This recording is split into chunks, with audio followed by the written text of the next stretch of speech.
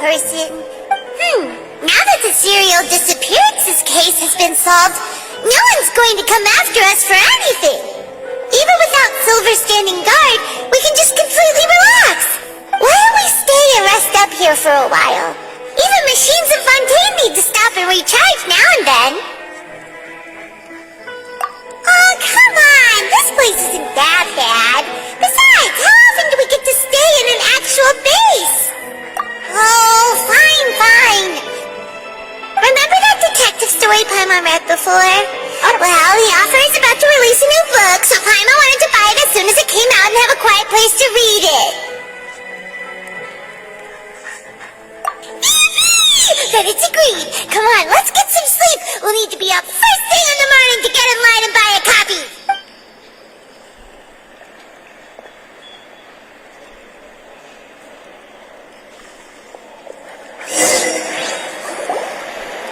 Paimon didn't expect that style at all. Even though it's a detective novel, it's also like a social documentary. It's actually pretty good. No! Paimon just spends a bit more time sleeping than you, that's all! Excuse me, but do you know if the Traveler and Paimon are lodging here? Huh? Who are you? Paimon doesn't recall seeing you before. Wait, you're not here to give us trouble, are you? A blonde Traveler and a chatty little fairy. Whew, looks like I found the place. Good thing I asked the Spina di Rosula. Seems they sent me the right way. Hey, what do you mean by chatty? Paimon's always careful not to talk too much. Most of the time, anyway. It's an honor to meet you both. I was sent from the Palais Mermonia. Monsieur Nourilette wishes to see you. It seems he has something important to discuss in person. Nourilette? He wants to see us again already? Huh. We talked so much the last time we met. Has something happened since then? I am not privy to the details. It would be best if you came to the Palais Mermonia and asked Monsieur Nourilette in person. If you say so, but Paimon has a bad feeling about this. Now that I've delivered the message, I'll take my leave. Thanks! We haven't left the room for a few days, so we'll head over once we've freshened up a bit.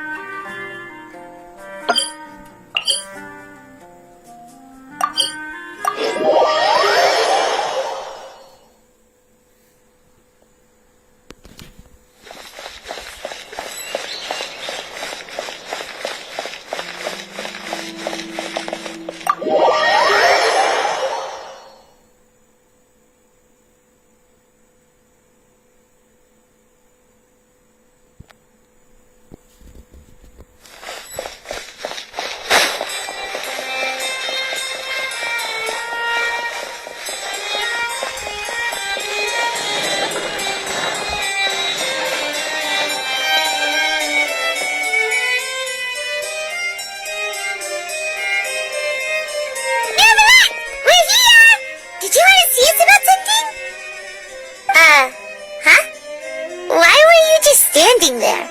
You daydreaming or thinking something over? Yes, I did send someone to fetch you.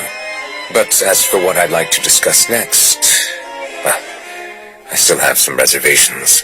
Given that we've already made the trip here, you should just tell us that you need us to help you with something, right?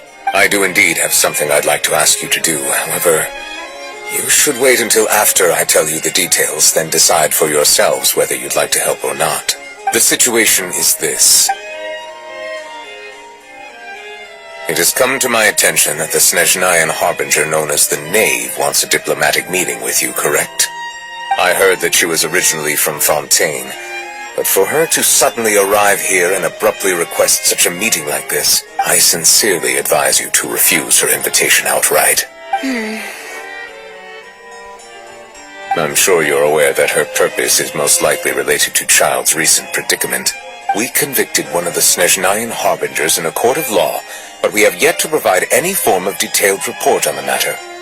This does indeed provide an opportunity for Snezhnaya to put pressure on us. I believe we should adopt an evasive stance until we can provide a proper explanation and have a preliminary plan on how to deal with the matter. No, we shouldn't. I think we should agree to the meeting. Oh? Well, you see, we are the ones that owe an explanation. If we keep putting off the meeting, it could easily result in the problem escalating, right? It's like a fight between two friends. If they don't agree to see each other and talk in person, isn't it possible that the friendship could end entirely? Though diplomatic relations between Fontaine and Snezhnaya could be considered as friendly, it is only superficially so. You wouldn't go so far as to say that our nations are friends, as you did in your example. It was just an analogy. An analogy, okay? Moreover, even if we were to talk in person, if we don't have sufficient information prepared, it is quite possible the result wouldn't be restored relations, but a complete falling out. I don't think we should overthink those possibilities yet. Even if the logic of the divine is not immediately apparent, its wisdom will only be revealed with time. Besides, you'll be at the meeting. If any problems do pop up, you'll have no problem navigating them. I must clarify that interacting and communicating with people outside of court is not my cup of tea. It seems you think too much of me. But more importantly, when did I agree to join the meeting with you? You mean you won't come? No, that won't do. I can't go to the meeting alone. You have to accompany me. I must take you with me. Lady Farina, could there be something else regarding this matter that is being kept from me? No, not at all. Look, I am the Hydro Archon of Fontaine, Thosalor, the god of justice who is loved and adored by many. So I only hope that justice will be served in this matter. Don't overthink it. I'll go find someone to arrange the meeting.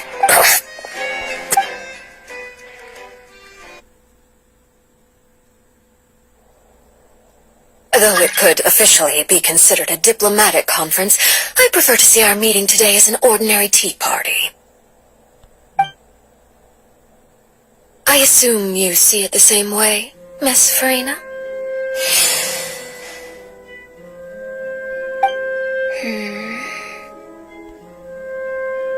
Lady Farina?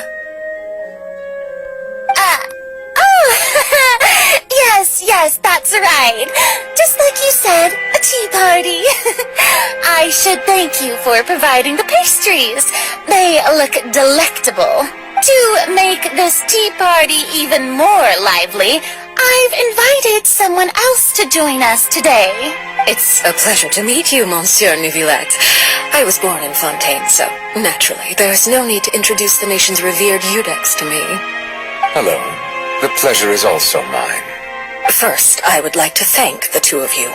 I'm often away on business outside of Fontaine, and I'm told that the children of the House of the Hearth have been well taken care of by you. Oh, I'm not referring to when my children, Linny and Lynette, were falsely accused by you. Please don't misunderstand. The children of the House of the Hearth are often misunderstood, perhaps due to the reputation of the Fatui. There's no getting around that. All I meant to say is that Fontaine has been stable in recent years. The people are well off and the children lead happy, fulfilled lives. That is something truly worth cherishing, and no one wishes to disrupt such peace. Now then, you have come regarding the matter of child, correct? Well, yes. It appears the ever-busy Eudex Neuvillette doesn't wish to waste time with diplomatic pleasantries, and hopes that we can get straight to the point of our talk.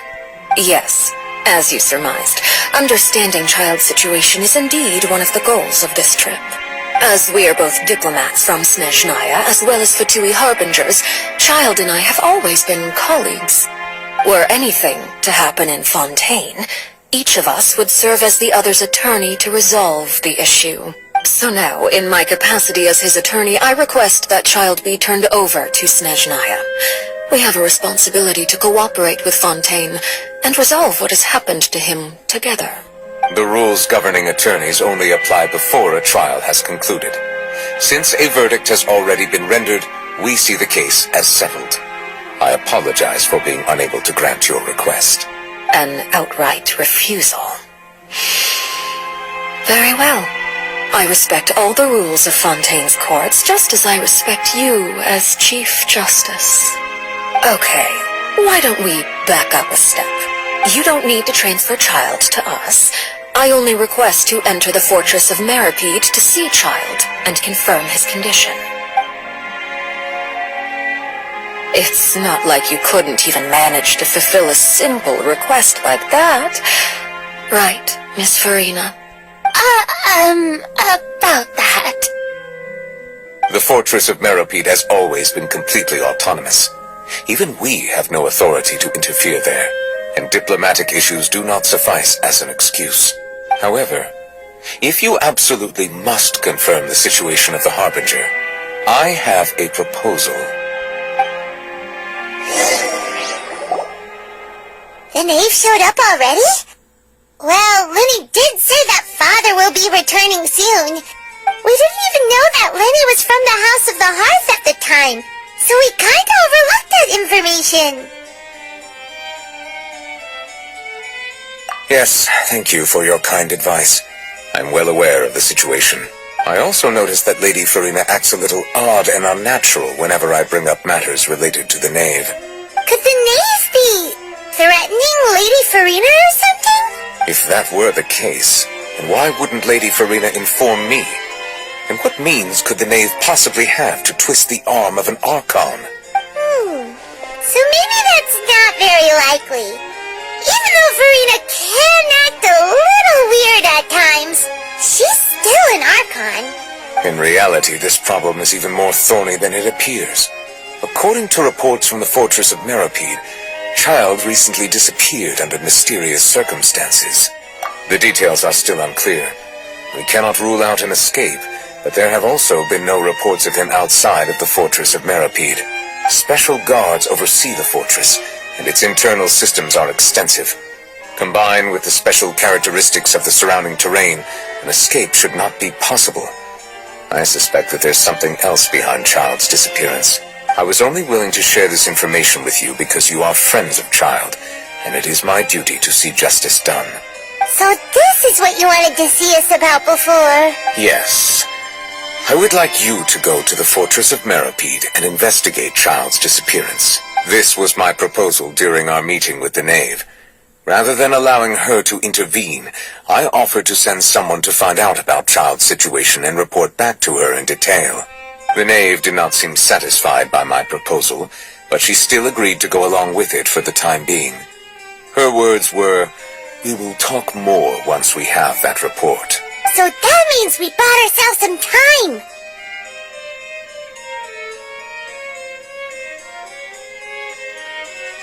Firstly, you're already acquainted with Child. Your eyes may discern relevant details there that others would miss. And secondly, is the consideration of the unique nature of the Fortress of Meripede. Isn't it just Fontaine's prison? I would not define it so crudely. The Fortress of Meripede is not affiliated with the court system of Fontaine on paper. It has always existed as an autonomous entity. Early in Fontaine's history, criminals were punished with exile, not imprisonment. Even today, sentences against convicted criminals still include exile, just as before. The Fortress of Meripede may seem like a prison, but it should in fact be regarded as a gathering place for exiles. All we do is dispatch guards to keep watch and help maintain security, but we have no right to get involved with any other matters. Although I do have a personal relationship with the administrator there, neither myself nor the courts have the right to be directly involved with the investigation, no matter how serious the grounds. Oh, Paimon gets it now. That's why you need us to conduct our own investigation as a third party, right? Correct. I will arrange false charges against you so that you may secretly investigate inside the fortress during your detention. This will save us a lot of unnecessary trouble. So, are you two willing to accept my proposal? Yeah, no matter how about it, it seems we're the best choice. Alright, we hereby accept this difficult task. Reluctantly. You two have my sincere thanks. This matter is of critical importance to Fontaine's current situation. Also, I hope that both of you can keep this operation a secret. We will rendezvous at the Fortress of Merope's entrance on Erinius once you've prepared yourselves. I will arrange for someone to take you inside. Prepared ourselves? Is there something we need to prepare? Perhaps you could enjoy a good meal and have a nice bath. I'm afraid that living conditions inside the fortress are nothing like those on the outside world. Oh, right!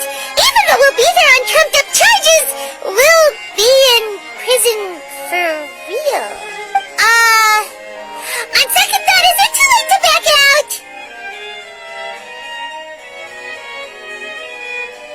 Please do not worry. Since you are sacrificing both your time and quality of life for the sake of delivering this report, you will be compensated according to the highest standards permitted to legal staff, regardless of the outcome. Now that's more like it! Come on, traveler, let's go eat the best meal we can find! We'll eat so much that we won't need to eat another meal for a whole month! Your treat! Are you leaving now? In that case, please take this cake as a token of my personal gratitude. I'll have that, and that! Oh, and one of those two? Ooh, and no Fanta, thank you!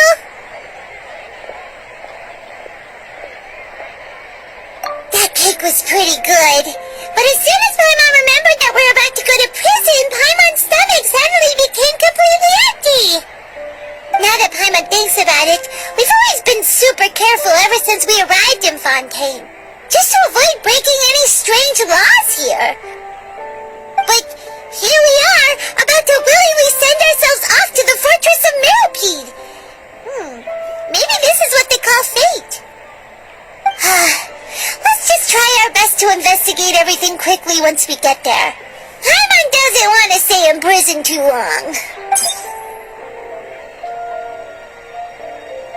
Oh, what is that I hear? Is it the taste of a breaking story? Hey! You can't hear a taste! And what are you doing here, Charlotte? Oh, don't remind me. I invited an eyewitness to a case to eat here, and I was planning to get some great material out of him, but he didn't even show up. Calm down, calm down. This is nothing new. As a journalist, you should be used to this by now. As long as you can score some juicy tidbits from the traveler, you might still be able to recover the cost of the meal. You know we can still hear you, Charlotte. Never mind. It's nothing. I just heard you mention the Fortress of Meropide. You didn't commit a crime, did you? Please tell me all about it. No way! We would never! We're just going there to...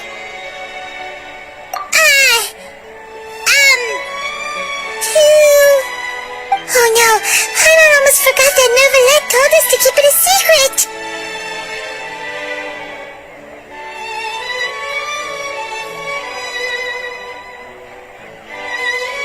Huh? You're being arrested for that? Oh.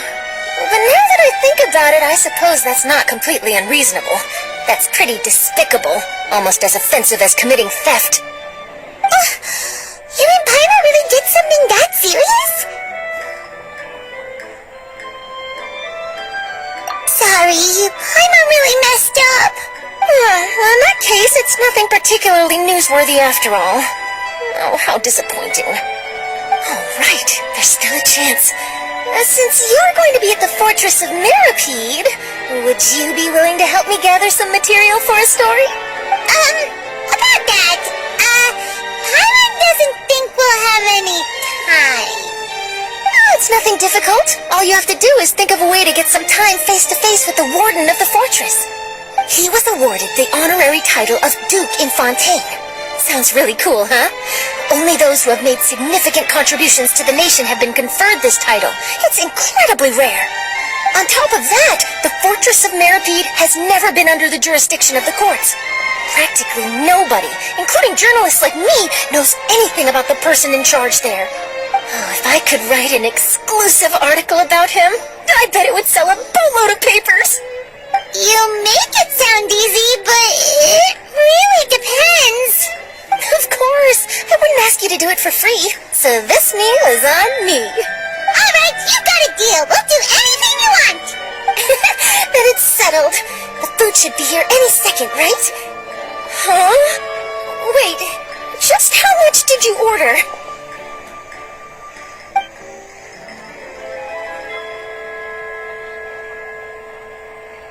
Oh, Paimon's so full. Well, guess we have nothing to regret now, so let's get going. Wait. Hana just said something really ominous, didn't she?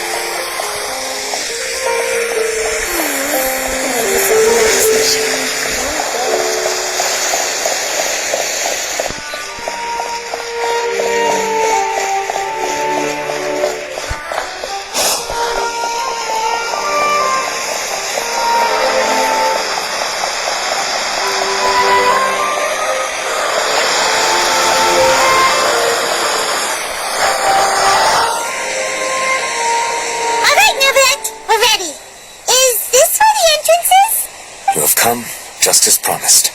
Yes, this is the one and only entrance to the fortress of Meripede from Irenaeus. Careful. You may want to step back a bit. Oh, so you have to go down from here? Is the prison underwater? Utilizing both the barrier of the water as well as the fear humans have of the depths, the fortress of Meripede is naturally the perfect place to confine and guard criminals. But do not worry. It is not nearly as frightening inside as you may think. You will see for yourselves once you are down there. Paimon hopes you're right. Don't know about you, but just thinking about being at the bottom of the sea like that gives Paimon the heebie-jeebies. Oh, and there's one more thing. I mentioned that I have had personal dealings with the administrator of the fortress, Writhsley. He's a very shrewd fellow. Yeah, we heard about him too. He's that Duke, right? Correct. He is the highest-ranking manager of the underwater prison. Even though you are going there to investigate at my behest, it would behoove you to avoid any confrontation with him or any of his subordinates. The Duke rarely ever leaves the fortress of Meripede, but that does not mean he is not privy to all that is happening inside and outside the fortress. He is quiet, but not unaware, so please bear that in mind. All right. It's about all the time that we have to talk privately. I'm counting on you two. Don't worry, we won't let you down. Good. Madeline! I'm here, Monsieur Nervalet. These two are the newest convicts, I presume? Don't worry, they won't escape on my watch. Like we would try. Please follow me, you two. I'll process your paperwork for entering the fortress of Meripede.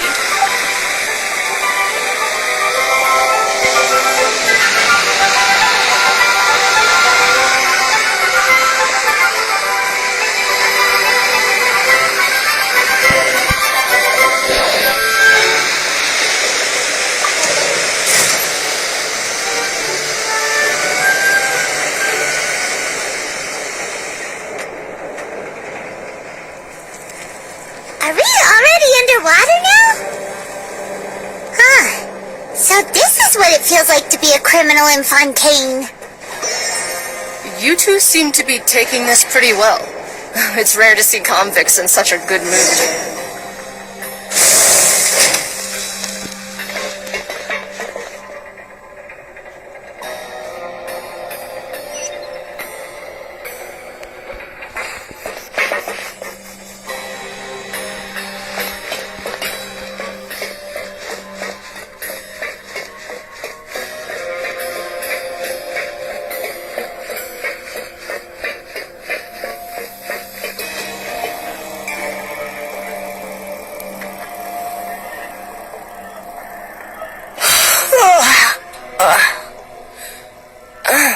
It's you, Madeline.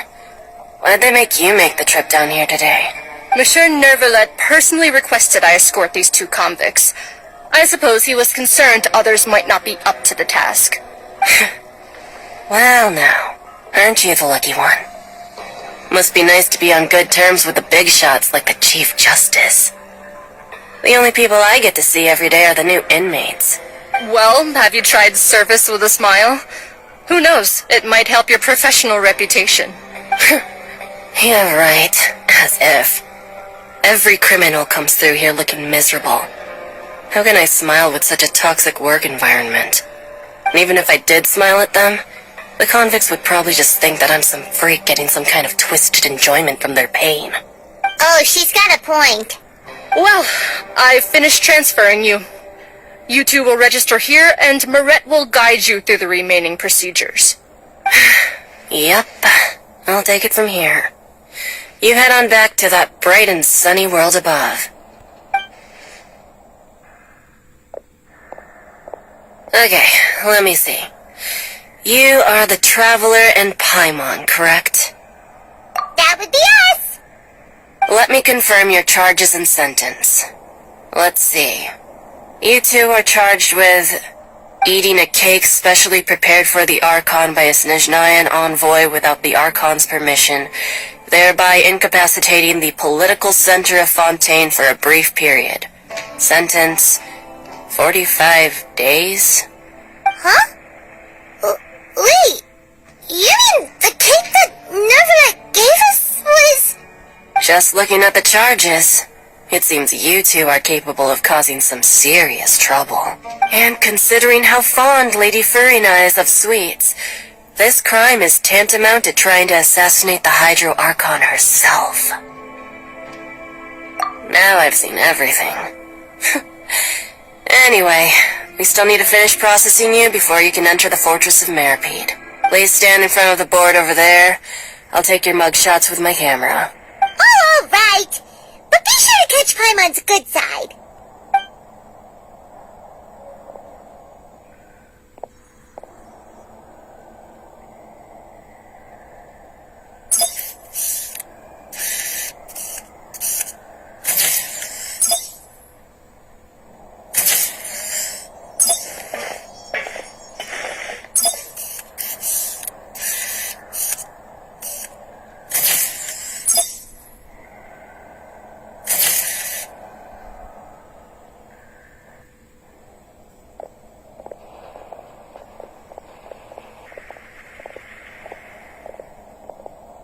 And we're done. Thank you for your cooperation. Next, someone will be along to guide you inside the fortress. Please be sure to cherish this opportunity for rebirth.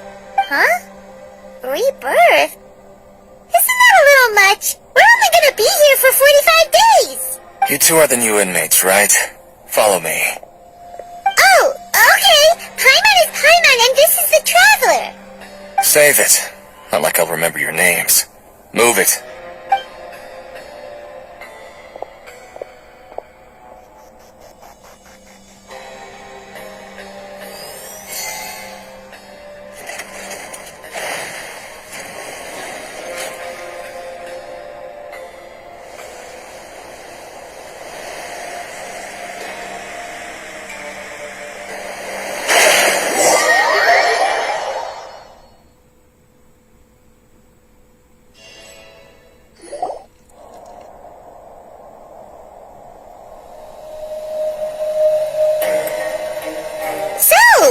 Are you one of the guards here? Is there anything we should be careful of while we're here?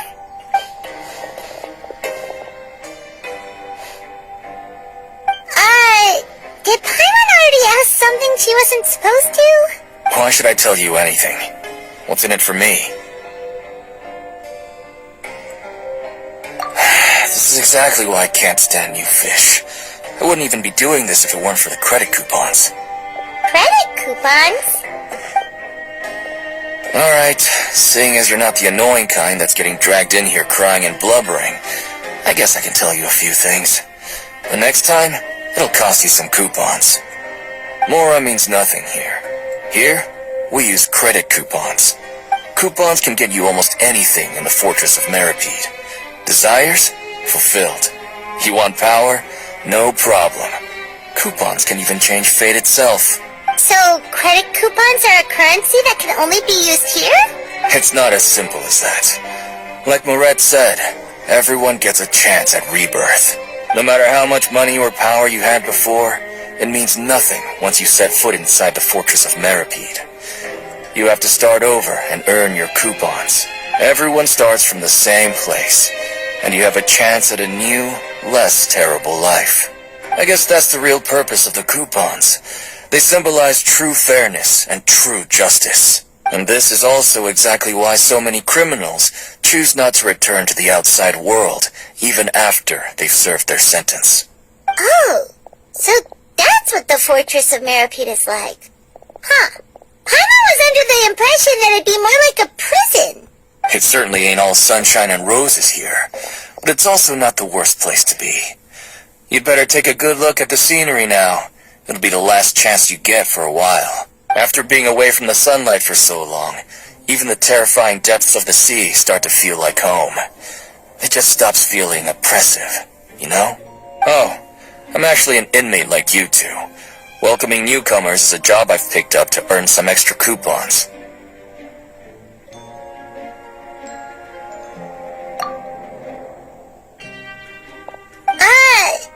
Why aren't you answering us again? I've told you enough for free.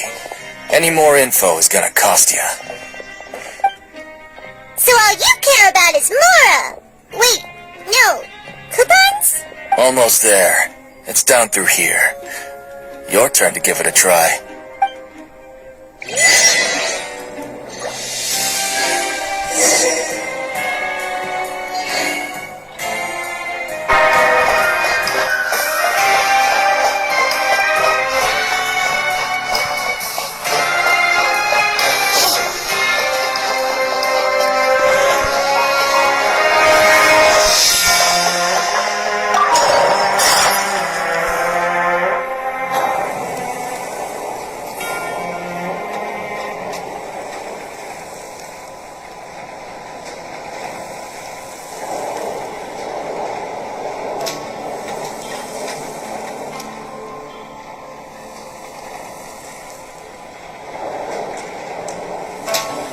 So, we're going even deeper now? Just how deep down are we? It's like a metaphor for your previous life, isn't it? Our lives weren't that bad.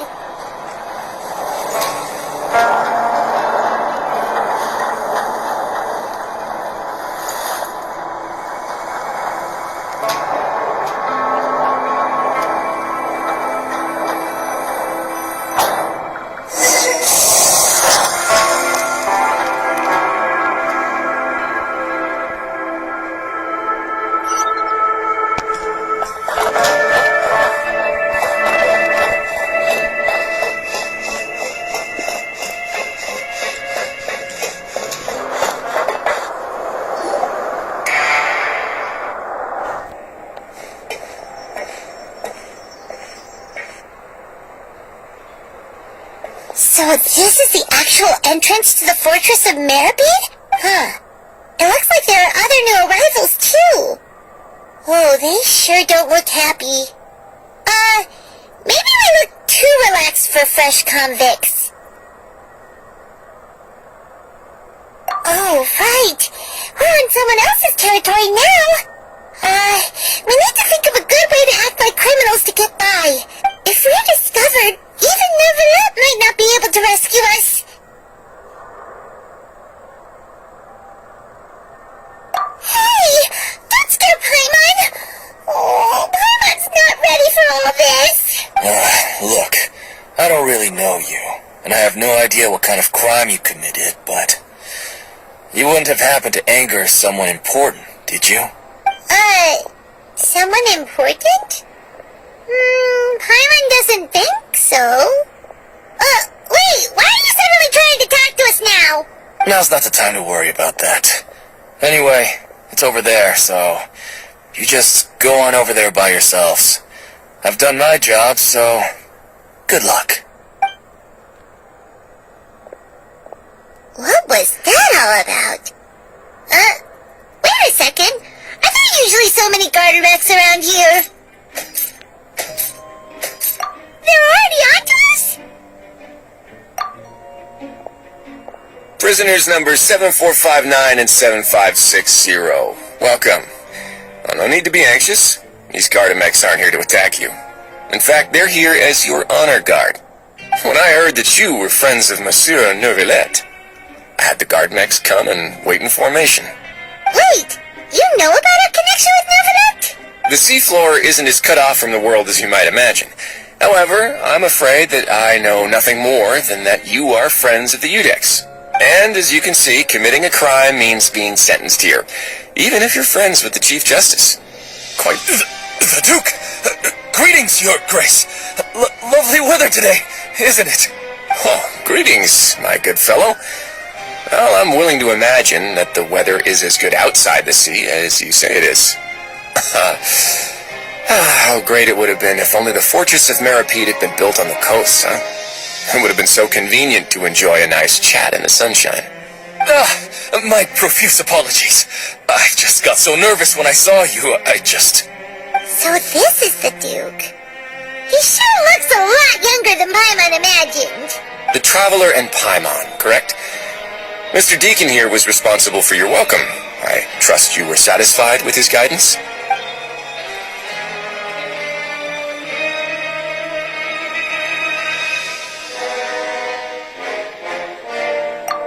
Outstanding!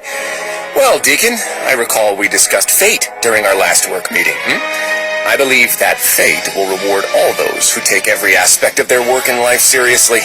When you return to your bunk, you'll find the guards have issued some extra credit coupons to you. Oh, thank you. Thank you, Your Grace. Oh, and you too. I can't believe you gave me such praise.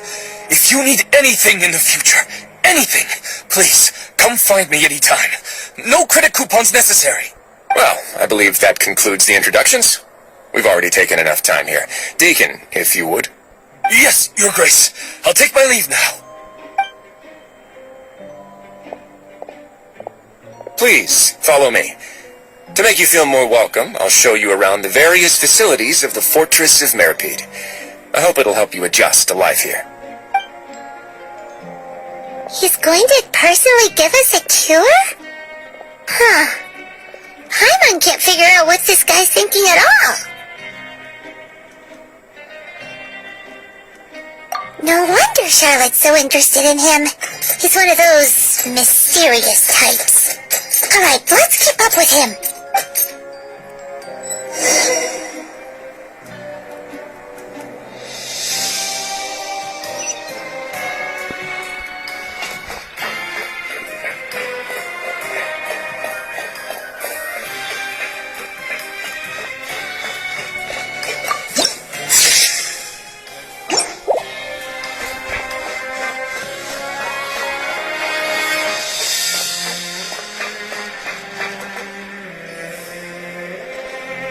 There's no need to be so reserved. The label of criminal is nothing but one of many identities, and being criminally inclined here at the fortress is just one of many ways to survive. Is it really okay for the warden to think like that? We're real criminals, you know. What if we're too difficult to handle? Well, then maybe you'll be able to carve out a name and a place for yourselves in this underwater world, But before you go in swinging, please remember that in the Fortress of Meripede, it's better to not cause trouble for yourself or for the guards. Now, we've arrived at a very important place, the Coupon Cafeteria. You can come here and claim one welfare meal each day. Welfare meal? You mean it doesn't cost anything? That's right. Criminals are essential to fortress operations, so we must guarantee that they at least have the basic means to survive. But that's not how it was. Back in the day, it cost you reward coupons just to get a cup of water here. For fish like you who just arrived with nothing, you have to go to work hungry until you earned enough coupons to eat. It was only after His Grace became the administrator that we got the free meal rule. Now everyone gets a square meal every day, even no-good slackers who've never picked up a wrench in their whole lives. Nobody starves to death here. In the Fortress of Meripede, credit coupons are the only currency, and everything must be purchased. In some sense, you could say using the coupons is a form of trade. But trade is always conducted by people. So if we want trade here to prosper, we need everyone to work hard and live their lives. If nobody could even afford a meal, then the whole fortress would be up in arms. And that would only make things more difficult for me. So, rather than saying that we're giving everyone a free meal here, you should say that everyone's hard work has improved the living conditions in the Fortress of Meripede. Your Grace's reasoning is correct, but what I said is also true. Whatever the case, hard work is rewarded here. You'd be hard-pressed to find anywhere else as fair and reasonable. Right! Paimon sees your point. By that logic, this place doesn't seem so bad after all. Oh, wait, no. We should have dropped our guard so quickly. But it seems the inmates really respect the Duke because of his attitude, right? We should still try to verify the truth with our own eyes. Let's continue this way.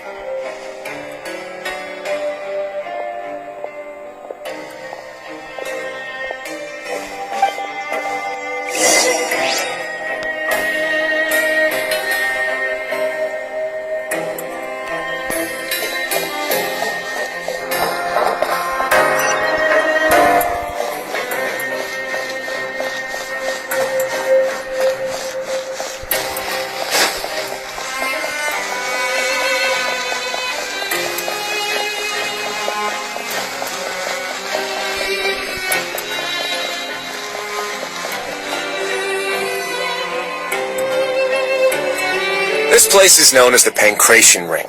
Sometimes we have criminals who have more energy than they know what to do with. Their daily work alone isn't enough of an outlet for them. So, instead of leaving them to their own devices, we've provided them with this dedicated venue. This way, nobody will get involved unless they want to be. Pancration matches? And you can earn extra coupons? Oh, what do you think, Traveler? Interested? But I must warn you that your sentence will be extended if you fail to restrain yourself and end up seriously injuring or killing your opponent. So, did you set this place up too? No, actually. I just granted approval for the organizer to use this area to build the ring, and I collect a portion of the proceeds in return. Of course, the fees are also quite useful. Oh. Do you mind if we ask what they're used for? Sure. Ensuring personal safety, maintaining the arena, and resolving any conflicts that arise. Why? Are you interested in how to manage a Pancration ring? Oh, no. Paimon was just wondering if that's how you paid for everyone's welfare meals. A reasonable guess. I see you have a talent for entrepreneurship. Oh, you hear that? Paimon has a talent! So we can start a business here? That is something you can discuss between yourselves later. Let's move on for now.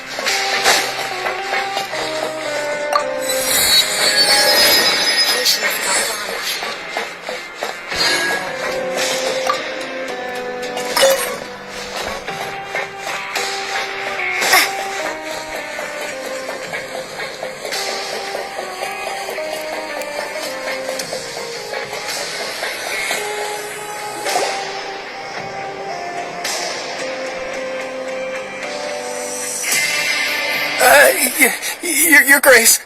Good morning. I mean, good afternoon. No, wait, what time is it again? What time indeed? Time waits for no one, so it's best to keep an eye on it. My apologies, Your Grace. Jeez, that guy's so nervous he almost forgot to breathe. Sorry, forgive my manners. These are the dormitories, which is where inmates sleep. The guards will inform you where your bunk is later. In the Fortress of Maripede, criminals usually spend most of their time in either the production zone or the sleeping areas. The production zone? What does it produce? Is that where we'll be working? Not necessarily. Though working in the production zone is the most reliable way to earn credit coupons. If you have other skills, you can skip your shifts to earn them in other ways. Wow. Wait, you're the manager of this place, and you're just telling us to our faces that it's okay to skip work? The fact that the Fortress of Maripede has continued operating completely autonomously is proof enough that most people are willing to work honestly and earn a stable income. As for what we produce, many of the clockwork machines seen all over Fontaine originate from our workshop.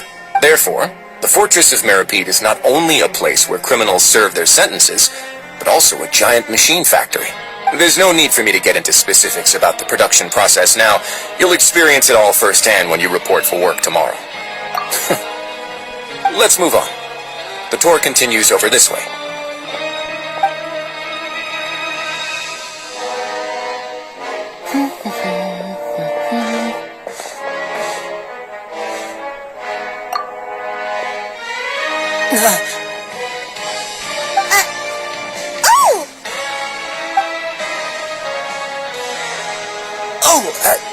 You really scared me there. I didn't expect to see you here, Your Grace.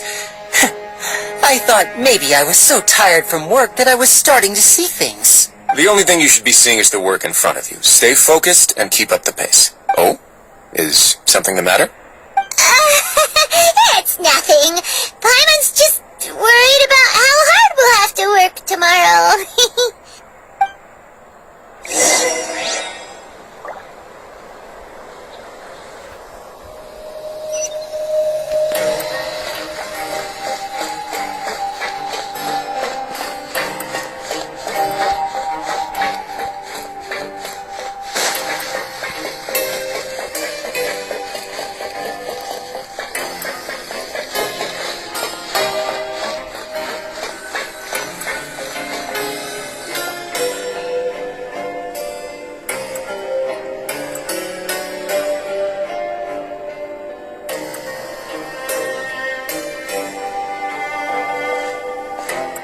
Your Grace? What are you doing in the infirmary at a time like this? Oh no, you didn't injure yourself, did you? Not yet, unfortunately for you. But thank you for your concern, Sijwing. Then you must be here for those two. Allow me to introduce you. This is the infirmary, and Sijwing here is the Fortress of Maripede's head nurse. Hello, new faces. They call me the head nurse, but I actually handle all the nurse-related work all by myself down here. Since you seem to have some rare downtime with no patients, perhaps you could find the time to join us for dinner? Oh, then these two must be some important convicts. Sure, I'll join the welcome party. Thank you. Your presence will be the pièce de résistance for today's tour. Oh, so the tour part is over now? I believe I've already covered the primary aspects of life here in the fortress. As for your work, there'll be someone else to guide you through the details. Is there anything else? I seldom conduct tours, so why don't you just ask if you have any questions? Well, this is our first time here. Paimon's not sure what to ask. Then let's head back to the coupon cafeteria. Maybe a meal will help you think up some questions. You should at least try to be excited. Our free meals are actually pretty good here.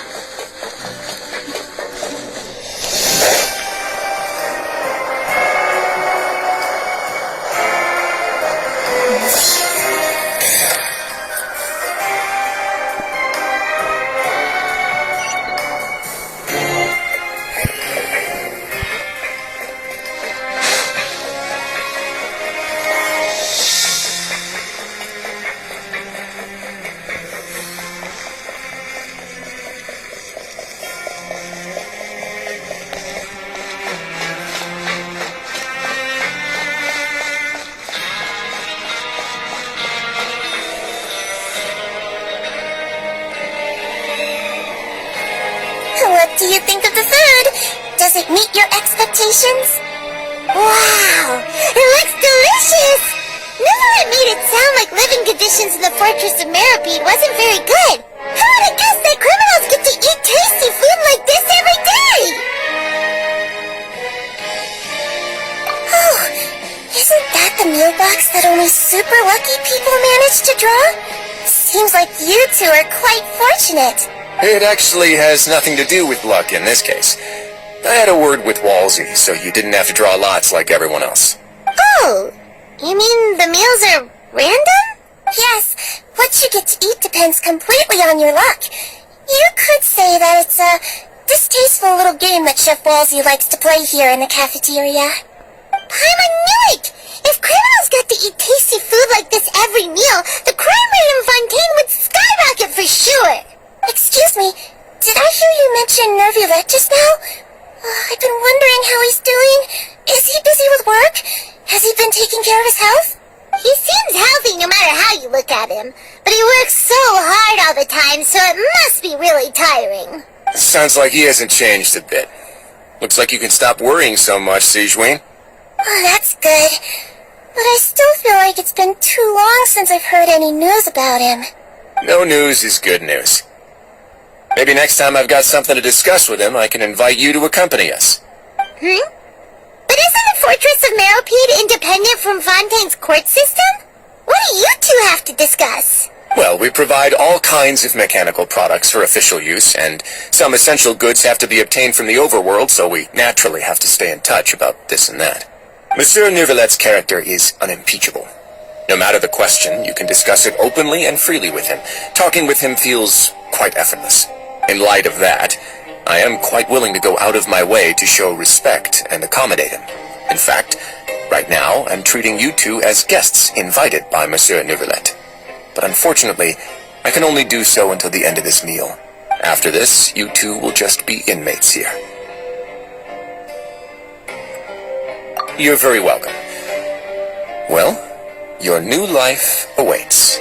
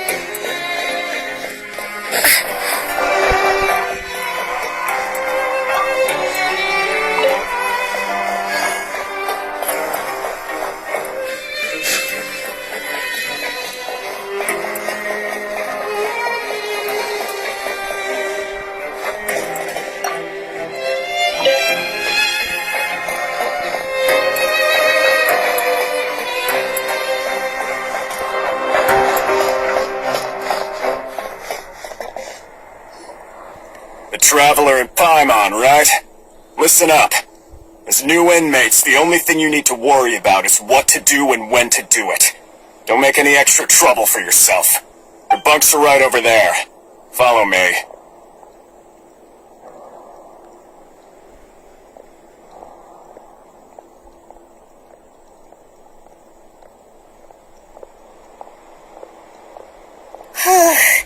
So this is where we'll be sleeping from now on. Oh, Paimon can't believe this. Oh, the days of staying home and reading detective stories are like a dream now.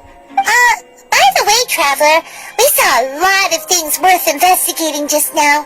Even though the Duke didn't say it too directly, judging from what he said at the end, it seems that he was only welcoming because we know Nervulet. We are criminals, and Paimon did eat that cake, but we're actually here to help Nervulet. Is it possible that he knows we're here on a mission? Or is Paimon overthinking things? Yeah, Paimon thinks so too. He probably knew why we came here from the very beginning and intentionally wanted to send us a message. Maybe something like, "Hey, I have my eyes on you, so don't try anything funny." Yeah, you're right. It's not like we can go back to Neuvillette empty-handed and say, "The dude looks scary, so we gave up." And besides, the Duke said that he was willing to go out of his way to show respect for Neuvillette, right? So, we at least need to try. But Paimon hasn't gotten a clue where we should start our investigation. You mean... Yeah, that's what Paimon was thinking too. Paimon almost spilled the beans when we ran into him. Fortunately, based on his attitude, it looks like the Duke sees Linny as just another inmate. We worked so hard to help clear Linny and Lynette's names, and yet we turn around and bam! He's in prison anyway!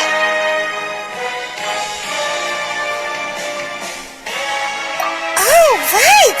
Linny and Lynette are from the House of the Hearth. They work for the Knave, so they could be here to investigate too! Huh? Oh, it's a card! Paimon didn't notice it earlier! It looks like a magician's prop. Lenny must have left it here. He's in prison and still doing his little tricks, huh? Let Paimon have a look. It was nice to bump into you again. Let's catch up in the production zone tomorrow. What in the world? It's written like he's greeting a buddy on the street. Paimon thought he'd write something important. If you say so. We can ask him what's going on tomorrow. Let's get some rest now.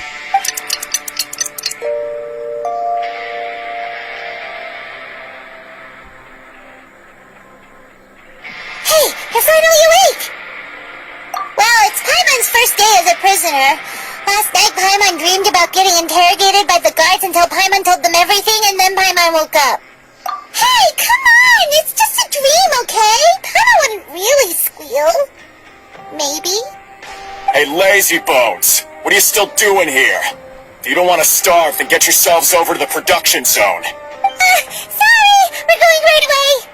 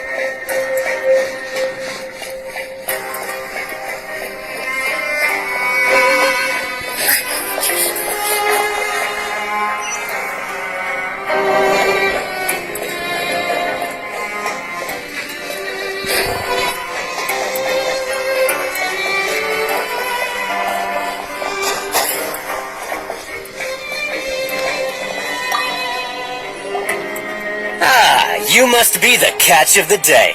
Looks like you've got some luck getting assigned this space. Yep, we just arrived yesterday and... Don't interrupt me when I'm speaking. Yes, sir. Listen carefully to my instructions. I don't want any mishaps. Every machine here is worth more than the both of you. Working around these machines can be very dangerous.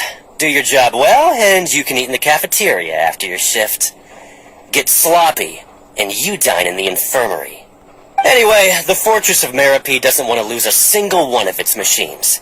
And it also doesn't want to waste the production potential of any inmate. You got that? Got it.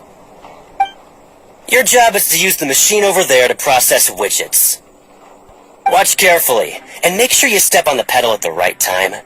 If the machine gets jammed, then give it a little maintenance with your fist. Here, take this. Bring me the processed widgets, and I'll give you some credit coupons in exchange.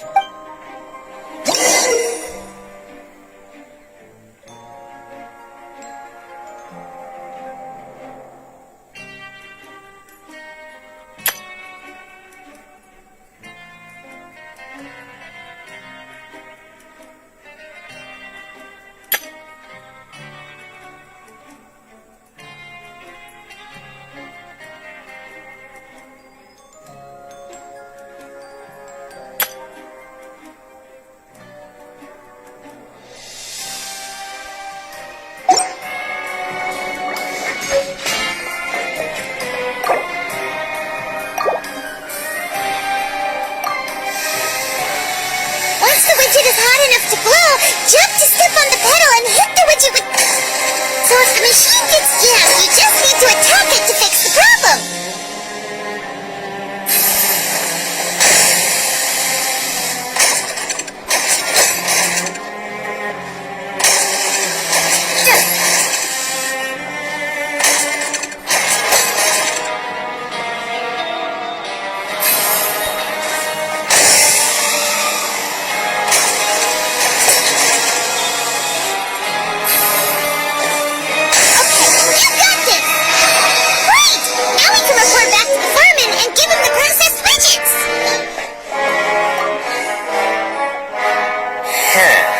This one is tolerable. Though, since the processing is done by machine, the product is all pretty much the same anyway. Alright, I'll pass you for now. And we'll count up how many credit coupons you've earned.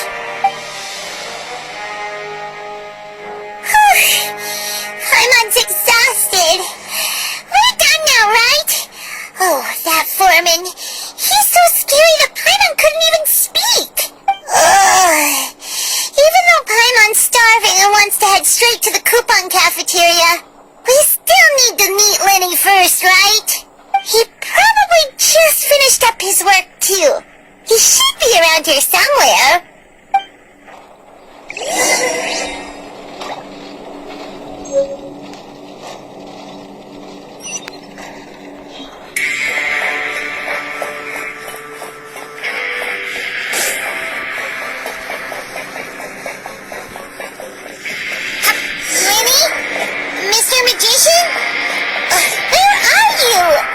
Oh, this better not be some disappearing act. Doesn't seem to be around here. Let's try looking somewhere else.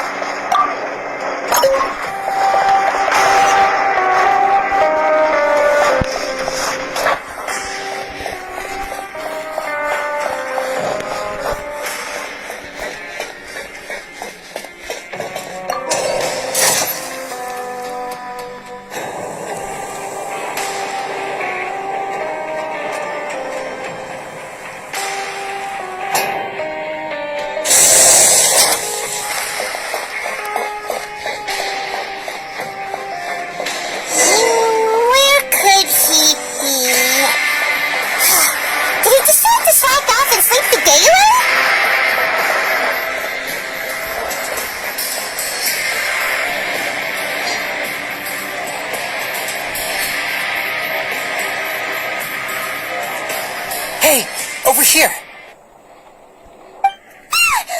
Oh, you scared Paimon! How'd you appear out of nowhere like that? Oh, you scare so easily now? Is there something worrying you these days?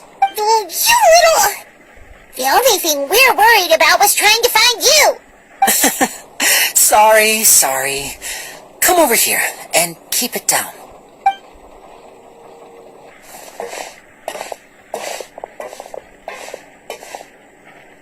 Oh, Lynette!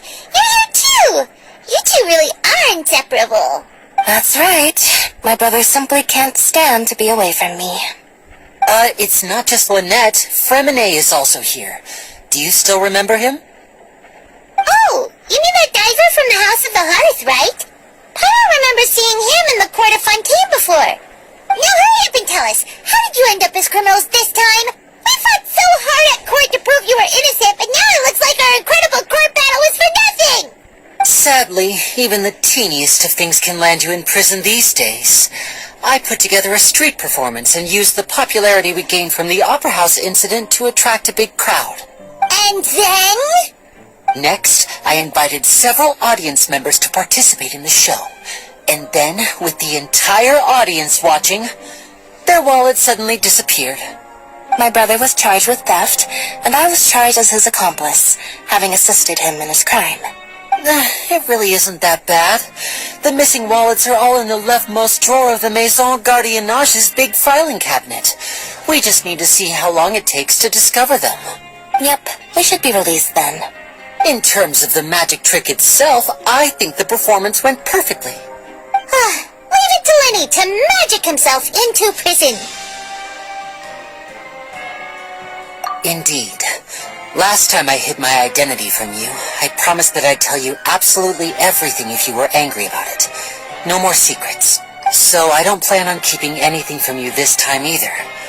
At the moment, the House of the Hearth's interests don't conflict with yours at all.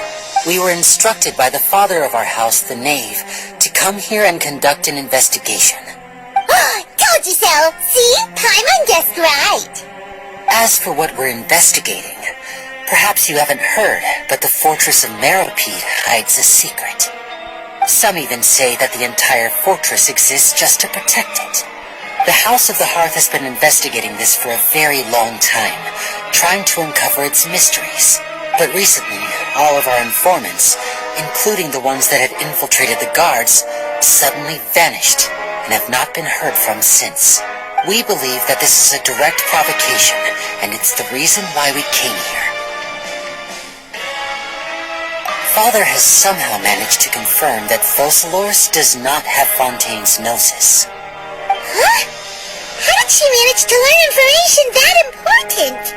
Father has her ways. Many of them are beyond our imagination, and we've never had the chance to see her at work, but we trust her conclusions. It was this information that led us to suspect that Fontaine's gnosis might be in the fortress of Meropide and is related to that secret. So it's all about the gnosis again. Well, that's about it from our side. How about you two?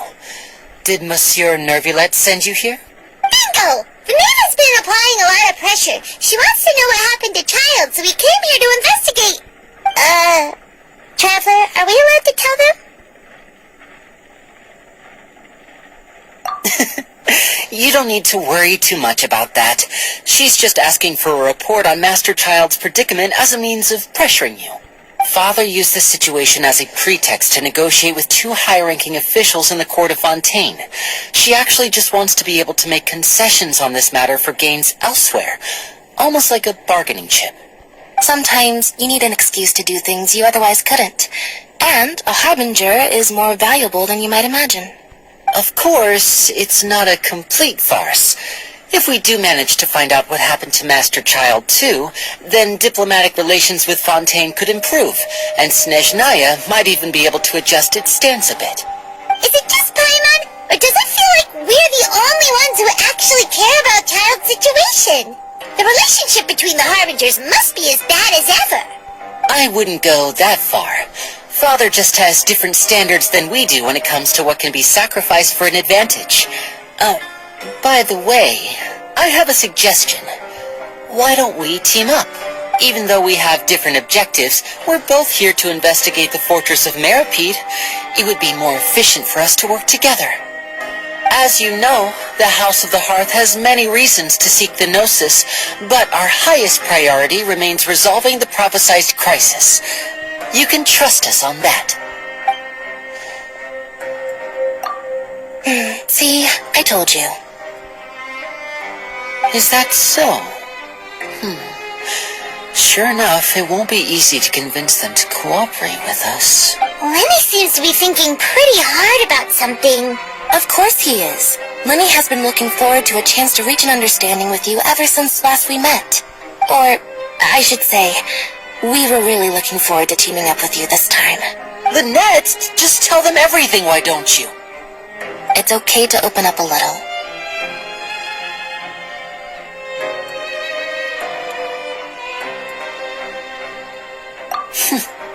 Very prudent of you, and consistent with your behavior since we first met. That's reasonable enough, and I agreed to cooperate on these terms as well. I was prepared for the worst, but you were actually more agreeable than I anticipated. All right then, there's no time to lose. I have some information to share, so listen carefully. Since Lynette and I arrived here, our investigation uncovered the fact that the Fortress of Meripede has a forbidden zone. Most people just clammed up and wouldn't talk, but after asking the right questions, we were able to confirm the existence of the forbidden zone from the guards. You should be aware of that while you're investigating. A forbidden zone? Could that be where the child disappeared to?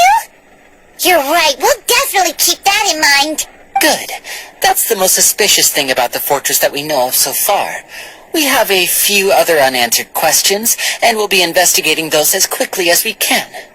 Anyway, I hope you find our information useful at least. Oh, look at the time. You two must be hungry. You should go to the coupon cafeteria and get something to eat. I'll use my cards to get in touch with you again in the future. Oh, that's just what Paimon wanted to hear! Paimon's starving after all that work today. We can talk more about the investigation later. Let's go get some grub!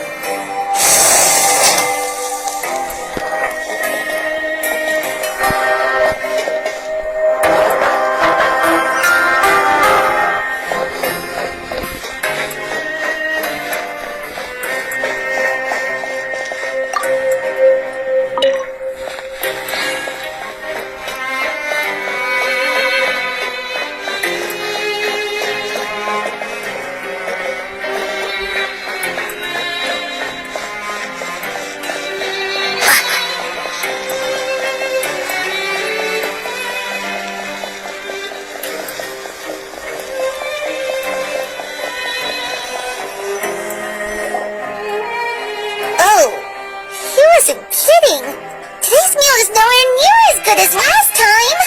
Oh, who knows how long it'll be until we're lucky enough to get that super tasty meal again.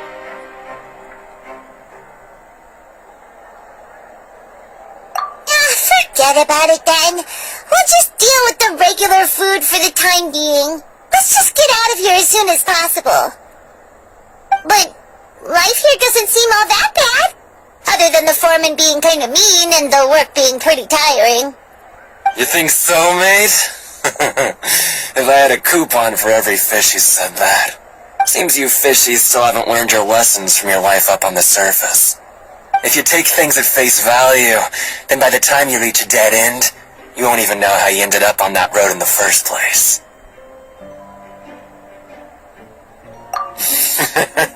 I like your attitude.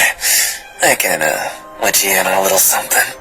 Everyone's been telling you to just follow the rules and not cause any trouble for yourself. Am I right?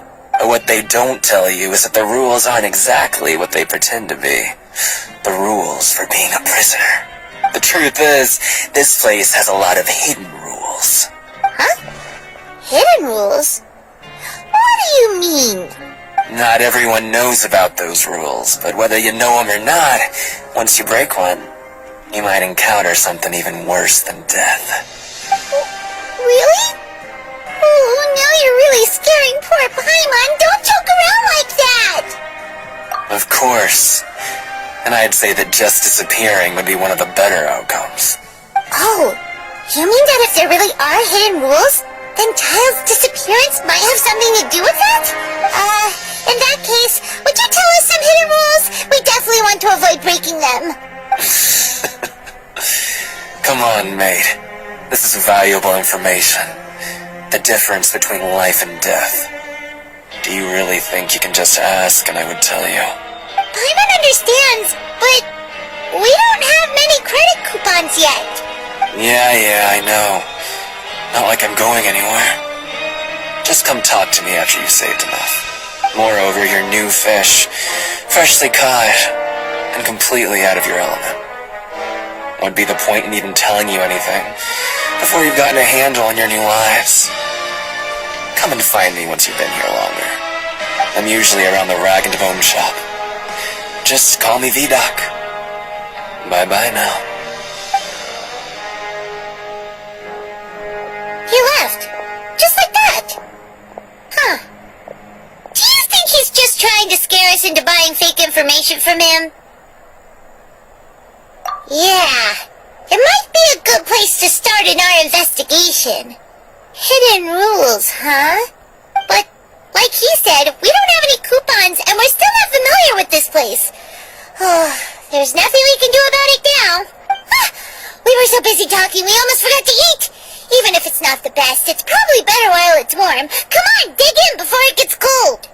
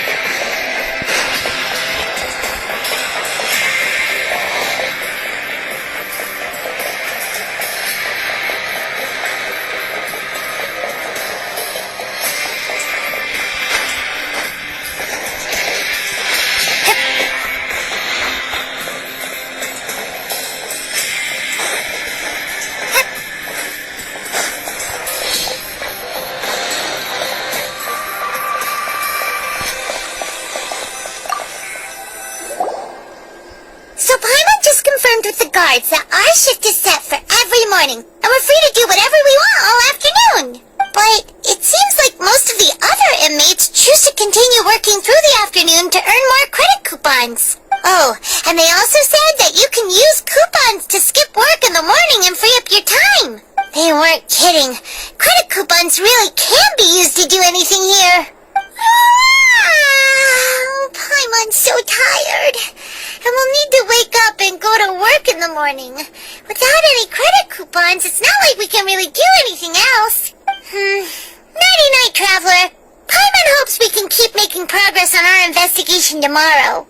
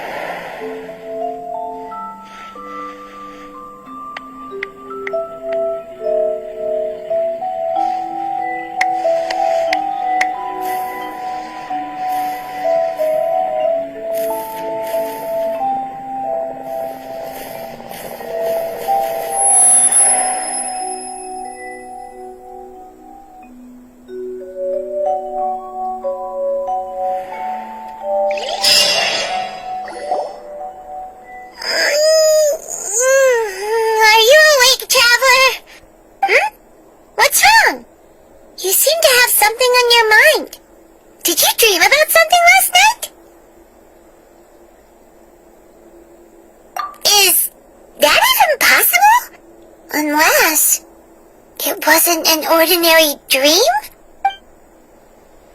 Oh, child's vision! So you had it with you this whole time? Maybe the vision connected child's consciousness to yours!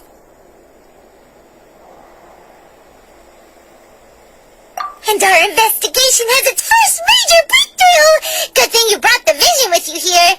So what did you see in the dream? Do you know where child went?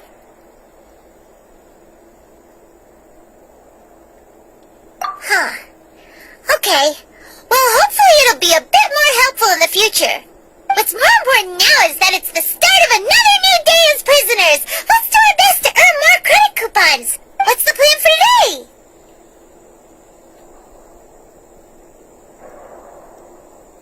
Let's go! It's time to start working. If that guard Fielding catches us skulking about, he's sure to give us an earful.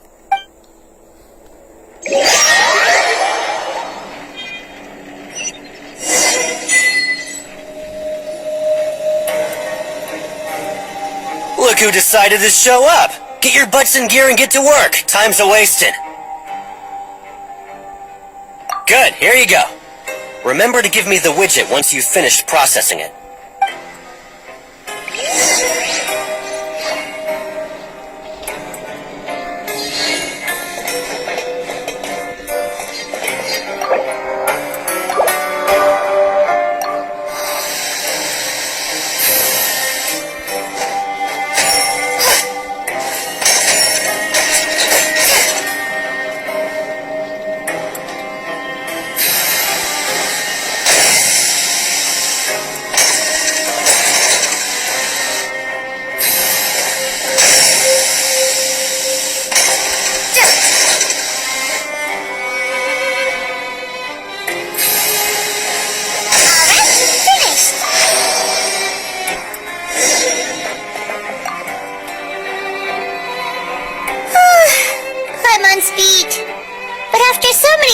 It seems we're really getting the hang of it now.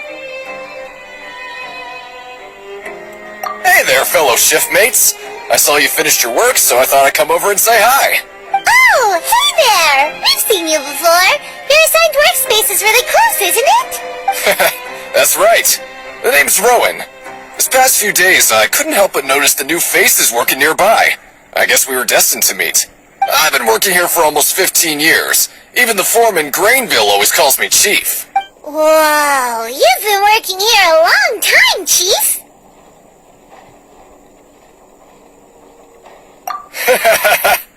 If there's anything you'd like to know, just ask me.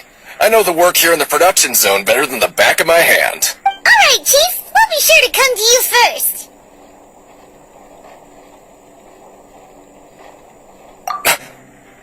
Did you just ask about the rules?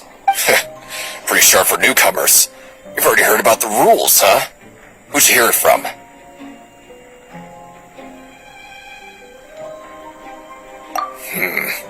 Alright. Seeing as I'm the one who came over here, you're already calling me Chief. I guess I can tell you a little.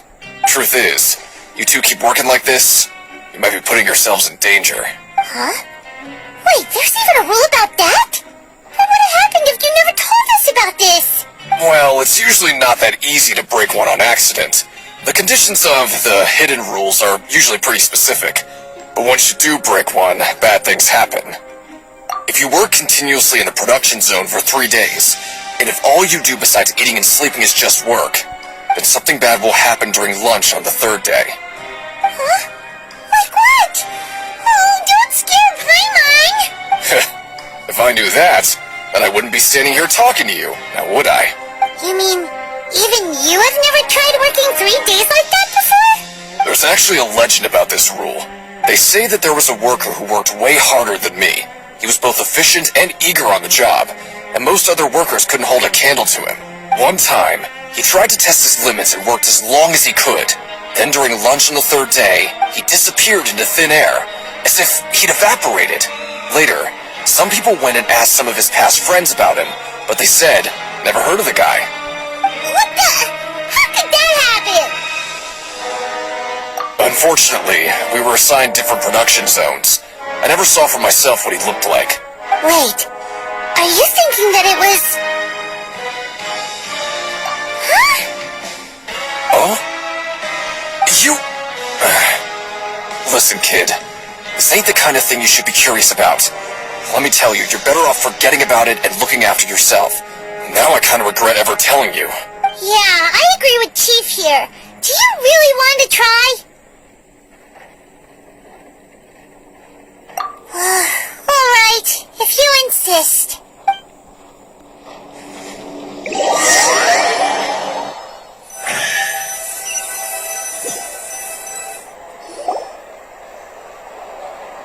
Whoa! Isn't this the Super Lucky Meal?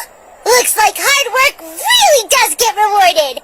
Hyman's gonna take her time and savor every bite.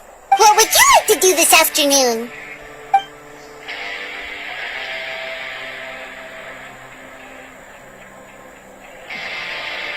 Since we have time now, let's focus on investigating some more. Grab yourself a wheelchair.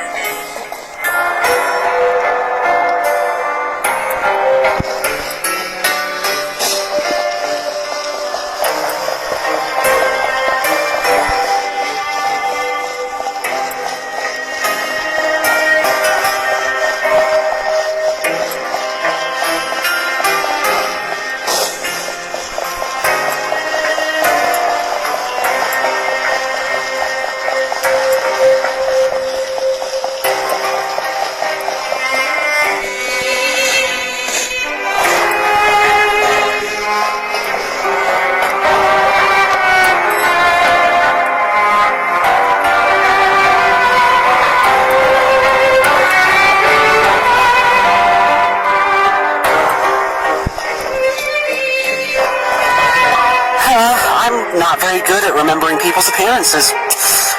Anyway, no one comes to mind based on your description. Sorry, I don't know who you're talking about. Are you sure they're an inmate here?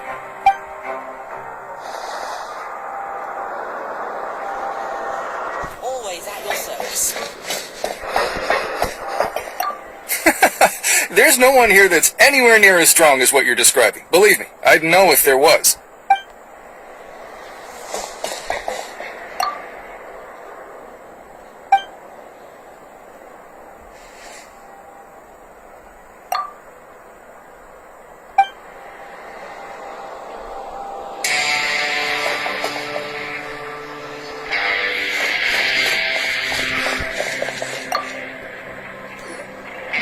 Oh, hello.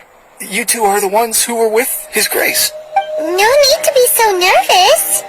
Sorry, I couldn't help but think of His Grace once I saw you, and well, it's hard to say. Maybe I am. He's got a very overwhelming presence. It makes me feel like I'm just some insignificant little bug. Wait, seriously? Well, I'm always indecisive, and I tend to make a mess of things. It's like a reflex. I just instantly start to tense up the moment I see a smart and capable person like His Grace. What? Please, don't say anything like that out loud. How could you possibly think something like that?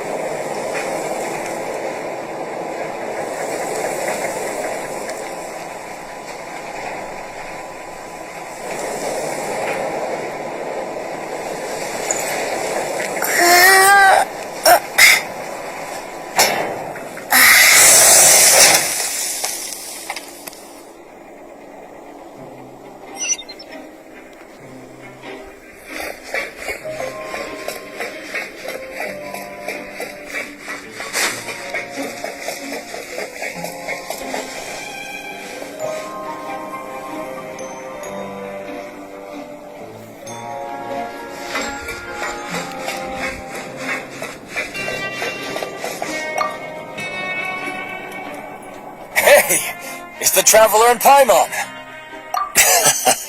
No need to tease me, okay? I won't trip on the same step twice. Listen, I feel ashamed about last time. Thank you for praising me in front of His Grace. Here are the extra credit coupons he gave me. I'd like you to have them. Huh? No, we couldn't take them. They're your reward after all. But when I was welcoming you, I didn't do anything but give you the stink eye. Come on, I insist. These coupons are nothing compared to getting the attention of His Grace. I won't take no for an answer.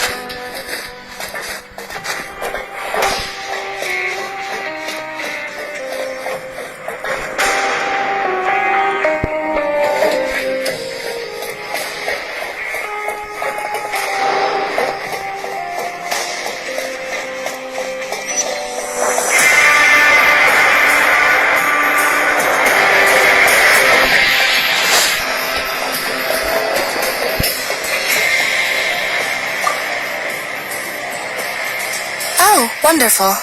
I was worried that you'd be busy trying to earn reward coupons all the time, but it seems like you haven't neglected your investigation work after all. Paimon likes having more coupons, but no one wants to work all the time. Have you also been investigating the area, Lynette? No, I was just slacking off, and you happened to catch me. My brother is still obsessed with anything remotely related to the Forbidden Zone. But knowing him, it won't be long before we get more leads. Oh, before I forget, this is for you. Huh? Credit coupons? Why are you giving us these? I've been here longer than you. Coupons aren't a resource in particularly short supply. What is in short supply are interesting people to talk with. Aw, that's so nice of you, Lynette. We'll be sure to make good use of these coupons then. Thanks a bunch!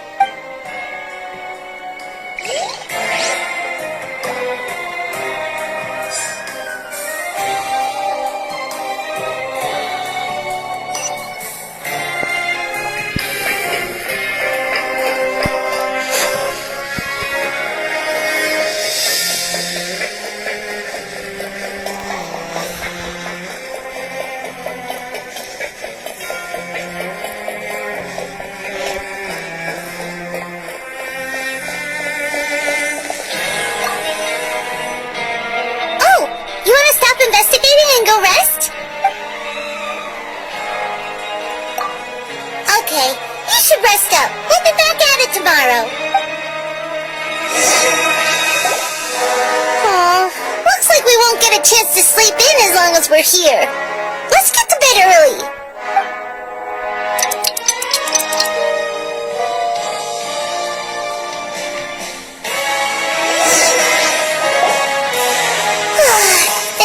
New day. Paimon feels like we're getting used to life as convicts. Is that a good thing or a bad thing? What do you have planned for us?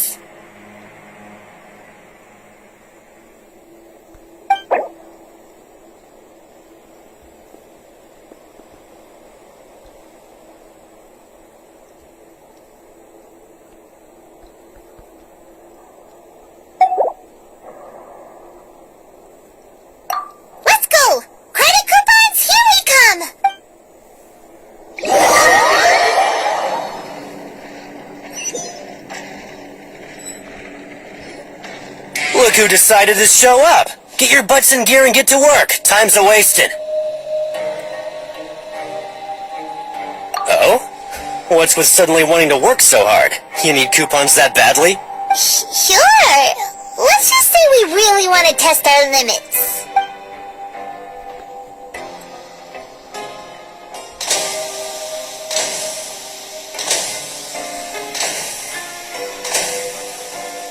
Nice! We did well today. Let's keep it up!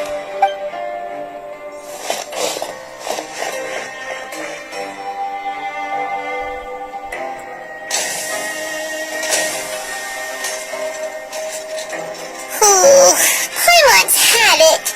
Who knew that processing these widgets would be so tiring?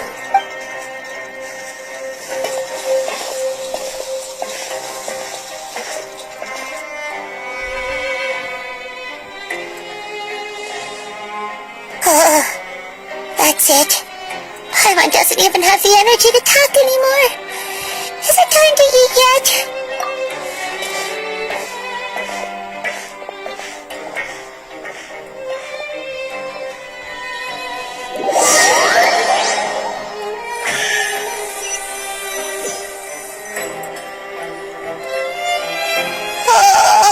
Paimon's exhausted. It's just work, and more work.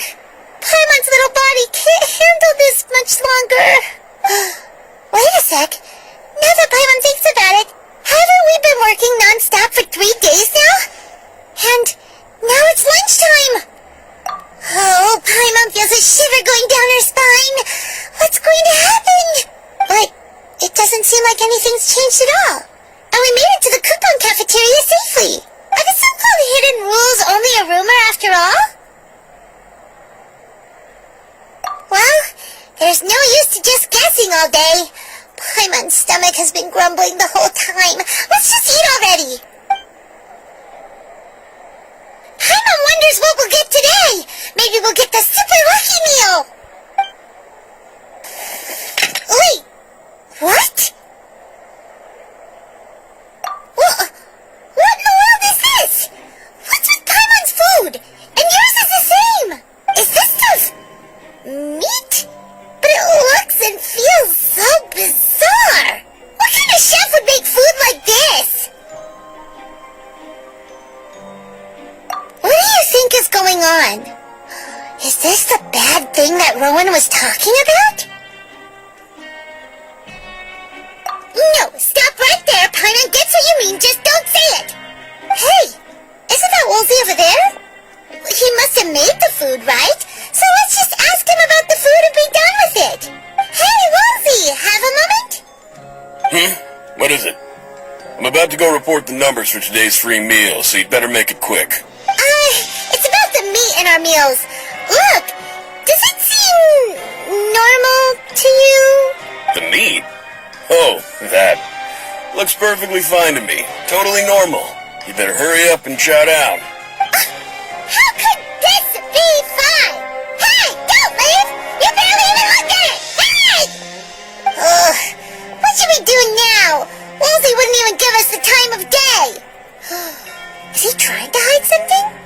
Yeah, looks like we have no other choice. Paimon was positively famished a minute ago, but now she's lost her appetite.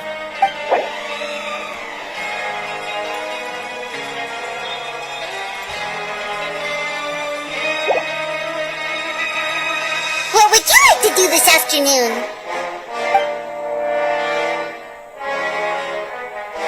Okay, let's see if we can find any new leads.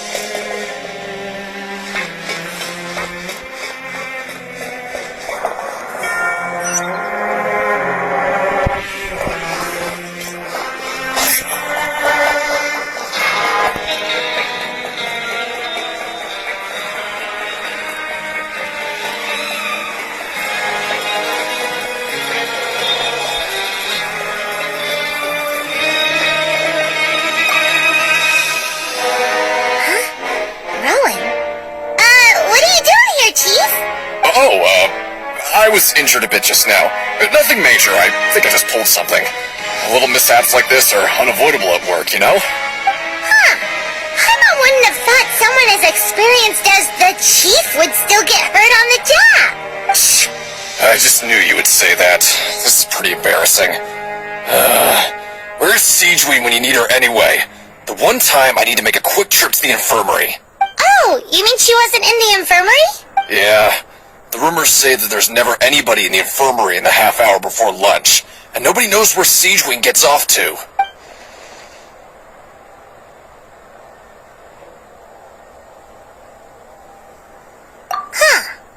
That's actually really strange. Siegeween's always super dedicated to her work.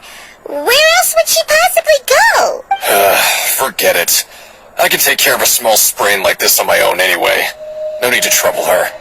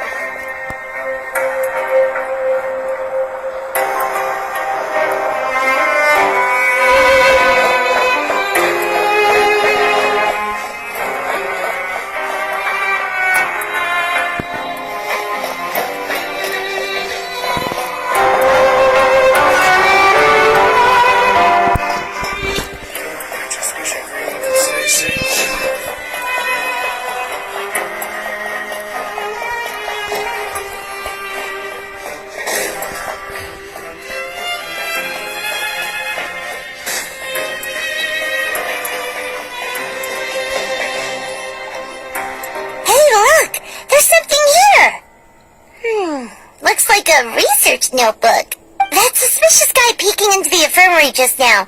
Are they a fan of Seedring? He must have dropped this. Let Paimon read it real quick. The Melusine perceive the world very differently from humans. There are significant deviations. As a result, their sense of aesthetics and beauty is also very different from that of humans.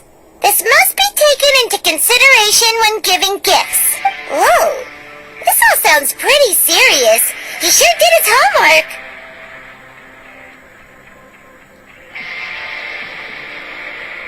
And as for the notebook, let's take it.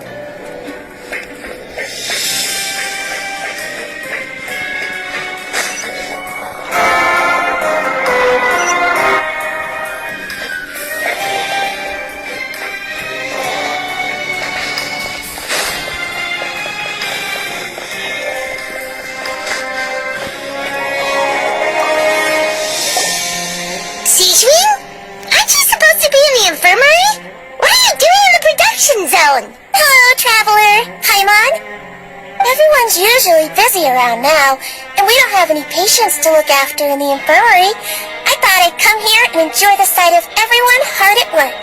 Enjoy? What's there to enjoy here?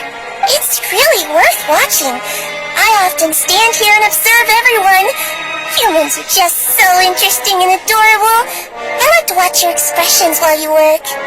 Are you talking about pets or people?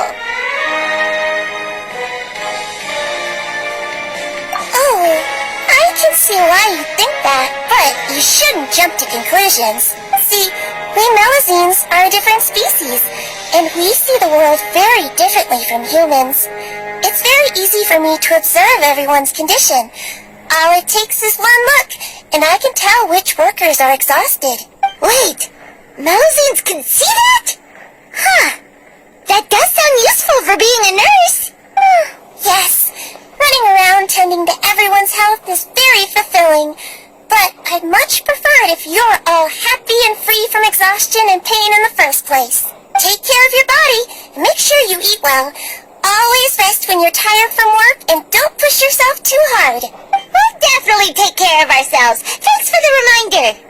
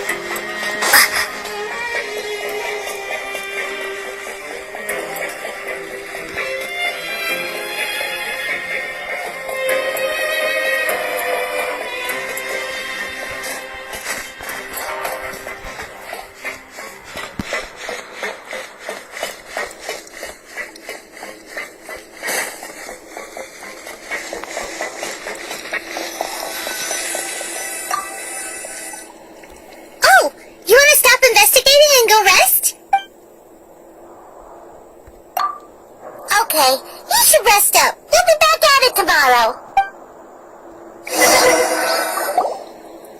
So after working a few days straight, we got some strange meat in our lunch. What was that all about? Has our investigation turned up anything useful recently? Really? Then it looks like that part of the investigation has hit a dead end. Well, we'll keep searching for more clues tomorrow. Good night, Traveler.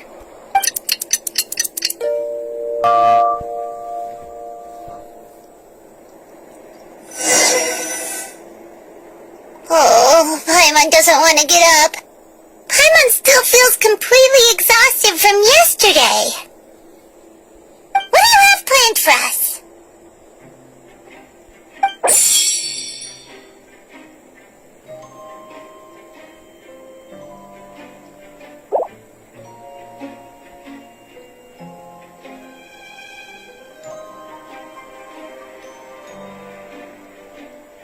After working here so long, we're really starting to get the hang of it. But doing the same thing all the time can get old pretty quickly.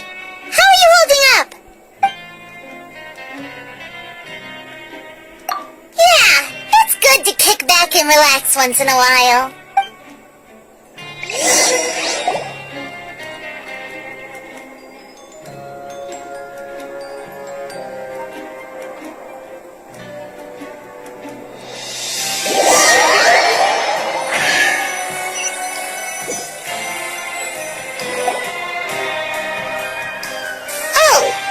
Just a regular meal set. Guess Paimon shouldn't get her hopes up. What would you like to do this afternoon? Sure! If we're not going to work, then let's kill some time at the Pancration Ring!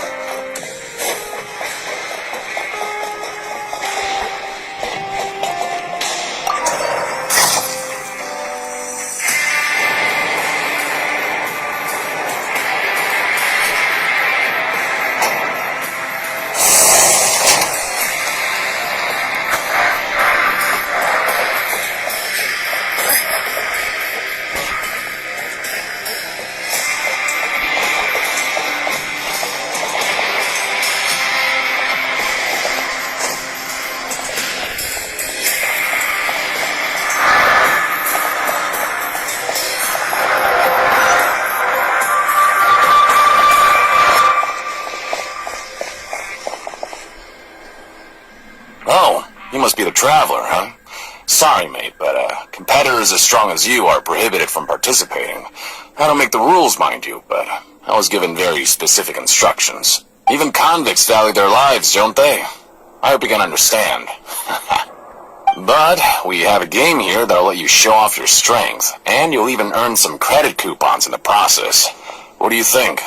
Interested? And if we lose the game, will it cost us credit coupons? Of course. That's the cruel reality facing every competitor in a place like the Pancration Ring. Okay, great. Let me walk you through the rules. The targets in front of you will pop up one after another. You'll need to hit the targets in the same order that they popped up. If you can complete a few rounds in a row with no mistakes, then you'll win credit coupons.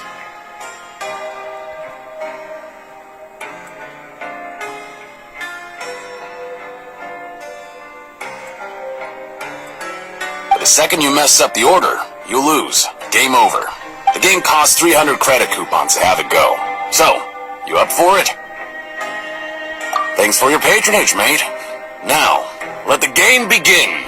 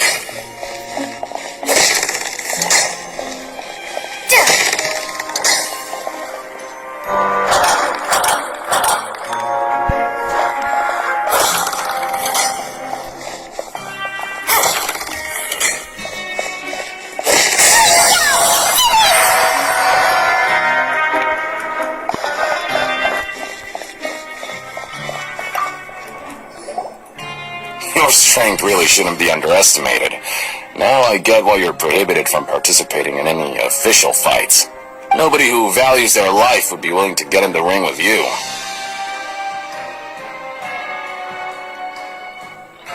However, you two haven't tried betting on the outcome of the Pancration match yet, have you? Just go talk to Rusimov. Buy a ticket for whichever fighter you think will win. There's a big payout if the fighter you support comes out on top. But we don't know anything about the fighters. How can we possibly know who to support? That's normal. Just watch a few matches and get a feel for the fighters.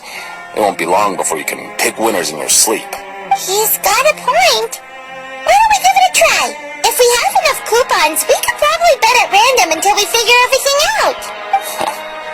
Bet at random, huh? Well, how should I put it? It's not like you can't do that, but I'd advise you to give it some more thought first. Huh? We shouldn't get too carried away. What's the problem? What? Never even picked a boxer before and you already know about the rules?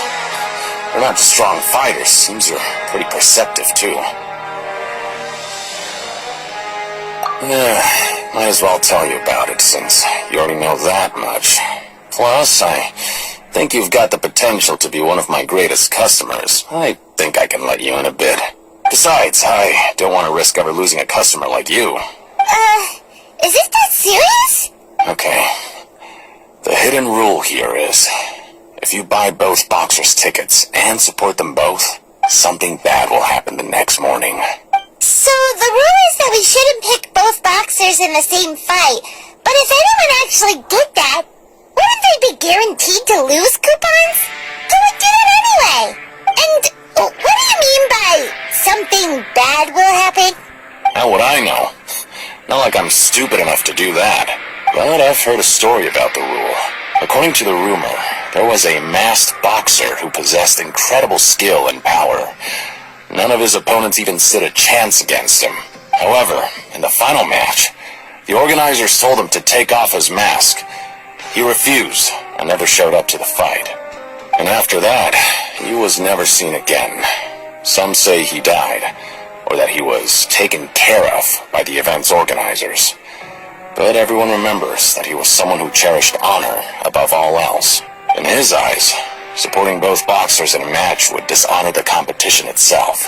So you mean it's like a curse? He'll take vengeance on anyone who does that? No, he was always wearing a mask, like he was intentionally trying to hide his identity. I don't even know anything about his past. Traveler, do you think that boxer was... Huh? We will? You're not serious, are you? Look, here I was just trying to be nice and warn you, yet here you are trying to break it on purpose? Yeah, it sounds pretty scary to Paimon.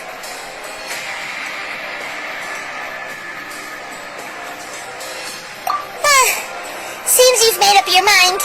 Just be sure to protect Paimon, okay? Betting on both fighters will set you back about 3,000 credit coupons.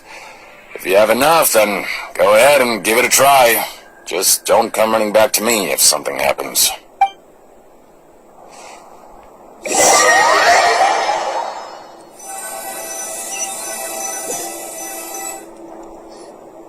Oh, looks like we won't get a chance to sleep in as long as we're here. Let's get to bed early.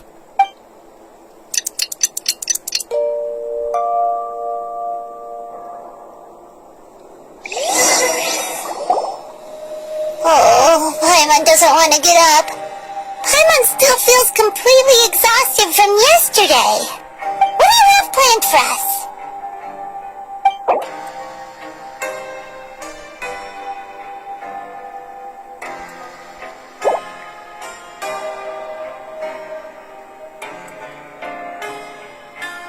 After working here so long, we're really starting to get the hang of it. But doing the same thing all the time can get old pretty quickly. How are you holding up?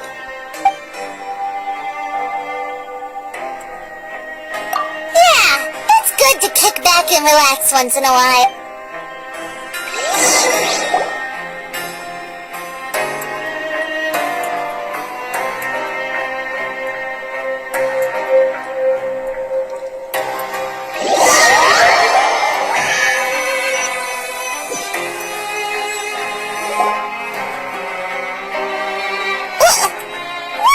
Garbage. Ooh, it looks disgusting. Oh, Paimon misses your cooking now. What would you like to do this afternoon?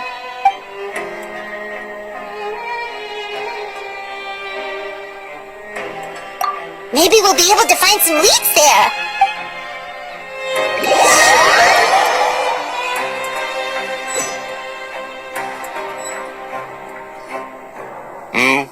Are you two here to buy tickets? Better be quick about it. Another match is about to start. Who are the boxers in the next round? We have the reigning champ, Le Grappler, versus a contender from the Eastern Prison Block, Demon Horde. Are those their nicknames, or did they choose those names themselves? Either way, super weird. Since you're new around here, I'll help you out and give you a little suggestion. Even though Le Grappler is the crowd favorite, Demon Horde is a first-class dark horse with incredible potential.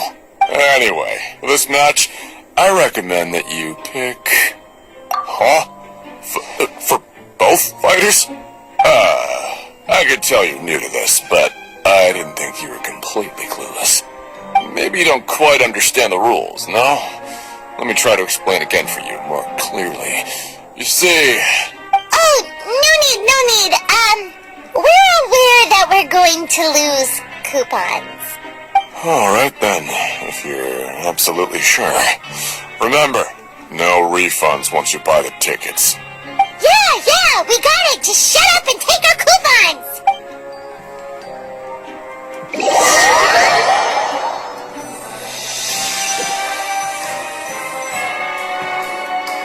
Seems we had a productive day. Hope we can make even more progress tomorrow.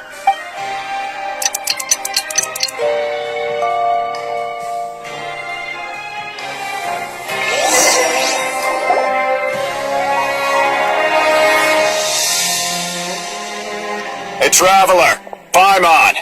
Package here for you. The next time you buy something, go pick it up yourself. I'm not a delivery man, you know. Huh? A package? For us? Did you buy something, Traveler? Paimon's not quite awake yet, so why don't you go take a look? Right! Yesterday we broke the hidden rule and bought tickets for both boxers.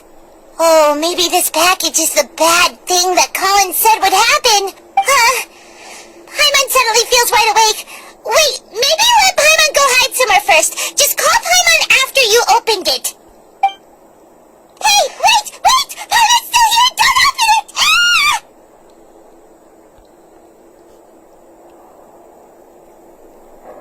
Huh? What is it? Are you okay? Let Paimon take a peek too. Oh, it's just a small bottle. But the color of the liquid inside looks so wrong. Almost like... Alright, that's enough of that. No need to say it out loud. Paimon already knows what you're trying to say. No way! Get that stuff away from Paimon! Paimon thinks we shouldn't open the bottle until we figured out what's going on. Just trust Paimon on this one, okay?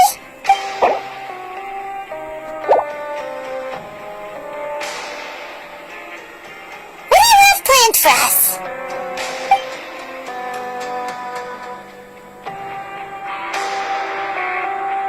Though it feels nice to slack off a little, less work means less coupons. Let's make the most of our morning.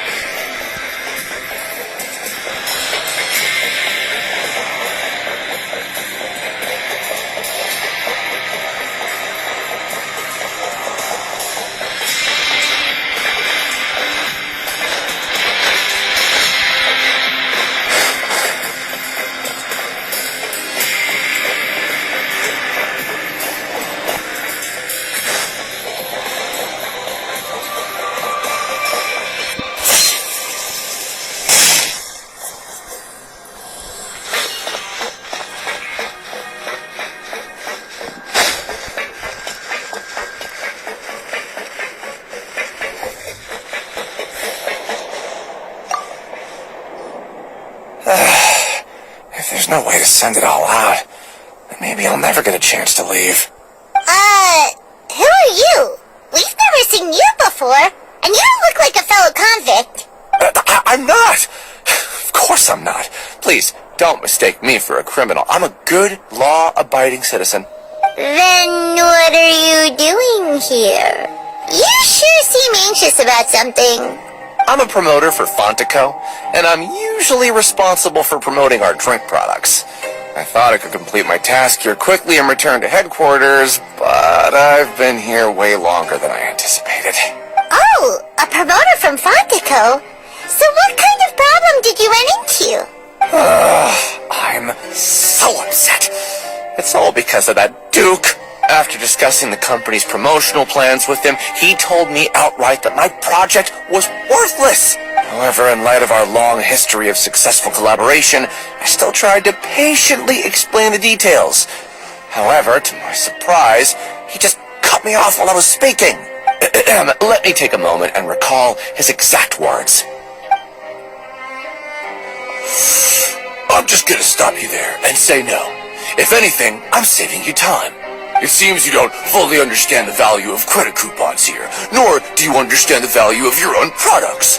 The former is because you are from the overworld. That's understandable, and I don't blame you for that. But as for the latter, only someone monumentally stupid, so breathtakingly stupid, that they were completely ignorant of the value of credit coupons, despite living in the underworld, would ever possibly consider buying your drink. Let's just forget it. Anyway, that's how he rejected my proposal and asked me to come up with another solution with the condition that it doesn't cause any trouble for him. Can you believe that guy? Well, he is the head honcho here. Not much you can do about that. We met him too and could tell that he's the kind of guy that's hard to pin down. Fine. I know, I should just let it go. I'm on his turf after all. His house, his rules.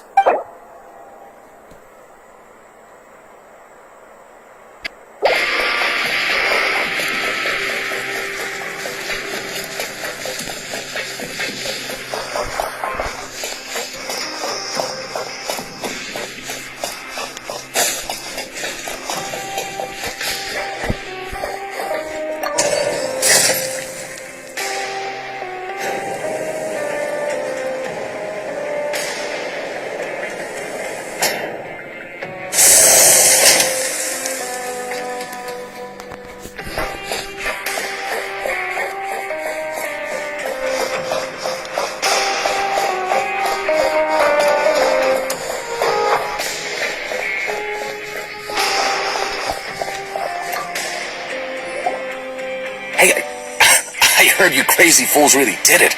You bought tickets to support both fighters, didn't ya?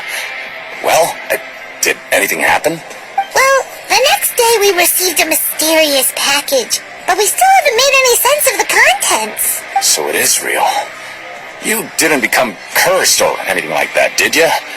Are you both still okay? Wait, are you sure that it's still you controlling your bodies right now? Paimon's not sure. What do you think, Traveler? Is Paimon still Paimon? Oh, okay. Well, that's good. Yeah, you two don't seem to have changed at all. But I wouldn't let your guard down just yet. Still, I didn't expect you would actually do it. You'd actually throw away coupons like that just to satisfy your curiosity? Even if we bought tickets like everybody else, it's not like we could hope to earn any coupons. When it comes to things like this, it's always the organizer who makes the real profits. Hey, just what are you trying to imply? The Pancration Ring is an honest business, and we really don't make much from selling tickets. We make so little that even the current tournaments can only be held thanks to funding from the producer of Fanta. Oh, so it's the company that manufactures Fanta sponsoring the events? Paimon thought all of this was thanks to the Duke's support. Let's just say it's a mutually beneficial arrangement. They reached out to us first, hoping to promote Fanta products in the Fortress of Meropide. Anyway, you try and take extra good care of yourselves these next few days, you hear?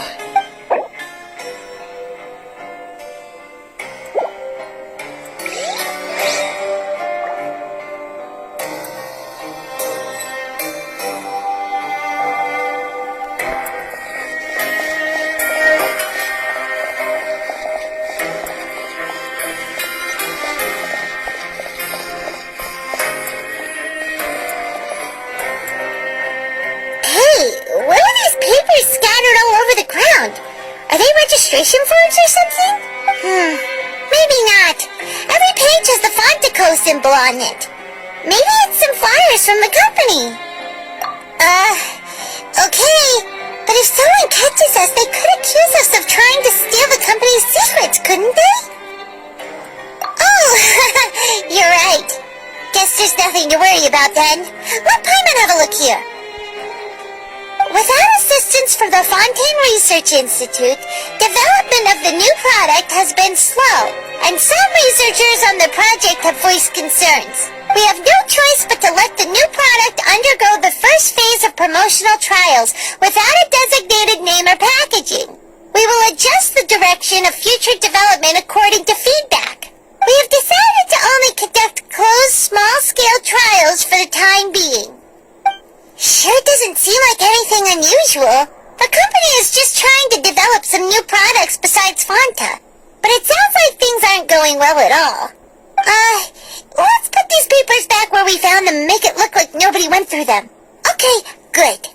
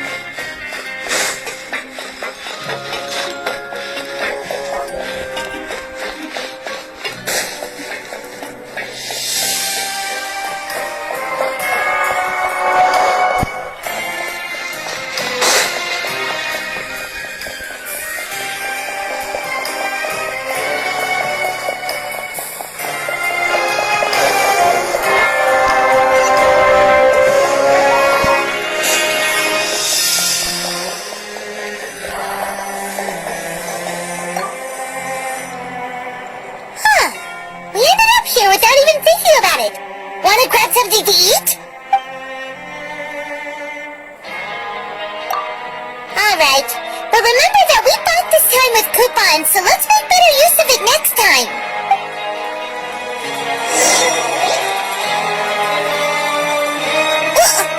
What is this garbage?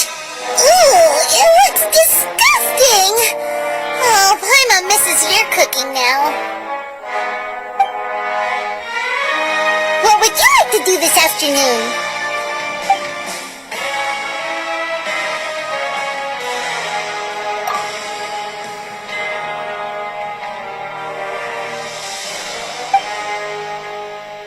After working here so long, we're really starting to get the hang of it. But doing the same thing all the time can get old pretty quickly.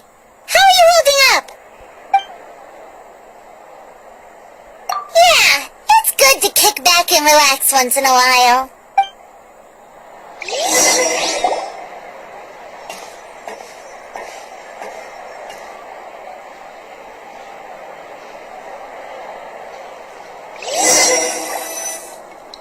A mysterious box? A bottle of crimson liquid?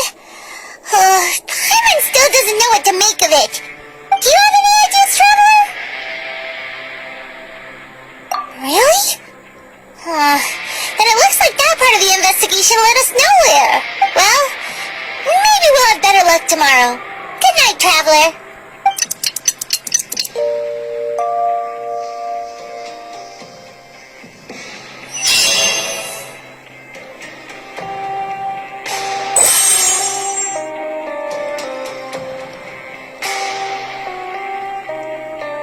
Okay, so we've investigated 2 of the hidden rules. Paimon didn't think this prison would have so many weird things going on. We better pick up the pace with our investigation, otherwise we'll never get anywhere. Yeah, let's skip work for now and put our time to good use.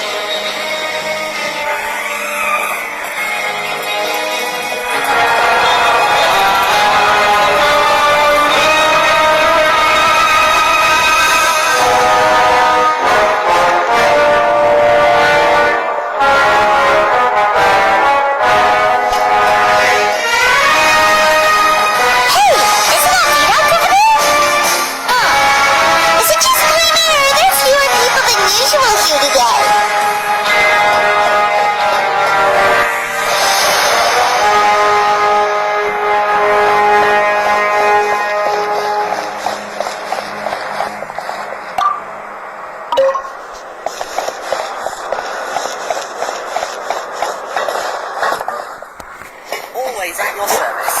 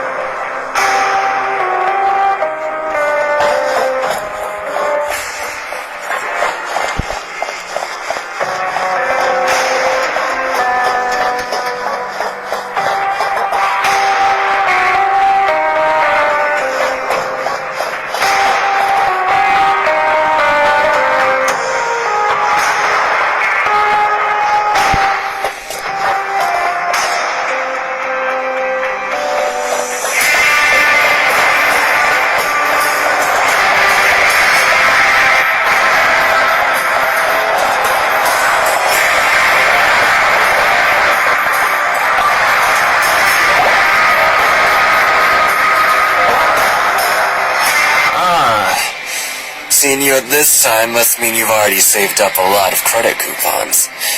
Or at least enough to skip work. Seems you're getting into the swing of things around here. Impressive. Very impressive. So, now can you tell us about the hidden rules you know?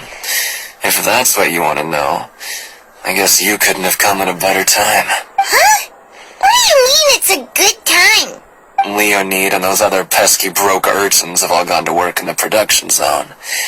I wouldn't want them listening in without paying up. We get it! Just tell us already! So, you know those pipes that make strange sounds? Don't ever go near them at night. Even if you manage to avoid the guards, you might find something even more terrible there. Something even more terrible? Like what? A group of cannibals. Cannibals? In the Fortress of Meripede? Every month, they meet a few times in the dead of night. Rumor has it they might be connected to the people that have disappeared here. But what's even scarier is that they have a special proclivity. Since they have no way to dispose of the leftover remains, they have ways to transform them into other forms and keep them in the fortress forever. Paimon might already know what you mean by other forms. So that's what's going on here. Oh, Paimon's stomach doesn't feel so good. You two look pretty skeptical. No matter, learning the truth behind dark secrets isn't necessarily a good thing. I've got things to do too. I suggest you just act like I never told you anything. Traveler, can we just trust him on this one? Oh, Paimon doesn't want her blood and flesh entombed here for all eternity? Oh, so that's how you see the situation. Huh. You know, Paimon does feel a little better about it now. Oh, when will all the secrets end?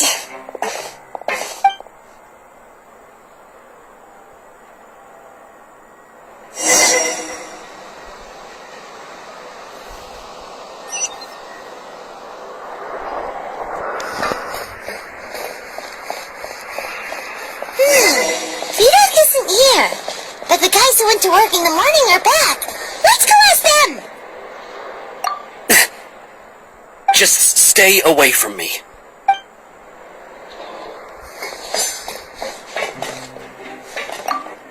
What? What are you saying? You shouldn't go around saying stuff like that.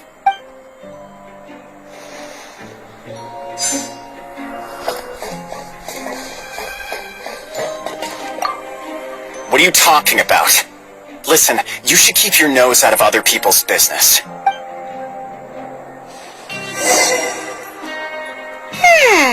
Their attitude sure is suspicious. Like they're trying to avoid us.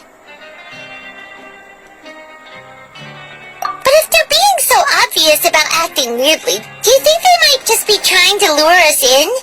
Oh, this is all getting way too creepy for Paimon. So you mean we still need to investigate some more? Okay, if you say so.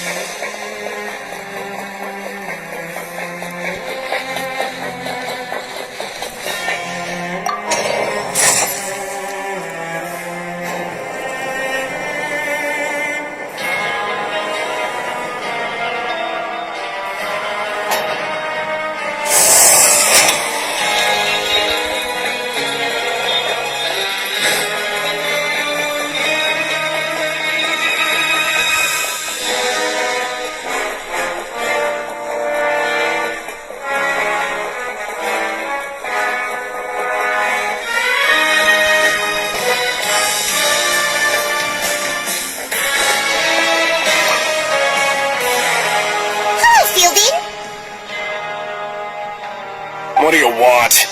Criminals like you ought to be working right now. Catch my drift. We just want to ask you a simple question. Have you ever discovered anything odd during your nighttime patrols? Why are you asking about something like that? Whatever happens at night isn't your concern. All you need to worry about is getting enough sleep. Right!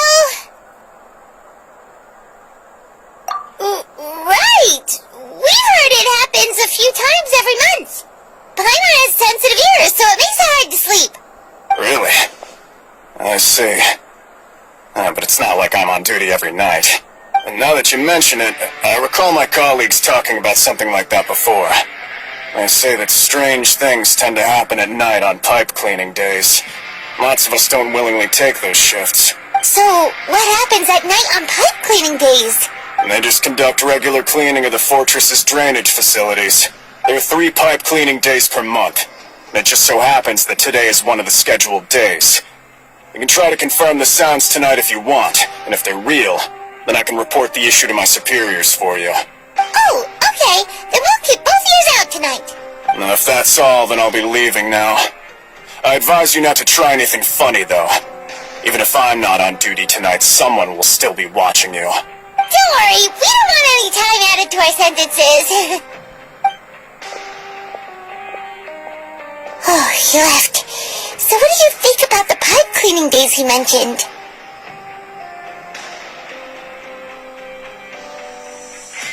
Right, both are a possibility. But Fielding did say that tonight is a cleaning night. I knew you would say that. Alright, sounds like we'll be up all night tonight then. Paimon just hopes the guards don't catch us.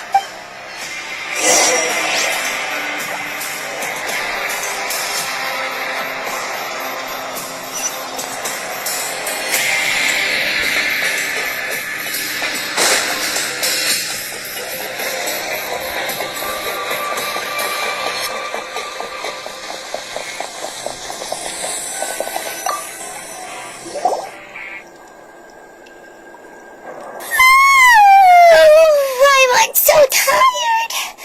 But we can't sleep yet. They'll be cleaning the pipes tonight, so it's the perfect chance for us to investigate.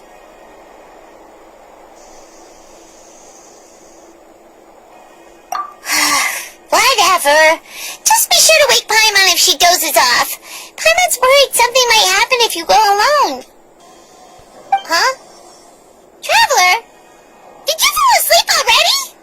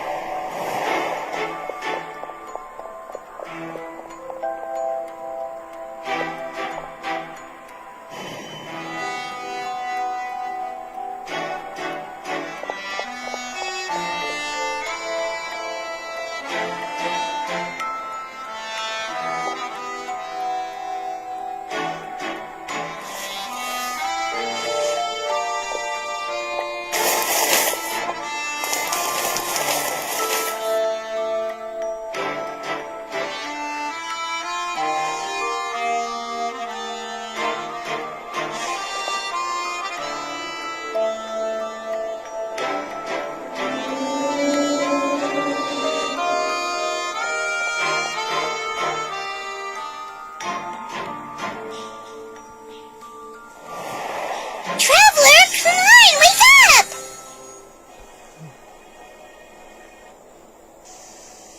Oh, it looked like you were just peacefully sleeping to Paimon. Well, what did you see this time? Really? So we're finally starting to figure out what actually happened! But what about the cannibals? How do you explain them? Okay, well it's about time for us to get moving. Just be careful to avoid the patrolling guards.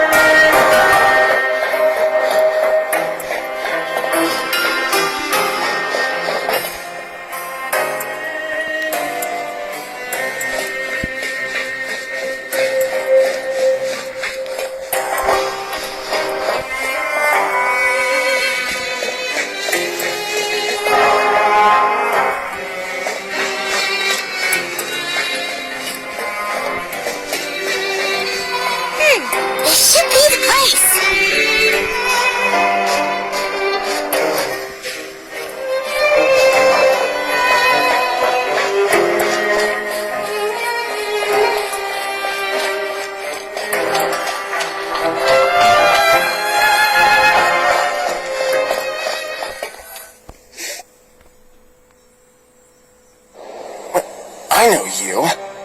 You were the ones we saw. Huh. You've got guts showing up here. You know who we are, right? You'd better leave now. Ain't nobody coming here to save you. What'd you say?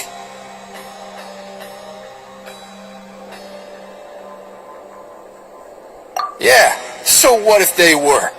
If you push us, we can make those rumors a reality at any time. Hey, what's the point of all those rumors anyway? What exactly are you trying to do?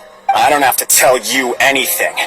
If you turn around, go back to the dormitories and act like you never saw anything, then I'll pretend that you never showed up here. Yeah, scram. Nothing worth seeing here. Huh? What did you say? Isn't that exactly what Boss said when he left? Hey, do you know our boss? Oh, we had no idea our boss was such a big deal. He always kept his identity a secret. So, did he have you come here to find us? Oh, so your child's crew here? Seems like he had no problem fitting in. We're the only ones who heard him say those words when he left that night. So unless he somehow told you those exact same words after that... All right. I guess that's proof enough for me. I believe you. Wow, those dreams of yours sure come in handy. We gave him the business for a while, and would always give him a hard time when he first came to the fortress of Meripede. But here in the fortress, the strong will always earn respect. He was working the longest hours and racking up wins in the Pancration Ring. You could always see how amazing he was, even when he was teaching us a lesson. So eventually, we all decided to follow him. But one day, he suddenly told us that he had to find a way to escape this place, no matter the cost. He said it was because he heard that call again. And as his crew, if the boss wants something, then it's our job to get it done. So, we got to work, and used the hidden rules that were here to make up and spread the rumor about the cannibal rule. We just wanted to give him a better chance of escaping on a night after the pipes had been cleaned. Oh, thanks to your rumor, nobody would want to come anywhere near here, prisoner or guard. Wow, it sure is easy to exploit people's fear of the unknown. But has a child already escaped? Why are you all still coming here after pipe cleaning day? Because as far as we know, the pipe he went into isn't actually an exit. It should be a dead end. It leads to an abandoned factory area, and even if there were a way to escape from there into the sea, we're still way too deep. No one could ever reach the surface alive. But Boss still insisted on going in. It's like he was obsessed about it. So we told him that we'd pretend as if he never existed while he was gone, and that if he wanted to come back, he should wait for nighttime on a pipe cleaning day. That way, we could meet him here and help cover the whole thing up. So you come and wait here through the night a few times a month just because of that promise? Yeah, but it's been so long now. We already know in our hearts that he must have managed to escape somehow. Is it also possible that something unfortunate happened to him? Nothing could ever defeat Boss or slow him down. It's one thing we know for sure. Okay. Paimon was just brainstorming possibilities. Alright. Keep quiet and follow us.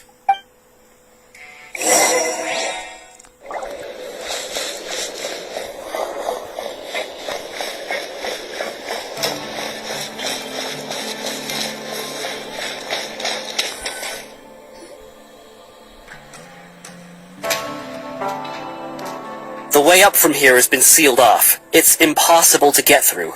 Boss left by going down from here. It wasn't full of water at the time. Later, we came back hoping to have a look. That's when we found out it had been completely flooded. It's impossible to navigate unless you're an extremely skilled diver. Do you think Child got trapped by the water? Not likely. We all know that Boss was an incredible swimmer. Really? Then have him come investigate, pronto. Just be sure to tell us if you get any news about Boss. It's getting late. We should leave before the guards come this way. Yeah, we learned a lot about what happened to Child here. Let's get going!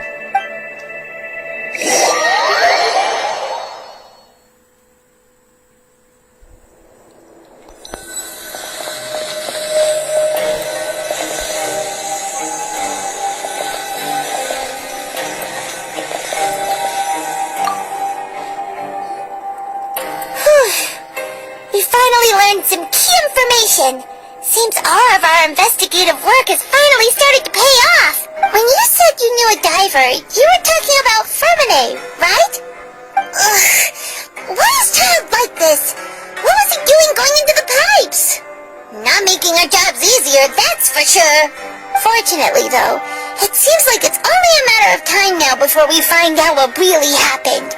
Now that we can finally relax, I'm starting to feel super sleepy.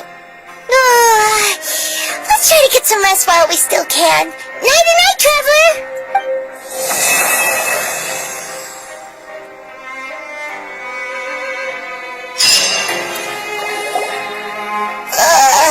It's morning already? Oh, Paimon still needs more sleep.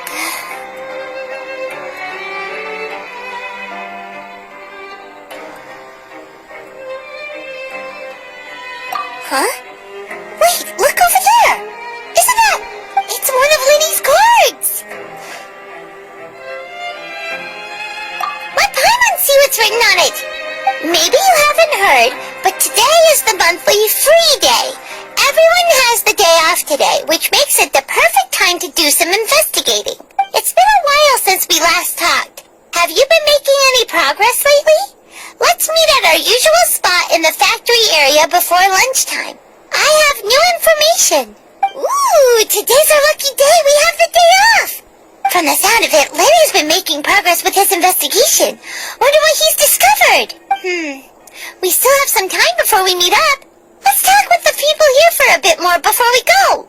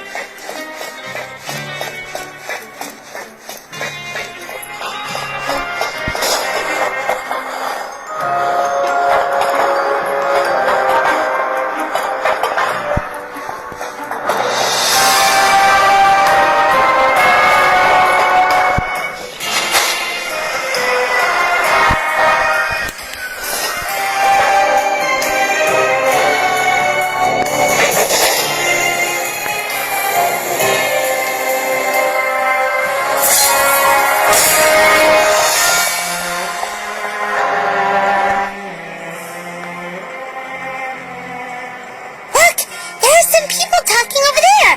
Let's listen in on the conversation.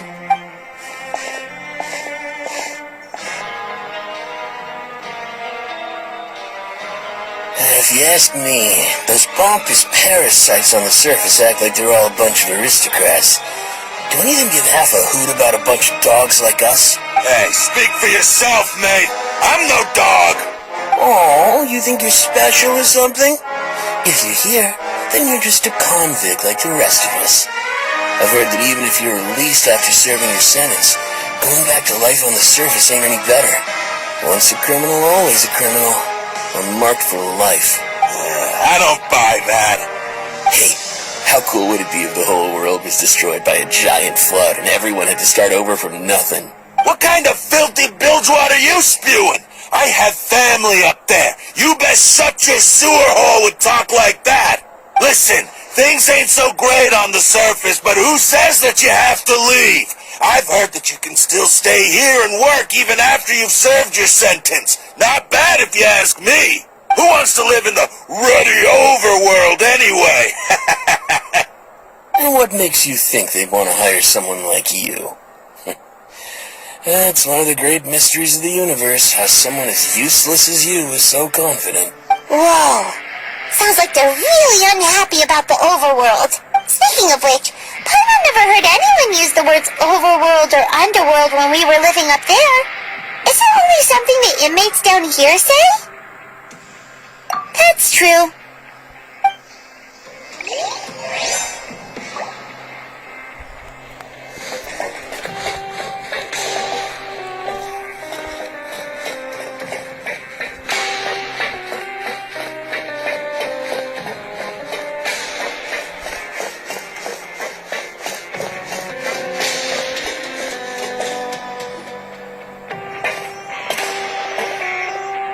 There's a group of people over there. Let's go listen in. So I said, that's not a faucet. Hey, who are you two? Why'd you come over all of a sudden? Oh, sorry for eavesdropping. Sounds like you were talking about something private. What's the matter? They're just looking to join in on our fun, that's all. Hey, don't pretend like it's okay for them to just interrupt us like that. Yeah, fine. You're lucky we don't mind extroverts that much. You hear that, Quisto? We're nice. Your expressions tell me you're looking to hear some juicy info, am I right? But before that, it just so happens that I know you two. Really? Are we that famous? You're kidding. How often does anyone get a personal tour led by His Grace himself? Practically everyone was talking about it. Word has it that you also caused quite the kerfuffle. A little mistake, huh? I like the way you put it. You see, people with a good attitude can join our group anytime, unlike some of the others here. Your group? I'm Quisto, and this is Lavaroon. People usually call us the Bombshell Bros, but don't worry. We're not playing with bombs or anything. It's just that our information is always so explosive, and we blow minds on the regular. So, you two really like to gossip? Whew, you sure know how to embellish. No, you don't get it. Knowing intelligence will make things better for you here. For example, knowing who's working with whom, who has the latest rumors, who's not getting along. Wouldn't you like to know all that? Whoa, all this info's worth something, you know? You should prove you're worthy of it. I don't mind him. Quisto's always this way. Just play nice and say something to massage his ego. The welfare meals. Talk about the welfare meals. Right! That meal we had yesterday was super delicious. Paimon can still taste it whenever she closes her eyes. Is that so? To tell you the truth, I've been helping out with making those welfare meals. I've been working as a kitchen assistant for about a month and a half now. Oh, so you're the one who made those delicious steaks. Amazing. You could be a professional chef. You are correct. I am a true professional. In fact, I even went to culinary school. Since you like my cooking, I guess that means we share similar tastes. Listen carefully. This little bombshell will help you learn what's really going on here in the fortress.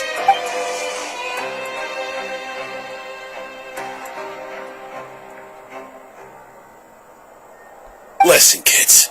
The power structure within the fortress is quite complicated. The overworlders couldn't care less about us down here. We're basically dogs to them.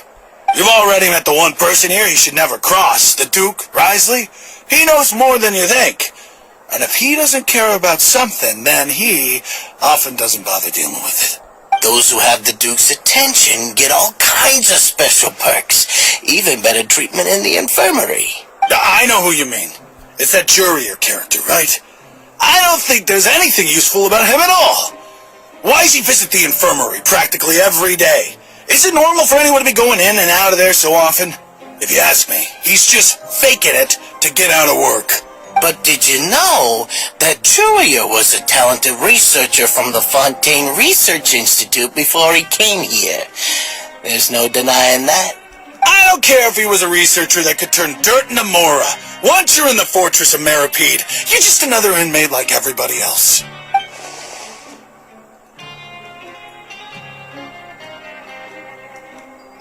Speaking of which, the last time I saw him, he was passing by in the corridor with Lorvine. I also heard they started arguing in the library and got into a fight, right? Guess that's just how terrible of a guy he is. You mean he hit a woman? Wow, I never imagined he was that bad.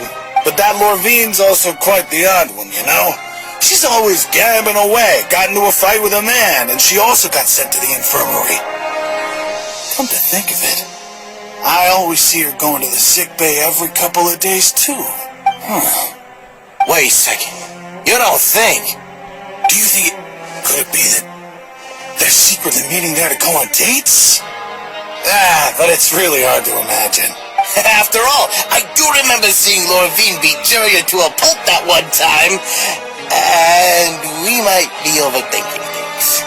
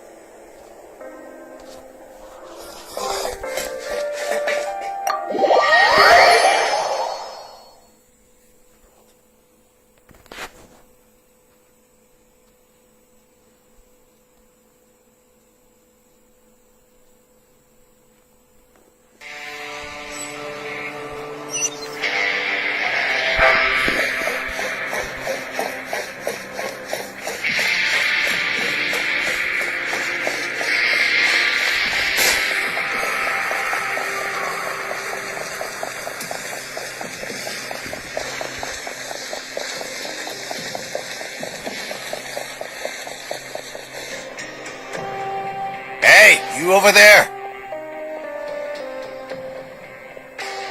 Yeah, you! Say, do you like playing card games? You know, like Genius Invocation TCG? You TCG players are like mint in the wild, literally sprouting up everywhere. Hey, come on now. What's wrong with finding fellow Invocation aficionados? Anyway, care to join me for a game? Alright. No pressure. But why would you be looking for people to play Genius Invocation in a place like this? Don't people usually come here to fight? Whether you're throwing down cards or throwing punches, it's all a competition, isn't it? It's all the same in my eyes. There are lots of card players here in the fortress. When I saw you, I immediately thought, hey, even outsiders from other nations play cards. So I came over to say hi. Sure. Great! Since you've been here longer than us, you need to flex your seniority a little bit, right? Maybe you could start by telling us newcomers some stories about this place. I thought you would have already heard everything by now. All right, then. Did you have anything specific in mind? Or do you want me to just pick a topic? Why don't you pick? We'll let you know if we've heard it already. All right. Have you heard any strange rumors since you've arrived? Then, did you know that there are some people who are always gossiping over in the corner? Yes, so you've already met those two. They're quite a pair. They always keep an eye out for the latest happenings and gossip about everything. I've never seen anyone with more time on their hands. I heard that they used to be a chef and a bartender before they were set down here. You know how bartenders are, always chatting with customers. And chefs love to pass the time just hanging out when they're not cooking. Good to know. Do you have anything else to tell us?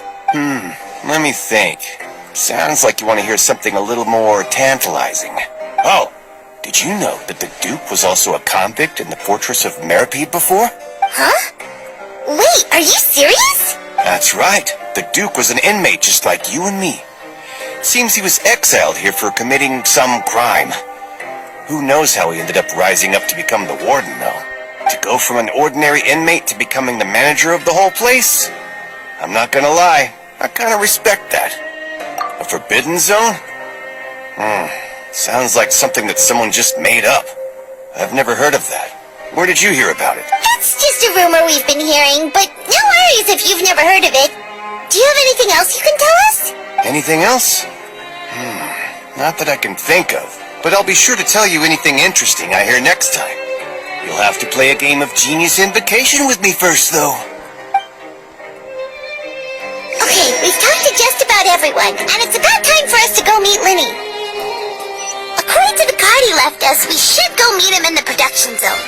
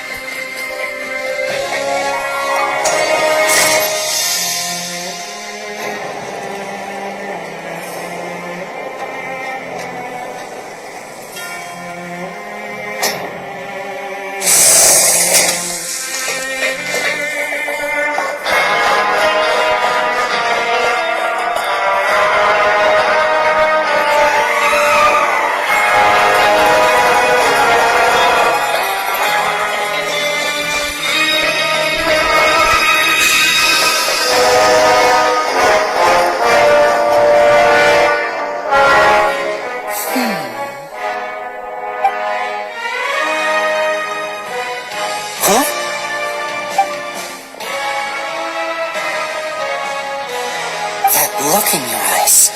You found something? Hey, this is no time to be modest. Just tell him we found a boatload of information. Oh, as expected of the legendary duo, you have my full and undivided attention. I'd have never guessed that myself. The rumors swirling about this place are unreliable after all, and Master Child probably went missing because he found a way out. He is a harbinger after all. I suppose he's much more resourceful than I initially gave him credit for. Unfortunately, this isn't enough for our final report to Father. We need to find out Master Child's exact whereabouts. Father told me that even though Master Child said he was just coming to Fontaine for a vacation, he actually had some personal reasons. His agenda might be linked to his disappearance. His escape route is already flooded, so we'll have to task someone with professional diving skills to chase after him. Well, when you put it that way, it's obvious that only Fremine would be up to the task. Bingo! Is he around? He's working today. Coming here as a group would have attracted too much attention. I'll talk to him about it later. It's the least I can do. We're all in this together, so it's only fair for us to fulfill our end of the bargain. Honestly, I'm far more impressed by you guys managing to collect all this information right under Risley's watchful eyes. Collecting information has always been our strong point. Now, let me think. To find out more information, Fremine will have to retrace Master Child's original route. And if he's to do that, he'll have to set out on the next pipe cleaning day at the earliest. That's 6 days from now. And after that, he'll probably take another 2 or 3 days to return. You can even estimate how long it'll take for him to get back? We've been working together for a long time. We know each other's capabilities like the backs of our hands. Traveler, what say you to meeting here 9 days from now? We'll be able to pick up Fremine while we're at it, too. Oh, and there's just one last thing we'd like your help with. Though we can just sit back and wait for Fremine's report on Master Child's whereabouts, we still need to make more progress on the investigation of the Forbidden Zone. Fremine's no master of disguise. Lynette's still working on getting intel from the other areas, and I'll need to spend some time helping Fremine prepare for his diving mission. So, you are the only ones we can count on. What do you want us to do? Will it be hard? Well, I won't call it easy per se, but I think you'll be able to pull it off. Listen carefully. You'll need to find an excuse to get into the infirmary and investigate the room and environs. You've mentioned several sketchy-looking people always meeting at the infirmary earlier, so it probably has something to do with the secret we're hoping to uncover. You've already met the head nurse, so she'll be less suspicious of you. Investigate the internal structure of the infirmary and any active dealings within, and pass those on to me alongside anything else you're able to discover. But also, there's no need to take risks. Don't forget, safety always comes first.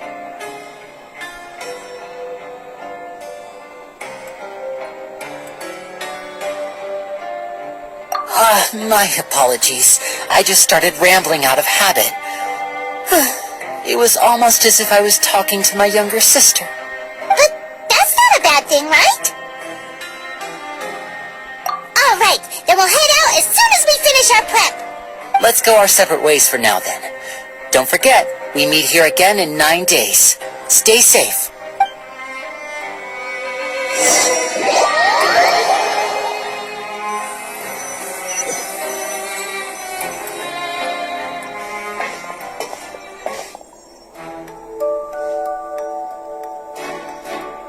Hey, stay here for now. Paimon will take a peek.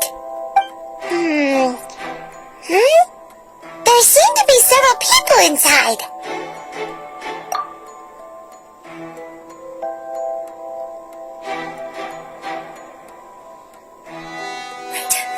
I feel like it's not impossible.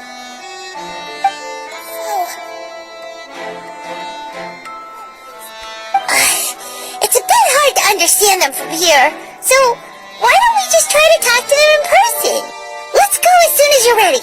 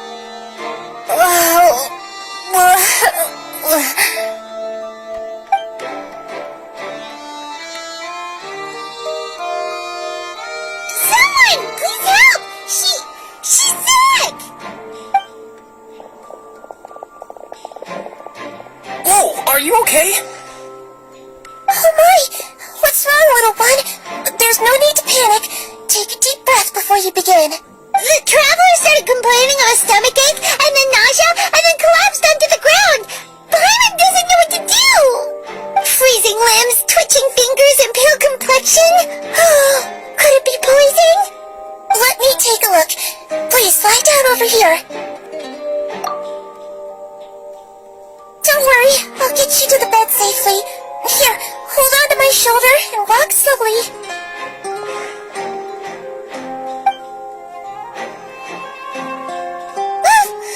You can do it, Traveler! Don't apologize. You're sick after all. Now, please relax. I'm just going to do a preliminary checkup on you.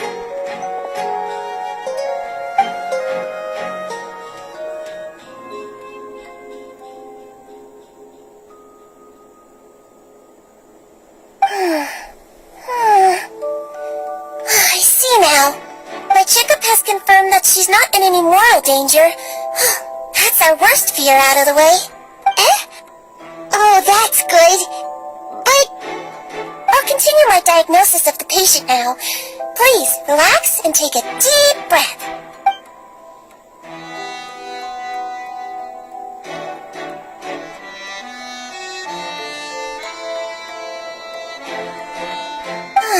Don't sense serious damage to your organs either.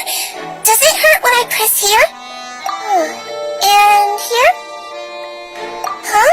But based on my initial checkup, there shouldn't be a problem here. How strange.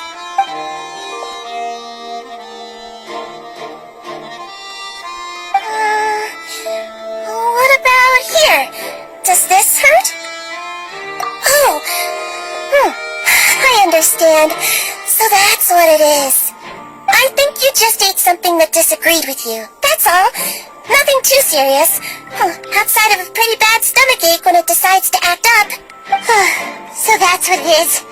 Thank goodness it's not anything more serious. And there have been other inmates complaining about the food recently. I'll inform our head chef, Mr. Woolsey, of this problem as soon as possible. Congratulations! The health risk is incredibly low, so you should recover within a couple days. Why don't you take a rest here while I go get some medicine for you? Miss Levine, I'll have to trouble you to help me look after this new patient while I'm gone. Very well. And she hopped away just like that.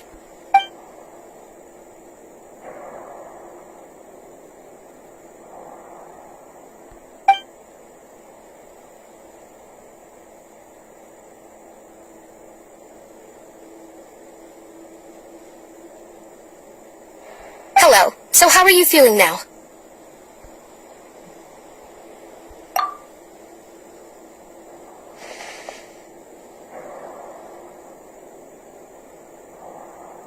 Her stomach aches really bad. She was stumbling about the whole way here, so Paimon's really worried. If Miss Sijuin says it's not a serious problem, then there's no need to worry. She's the best medic we've got down here. But it also looks like she's the only medic you've got down here. Oh, well, that's true. What do you mean, that's true? That's really misrepresenting the situation. Of course I can't speak for the whole fortress, but it's not like everyone imprisoned here is useless, you know? Though they may have committed crimes and gotten locked up here as a result, they still know a thing or two about medicine, and they help Miss Sijuin take care of the sick and injured. Yeah, you're right. But did you have to lecture me about it in front of another patient? Aren't you a patient too? Where did all your energy come from? That's correct. Sorry, I got a bit ahead of myself. Are you two also sick? We've been sick a while. I come back every once in a while for checkups, and to pick up the medicines Miss Sijuin prescribes for us. That's just the nature of chronic illnesses. As for her, you could say she fancies herself as Miss Sijuin's capable helper because she learned a bit of medical knowledge ages ago. Please watch your mouth, Mr. Jurier. Don't forget that you are the primary reason I have frequent heart palpitations. Hey, don't start arguing now! Please, keep it civil at least!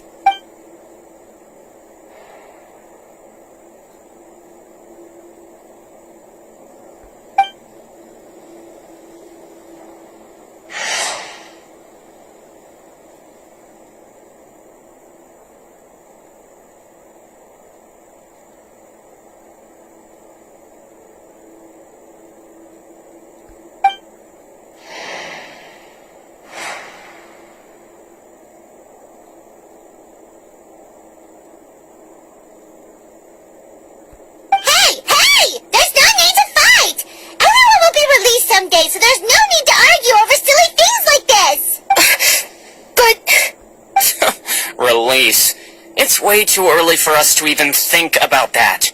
And who the heck knows if we'd even be able to continue our previous lives?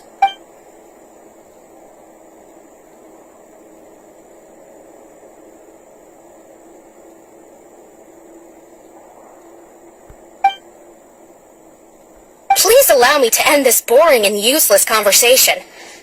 Oh, and Mr. Jurier, I don't want to see your face here again anytime soon.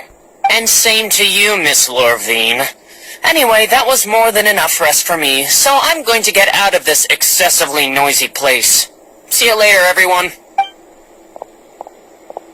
He just slowly walked off like that? That's just what he's like. I'm sorry you had to see all of that. I'm Lorvine, and that's... Well, his name is Jurier, but I hope you'll never have cause to remember his name. You really can't stand him, huh? I mean, can you blame me? Look, who would like someone who's as arrogant and obsessed with weird research topics as he is? But there's no need to keep dwelling on him. I'll accompany you two for a while. Miss Sishwin should be back soon, and I'm sure you'll feel better as soon as you've had some of her medicine. No, it's nothing. I'm back! Did you rest like you promised? Thank you for getting our medicine, Miss Sishwin. Did you all cooperate with your bed rest? I trust that nobody got up to walk around. Good. Here, this should be 2 days' worth of medicine for you. Take 1 pill now, and then continue your bed rest.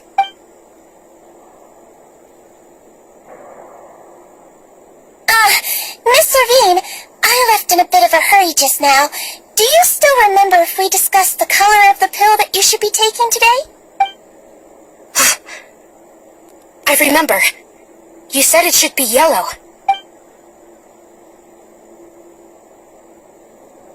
Yellow, huh?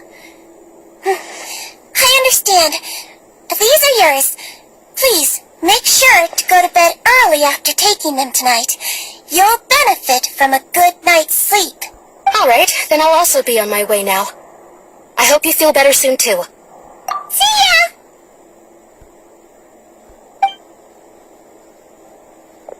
I'm going to fill out your medical record now.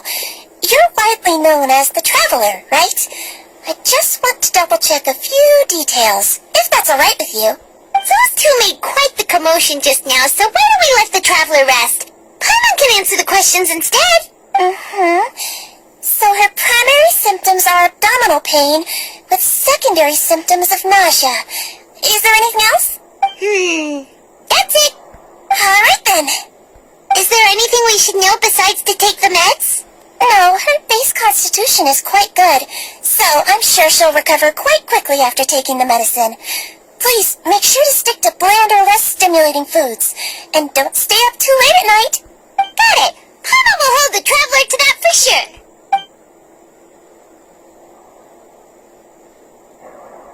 Oh, you're going to take a nap already? Okay then, you get some rest.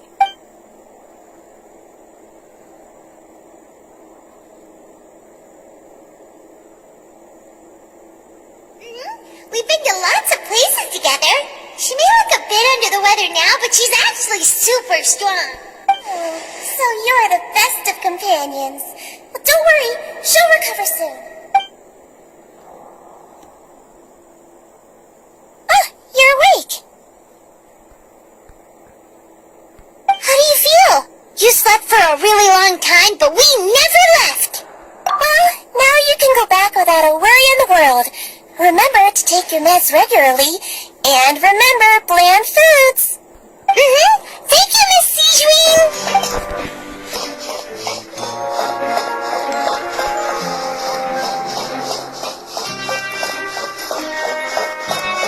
These days, you just can't rely.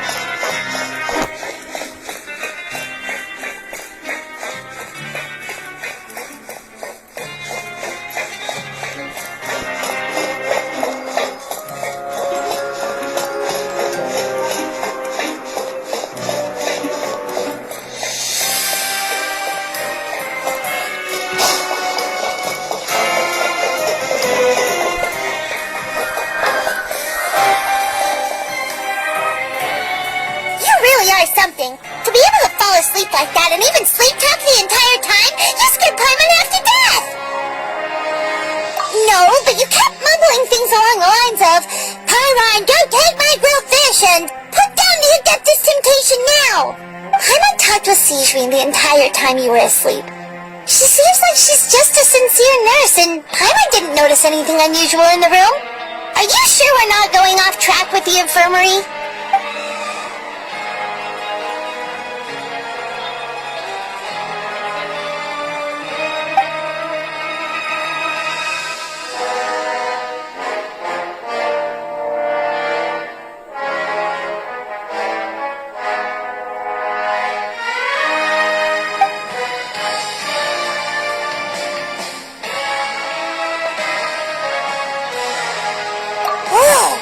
You really are super thorough. All those tiny little suspicious things that Paimon didn't even pick up on. We've got to give the info to Linny.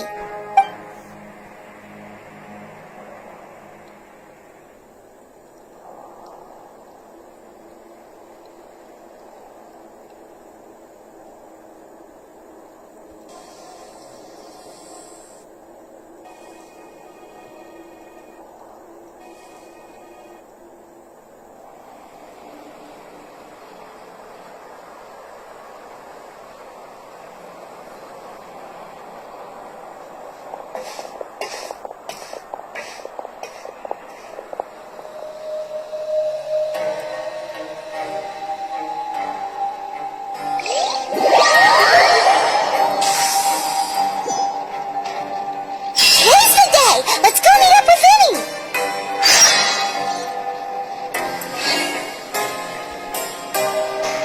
Learn the safety rules by heart.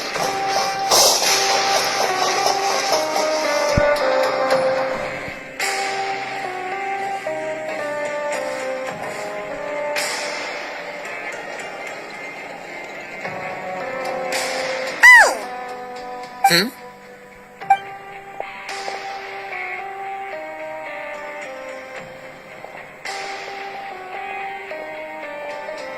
Did you two run into any trouble over the past few days? No, we just worked our shifts according to the schedule. Nothing weird happened. That's good. That means you didn't raise any suspicions when you infiltrated the infirmary. We've taken a look at the slip you've sent. Fremine successfully left the grounds via the pipes 2 days ago, and as of last night, Lynette has also infiltrated the infirmary after faking an illness. Wait, why is she getting involved as well? You already went above and beyond when you scoped out the infirmary. To put it more bluntly, even if we were to view that as something you did in exchange for Fremine's help, you've already done more than enough. Infiltrating a guarded stronghold is a different kind of job from a one-off investigation. We want to avoid using the same faces over and over and reduce the amount of suspicion that will fall on any given person. Lynette also felt like you have already taken the first step for us, so she should be the one to finish the job. So that's what Lynette thinks. Oh, Paimon hopes everything's going well for her. Then, let's go check on Lynette before Fremine returns. If everything went well, then she should be wrapping up her investigation right about now. Is now really a good time to go over? According to my observations, Sijin always spends around half an hour away from the infirmary right before lunch. Lynette knows this as well, so this should be a good time to meet up with her. Also, I'm her brother, remember? It's only natural for an older brother to care about his younger sister's well-being. Okay, then let's head over right away!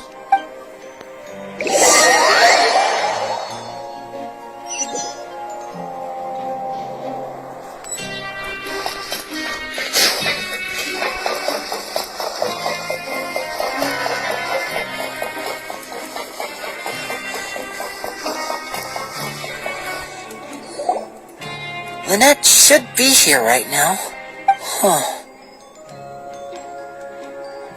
Strange. Lynette? As expected, Sijin isn't here, but why isn't Lynette here? No, Lynette rarely deviates from the plan. We agreed that if she were to make changes on the fly, she'd find a way to let me know. Unless... Let's see if there are any clues around here. We can look while we wait for her. Who knows? Maybe she'll be back soon. Okay.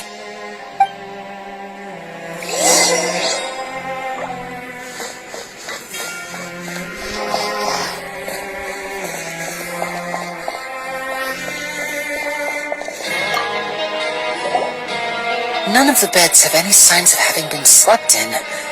Except that one over there. That's the one Lynette must have used, right? You said she was pretending to be sick. She would have said her migraine was having a particularly bad flare-up. Generally speaking, the head nurse would then ask her to lie down and rest while she left to retrieve the medication. Which means either the head nurse didn't return the entire time from when Lynette laid down up until she left the bed, or the nurse intentionally left it this way.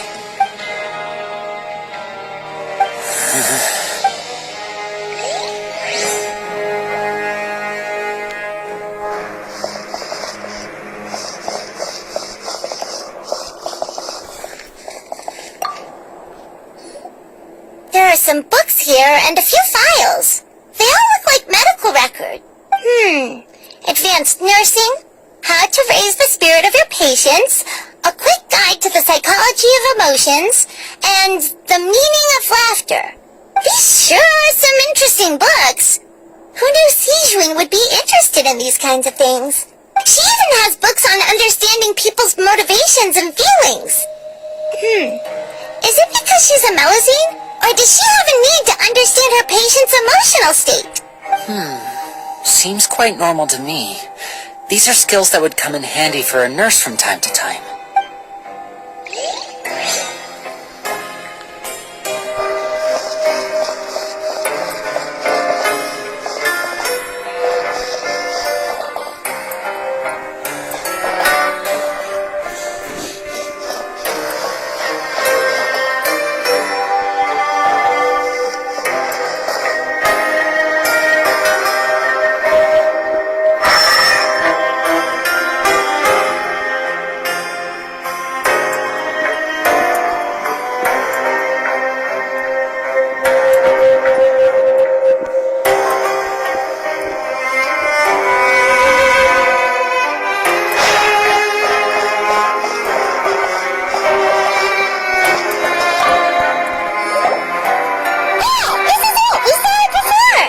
Wait, this thing? It doesn't look like it's been disguised that well. The space behind it is empty. From its size, I don't think it's an entrance that is meant to be taken apart. There's probably a mechanism around here somewhere. Could Lynette have tried to get inside? But if that's the case, she would have contacted me for sure. Let's look around here for some more clues. Don't panic, just take another look.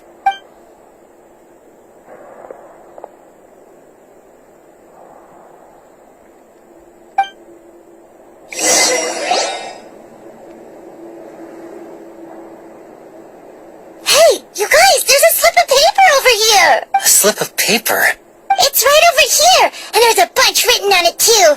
It reads, "Out of respect for your usual practices, I'll use a piece of paper or card as the medium to pass on my message. You may consider this as me giving you my best regards." This is...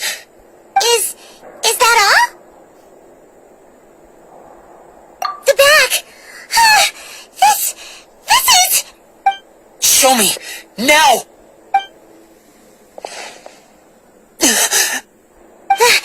That look on your face. Paimon's reading it now. Would you care to guess where Miss Lynette of the Fatui could be right now? No. Could she have... Is she already... Risley.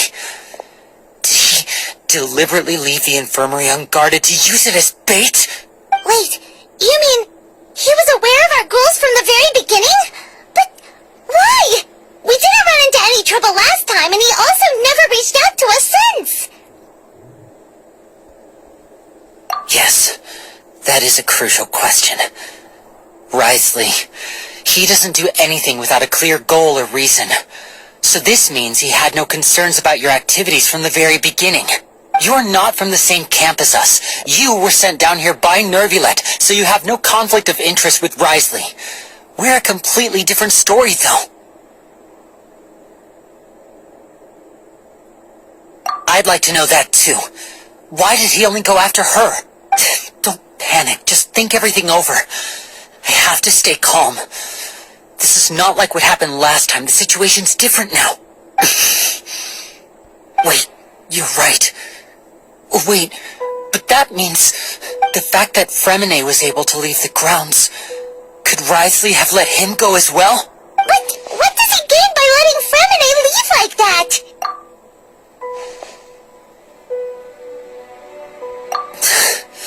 So he's challenging me and trying to provoke me, I'm sure of it. We never should have sent out Fremine. We had to go through all that trouble to find an opening to sneak him around the guards and into the pipe, and we even thought luck was on our side. If Wriothesley let him leave on purpose, then he's probably in a terrible spot now as well. Lenny's getting more and more panicked. We have to calm him down. Don't be like this, Lenny. Fremine wouldn't have left if we hadn't told you about Child. That was our fault. No, I'm the leader of this operation, and I'm the one responsible for this team. I was the one who failed to protect them. I'll go talk to Wriothesley. Hey, don't be reckless! Traveler, please talk some sense into him! I simply cannot allow Lynette to be abducted again. I have to go. I'll find a way to get them back! He's rushed out the door! After him!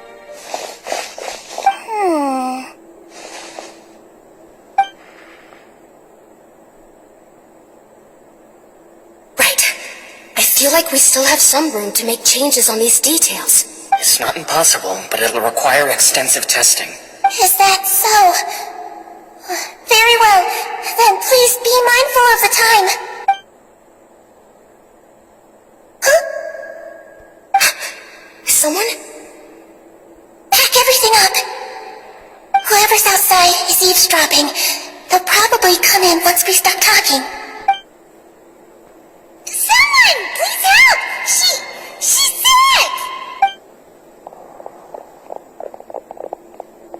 Whoa, are you okay? These two. As expected, they've already found this place. Oh, they are quite sharp. What a delightful turn of events. I like smart people, but I also like playing dumb. I like the feeling of being trusted. Oh my! What's wrong, little one? There's no need to panic. Take a deep breath before you begin. Being able to read human expressions is quite the useful skill. Lenny! Wait! It's no use. We have to catch up to him. Kids these days, you just can't rely.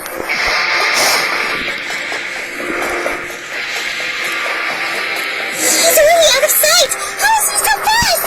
Let's go head him off at Wriothesley's office.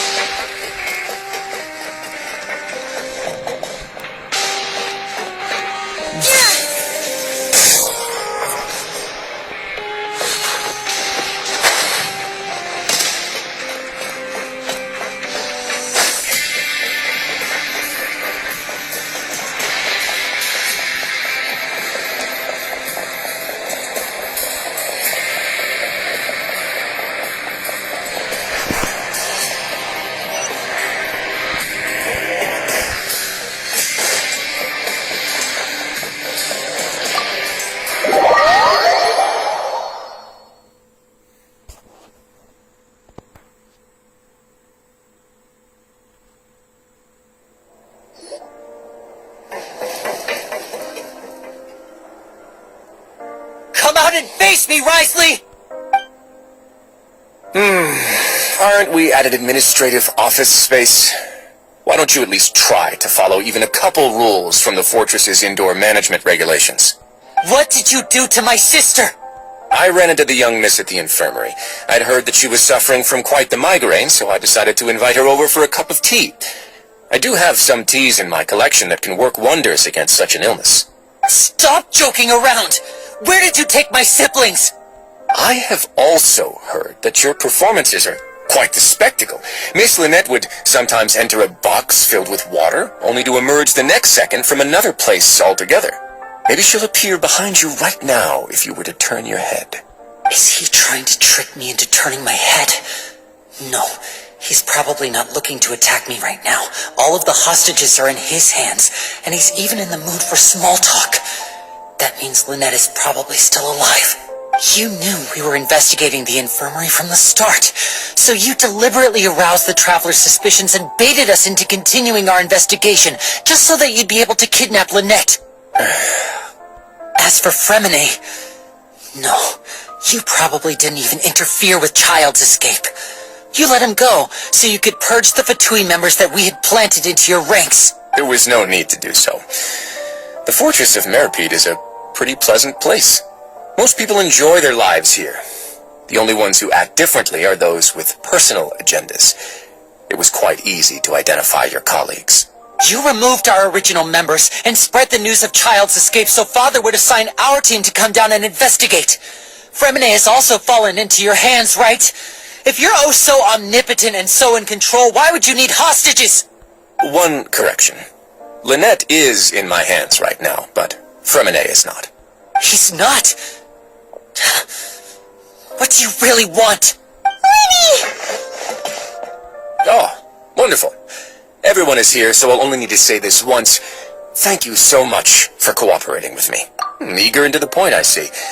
Alas, only Miss Lynette is currently having a cup of the fortress's finest tea. Although, as per your original plan, Mr. Fremine should also have returned to the fortress by now. But he has neither shown up within my gates, nor has he been taken into any kind of custody. So, where do you think he may be right now? Wait, you can't mean you locked him outside in the sea? I closed the fortress's gate to the outside world. That's all. Fremine is a star diver, so he should be fine, right? No, we're still here, so he definitely tried to find a way to come back for us. So we can't assume he might have made a break for the surface. But why would I do this, you may be asking? To have an audience with you, of course. My intel tells me that Mr. Linney is a great magician, so it's only natural for me to want to have some cards of my own when it comes to negotiating. Besides, I do recall you mentioning to Miss Lynette that you've always wanted to have a face-to-face meeting with the Lord of the Fortress of Meripede, regardless of whether it was in a personal or a professional capacity. Well, you got your wish. So, you've been keeping tabs on us before we even set foot in the fortress. Some of my folks just happened to hear a thing or two, that's all. In any case, I will be straight with you. I was willing to play dumb and turn a blind eye, so we had a pleasant few days playing games together here. But once you started focusing on the Forbidden Zone, all of that changed. Mr. Linney, the cards are stacked against you right now. Miss Lynette is in my hands, and Mr. Fremine is still slowly being pickled out there in the brine. You know just as well as I that he cannot last out there forever. You need do but one thing to guarantee their safety. I would like you to contact your superior, and ideally invite her over for a cup of tea with me. You want to see Father? But why should she bother giving you an audience? Well, if she cares for the well-being of her dearest children, she should have plenty of motivation to join me for a parents' evening. I've heard that the bonds between the members of the House of the Hearth are like the bonds of family. I don't see why she would refuse. Why did you think Father sent us to handle the Fortress of Meripede? This place is basically a no-man's land. It wouldn't be fitting for anyone as important as a harbinger like Father to come here in person. Oh, I see. So it's because she doesn't care for my place here. That's such a shame. After all, I've amassed quite the tea collection. I was looking forward to sharing it with her. Both Monsieur Neuvillette and Lady Farina have already received many samples as gifts. Was this the extent of your master plan to get to Father? No matter how much pressure you may put on me, I won't allow you to use us to blackmail her. You people really are difficult to get along with. All I'm asking for is a face-to-face conversation. Does she truly have no interest in the fortress's secret? Mr. Linney, you have one last chance to invite your father here. If you refuse... Linney! Instead of asking why I'm doing this, why don't you try to see things from my perspective for a second? From the very beginning, the Fatui has been actively infiltrating my fortress. I gave you a warning by cutting off the first few operatives I found, but that only caused you to double down. Had you given up on the fortress then and there, I'd have no reason to want to talk. Mr. Fremenet left the fortress on his own, and Miss Lynette tried to pry out my secrets right in front of me. No matter how you look at it, the responsibility for this falls on you. I shouldn't ask Father to do anything because of us. 6, 5... Wait, 2, 1. Time's up.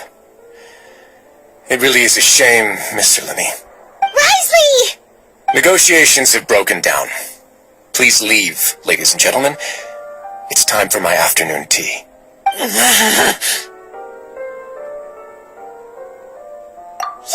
listen to the Traveler! If you can't talk to Linny, can you at least talk to us? You do realize that I'm only letting you go because of Neuvillette, yes?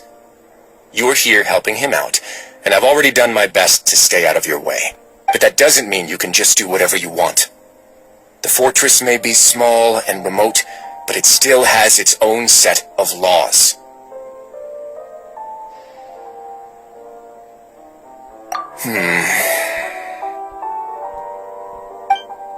Then how about this? Those who are capable deserve respect. You've spent quite some time investigating my home turf by now, so why don't you tell me a thing or two about what you found, I'll ask you 3 questions. Answer all of them correctly, and I'll agree to your request. Question 1. Regarding the hidden rules of the production zone, what is the truth behind the one about not being allowed to work for 3 days in a row?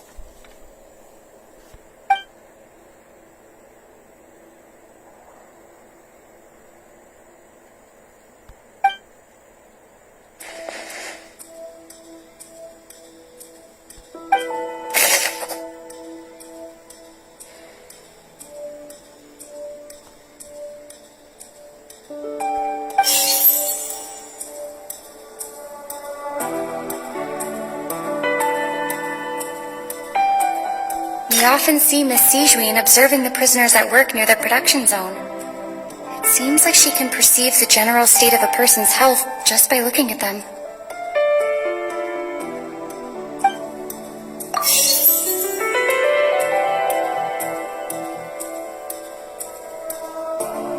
I've been told that the infirmary is always empty for the half hour just before lunch.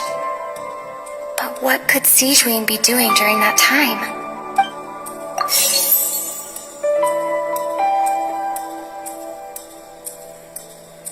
The research note said that the Melusine race perceives the world very differently from humans. Because of that, the Melusines have also developed a sense of aesthetics that appear rather strange and alien to humans.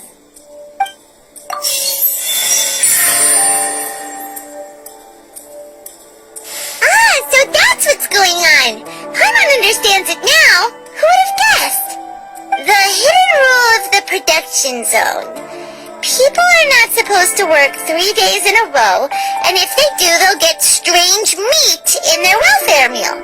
At first we thought this strange meat must have something to do with the people who disappeared, but in reality, they were all prepared by Sijuin, the head nurse. She often visits the production zone to observe the workers' health and makes a note of anyone who has worn themselves out after 3 full days of work. Out of her sense of duty as the head nurse, as well as her genuine concern for the workers' health, Sijuin visits the cafeteria right before lunch and cooks an extra dish for those who can use the stamina boost. Sijuin has only the best intentions with her surprise gift and doesn't want anyone to find out about what she does. However, unfortunately, Melusines as a race perceive the world differently from humans, and their sense of aesthetics is even more alien to us. The recipients of her lovingly prepared special meals cannot taste the care within and usually just freak out. Are we on the right track? Not bad. You've uncovered Sijuin's secret and even guessed her intentions correctly as well. It's nice to know that her efforts have not gone unacknowledged. Alright, now for my next question. There are also some hidden rules in the Pancration Ring, including the one that you're not allowed to support both sides of a fight. Why is that?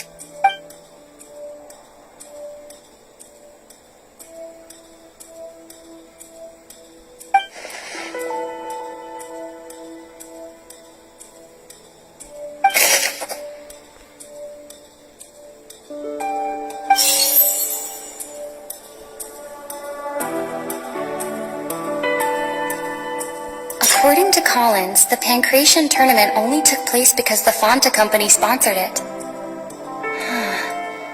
The company must want a return on their investment as well.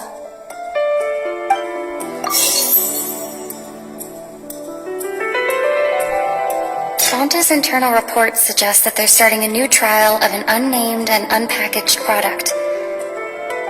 But the product has to undergo a trial because even Fonta's own employees have a lot of reservations about it.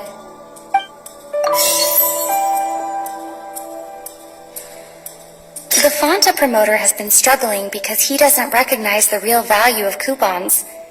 Meanwhile, the Duke believes that only idiots who don't understand the value of coupons would spend them on Fonta.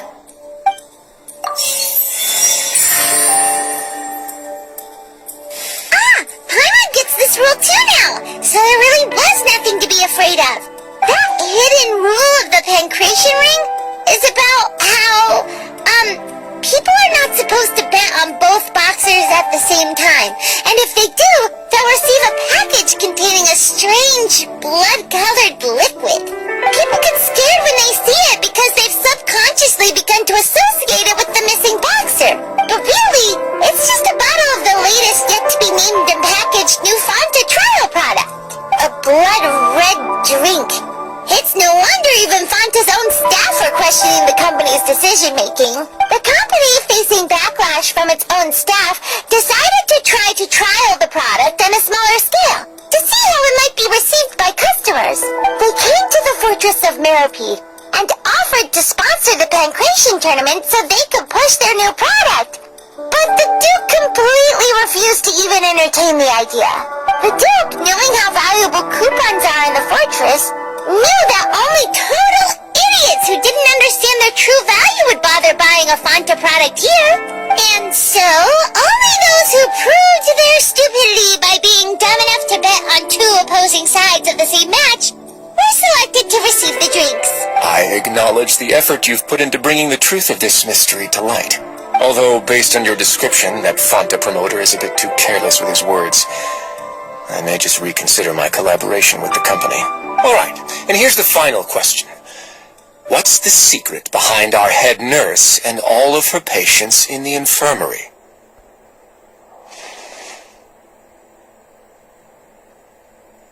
Stop your cruel and pointless games, Riceley! You know that we haven't finished our investigation, so there's no way we can answer the last question! The thought of sparing Lynette and Fremine never even crossed your mind!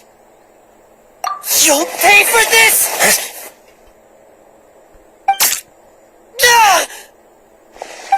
Lenny, are you alright? Oh, close one. I owe you, Sigewinne. That was a fantastic shot. There was nothing, Your Grace. Sigewinne? Though this gun may look like a toy, it's actually fully functional, as I just demonstrated. Sigewinne... You... Not at all. I am merely a resident of the fortress, and thus protecting it is my duty. When Monsieur Nervulette asked me to come here, he told me that my job would be to take care of the well-being of everyone here. I am merely discharging my duties. But if you mean what you just said, then isn't Lenny someone you should be looking after as well? Isn't he a resident here just like the rest of us? But I really am just doing what Monsieur Nervulette told me to do. Everything I did, I've done to protect them. Had I not, they would be in far more dire straits right now. His Grace knows it too, right? Your Grace? Mind proving my innocence to them? My dear Sigewinne, whatever shall I do with you? Would it have killed you to just wait another minute or two? Well, it's nearly time after all. The way you do things can be truly frustrating sometimes, Your Grace. I figured I should try to talk some sense into you. What are you talking about? What time? Take me if you want. But let them go. How touching. Can you just give me one more minute? Don't be like that, Your Grace. All right, everyone, calm down. 2 more visitors will be arriving any time now. I'll go get a cup of tea. Miss Sijween, I leave Miss Lynette in your care. What are you doing? I believe I hear footsteps.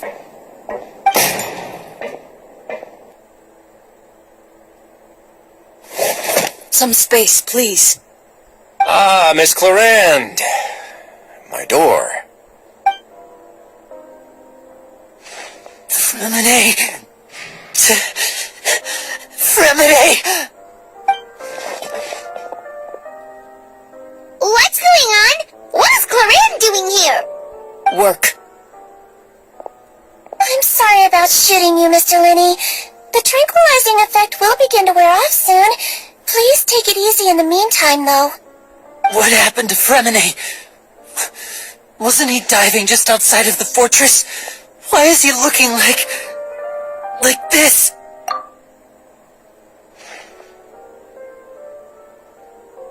A flushed face, an accelerated pulse. He must have consumed primordial seawater. What did you say? Please, make some space. I'll need to give Mr. Fremine a more thorough checkup. Your Grace, I'll leave the rest to you. I'll talk to Clarande while you get Fremine to where he needs to be. Everything else can wait. Oh, I'm just admiring your punctuality. Had you arrived just a few minutes later, Sijween may have been forced to shoot Mr. Linney again. How's the situation out there? The water has changed. It's pretty much as expected.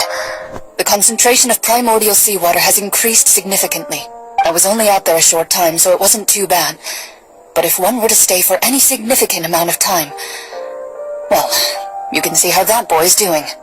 Where was he when you found him? The abandoned zone at the end of the pipes. A good distance into the water. Closer than I thought. He must have recognized it early on and tried desperately to swim back. Locking the door was necessary. I don't think we could have saved 2. Well, I did try to convince him that I had my reasons. Never seems to work, though. It would probably work on Neuvillette. He has a knack for picking out who had good intentions, even when the outcomes were all terrible. It's a bad sign if you're having to plead your case to Neuvillette. Want some tea? Not particularly. If you want to drink some that badly, just say so. Fine, I'd like to get some tea. Want me to get you a cup too, since I've already made it? Might as well then, I suppose. Actually, do you have a towel? I would like to dry my hair.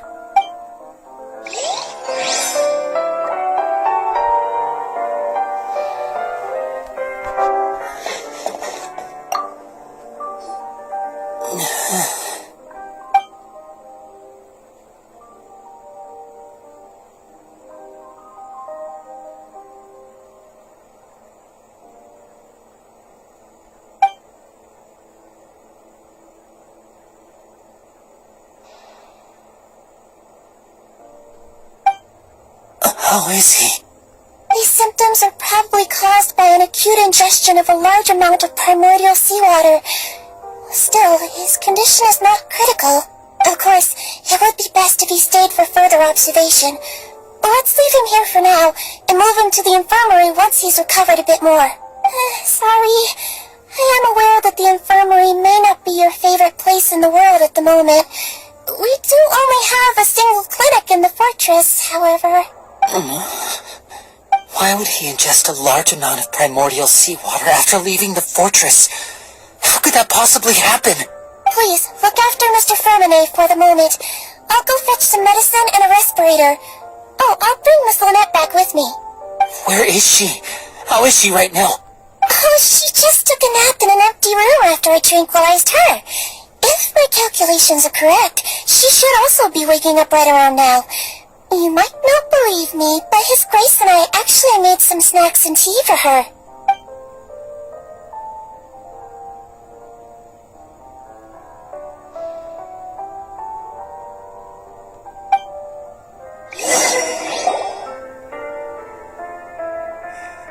Linny, are you okay?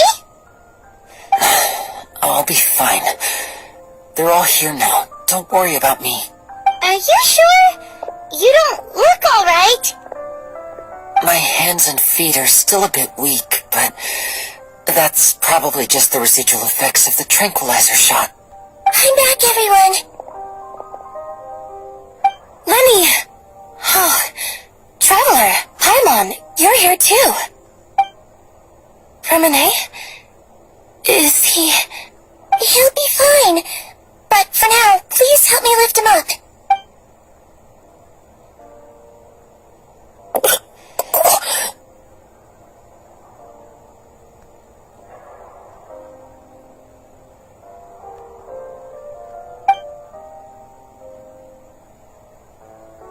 His breathing's beginning to slow down. Give me a hand and help me get him to the infirmary. Yeah, I'll take him from this side.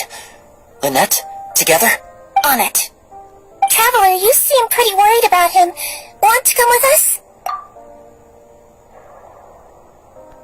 The Duke and Clarande are gone. They probably went to get some tea. The Duke will explain the truth in just a bit. Miss Clarande will need a break, since she only just returned from rescuing Fermine out of the sea.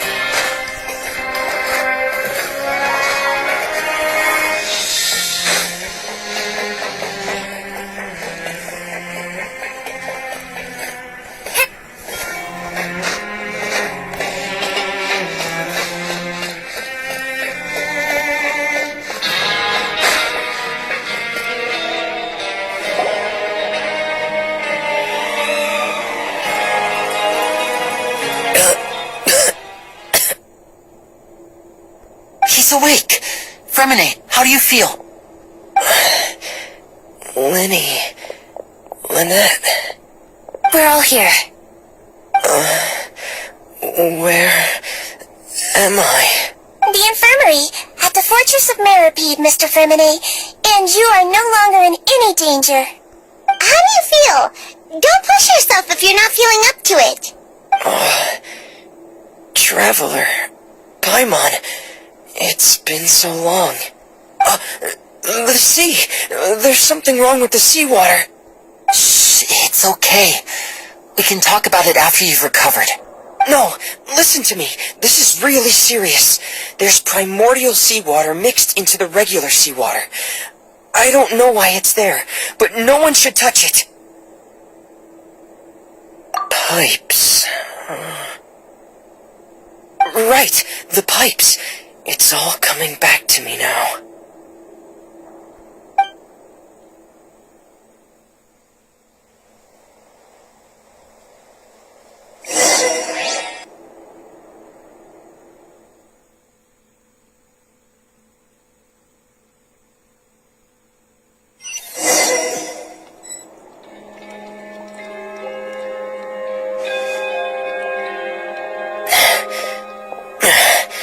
I'm in. Seems like this pipe hasn't been used in a long time. It looks abandoned.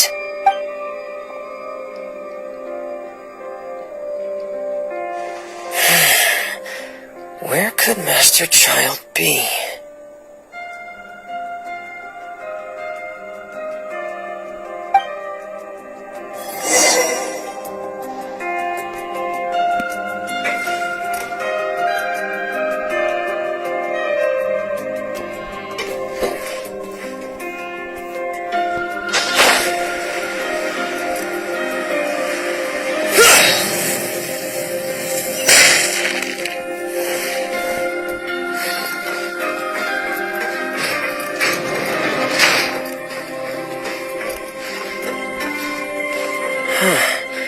This mechanism looks like it's been tampered with. Could he have done it?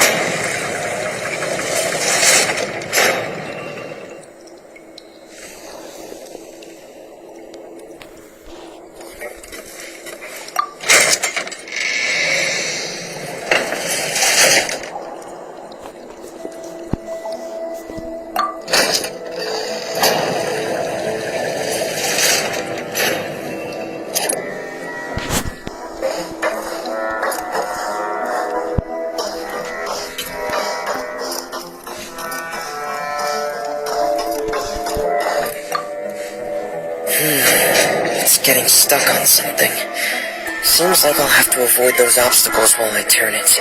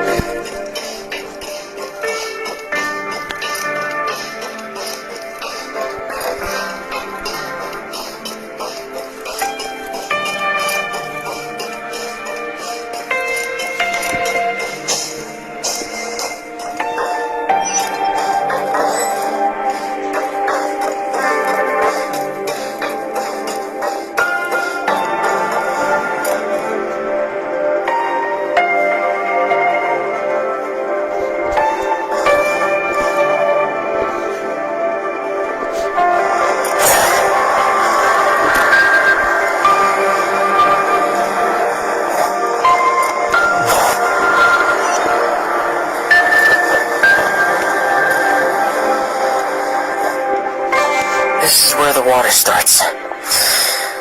Okay. Master Child probably dived into the water. I'll go take a look as well.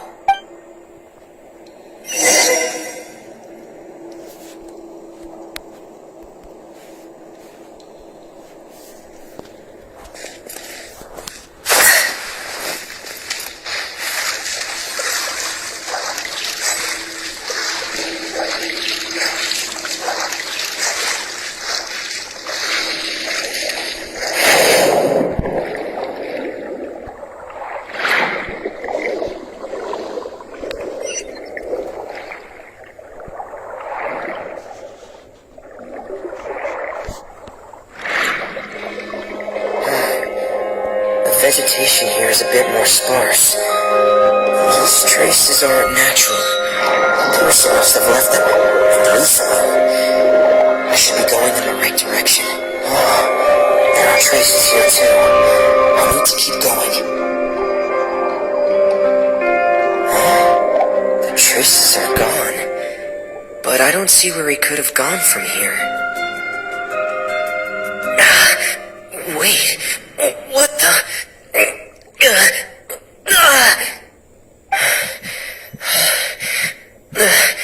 My heart is racing, and it's getting harder and harder to breathe. What's going on? No good. I have to get back.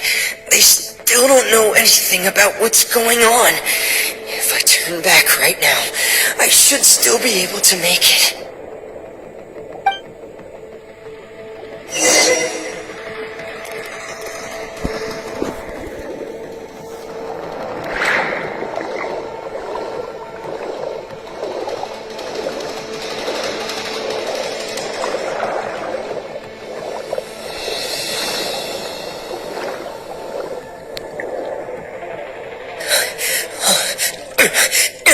I can't die here.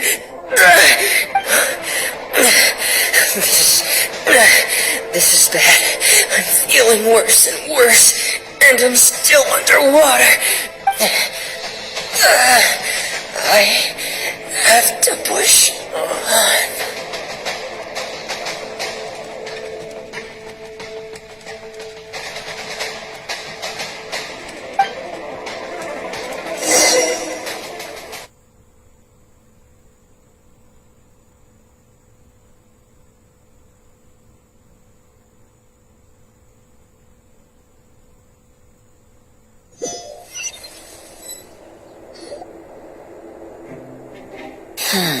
So, in other words, the trail you were following vanished, and you had no idea where Master Child could have gone, but there was also no obvious place for him to have disappeared to.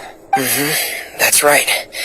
I tried my best to swim back, but I had already put some distance between myself and the fortress, and I just couldn't find the strength to keep going.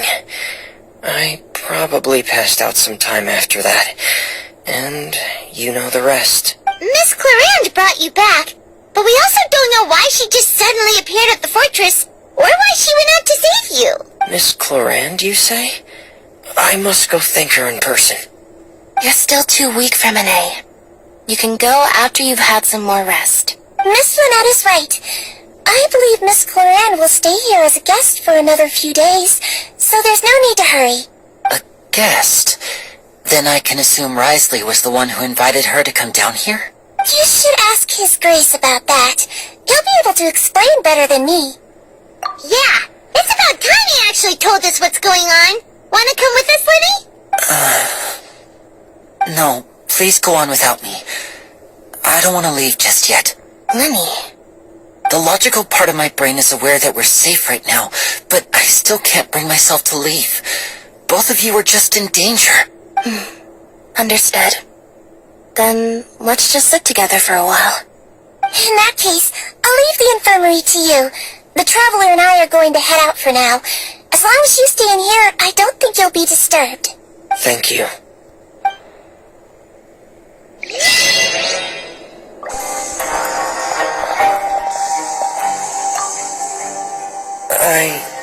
I'm so sorry, Lenny.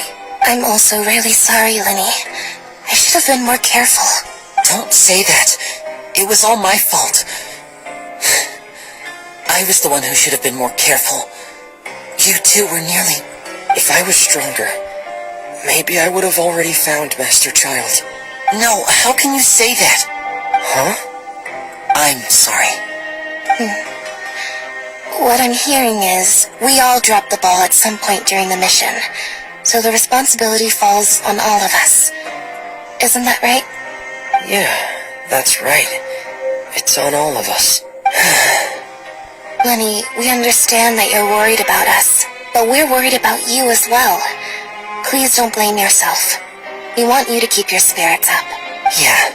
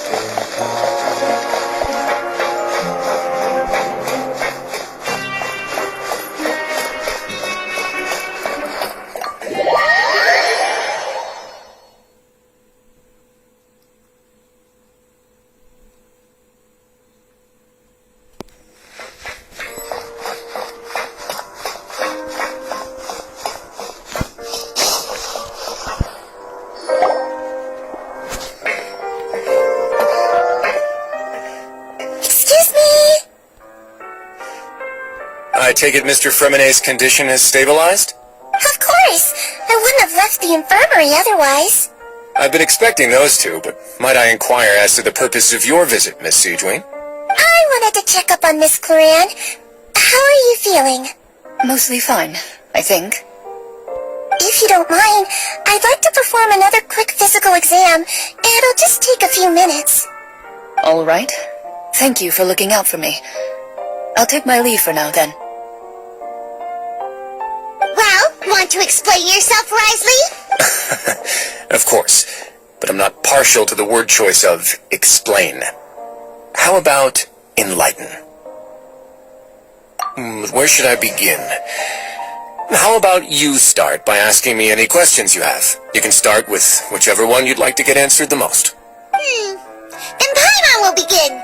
Did you know about Lenny's goals from the very beginning? No. I just knew they were Fatui operatives sent to the fortress by the Knave. As for their specific goals, I only figured those out as you made progress on your investigation. You managed to monitor and stay ahead of them even though you didn't know what they were trying to do? They came here with ulterior motives. I'm quite adept at discerning what that kind of behavior signals. Initially, I thought their goal was just to investigate Child's disappearance. Lenny suggested that I had deliberately let him escape, but in truth, I didn't really do anything special to help or hinder him while he was here. Everything he did, from finding helpers to leaving this place, he did on his own. Of course, it's inevitable that the Knave would make a big deal out of her fellow Harbinger's unexplained disappearance. I'm also quite curious about where that Harbinger went. So I figured I might as well let the Fatui do their own investigative work. All I care about is the answer. So you were hoping Lenny's group would just do your work for you! You make it sound like that's a bad thing. Unfortunately, things didn't go as planned. I assume that Fremonet has told you already the ratio of primordial seawater around the fortress of Meripede is on the rise. The Forbidden Zone has always been Lenny's target, and you got roped into that investigation after running into him. I began to intervene out of concern for your safety, and also to prevent the fortress from becoming entangled in more irksome matters. Are the rumors true? That you're also a former criminal? Why would you put it like that? Isn't staying here all day and serving as the manager of the fortress a kind of sentence unto itself? Another form of prison? I just happen to have some support from the rest of the inmates. That's all. Oh, right. Paimon wanted to ask, who invited Claren down here?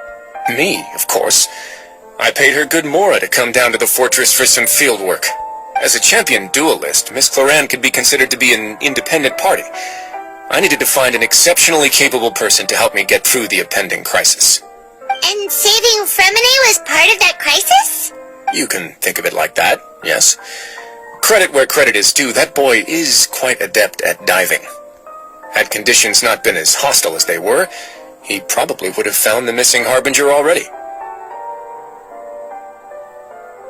That's not something you should be asking after. Neverlet only asked you to investigate Child's whereabouts. All I need to prove to you is that the Forbidden Zone had nothing to do with the Harbinger's disappearance. That should be clear now that you've spoken to Fremine. But we've already uncovered that there's something wrong with the infirmary, and we've answered a bunch of questions that you threw at us. Isn't it about time that you answer our last question in return? You make a compelling case. Do you really want to know the answer that badly? Yeah, Paimon really wants to know. Even if the truth may not be pleasant? Follow me.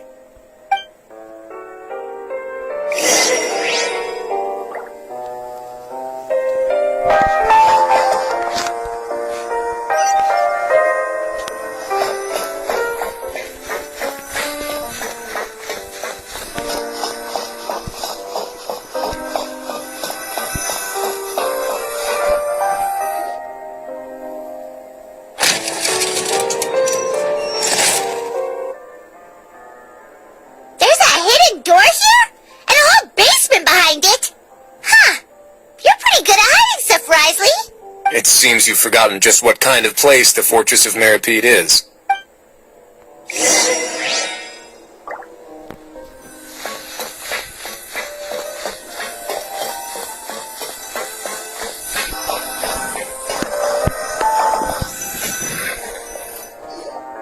Stand on the central plate. Wait, is there a secret mechanism or... Whoa!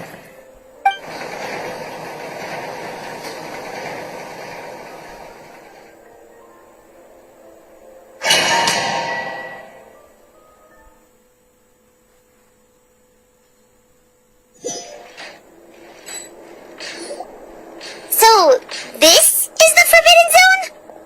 Honestly, for a place so well hidden, Paimon sure doesn't see anything special. What a huge door! There are 3 such isolation gates in total. Generally speaking, I'm the only one who's allowed to go inside. Hence the name Forbidden Zone.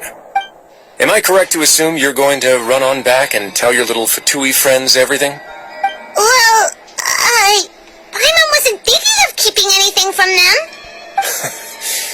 Well, I'd advise you wait until you've seen the whole truth of this place for yourself before deciding whether or not to tell them.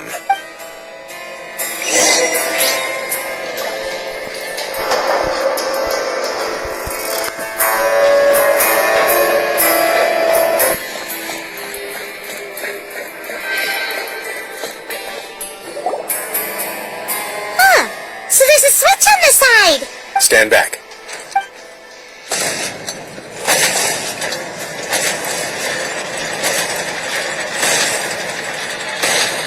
Whoa! They all just went up one by one. Go on, have a look.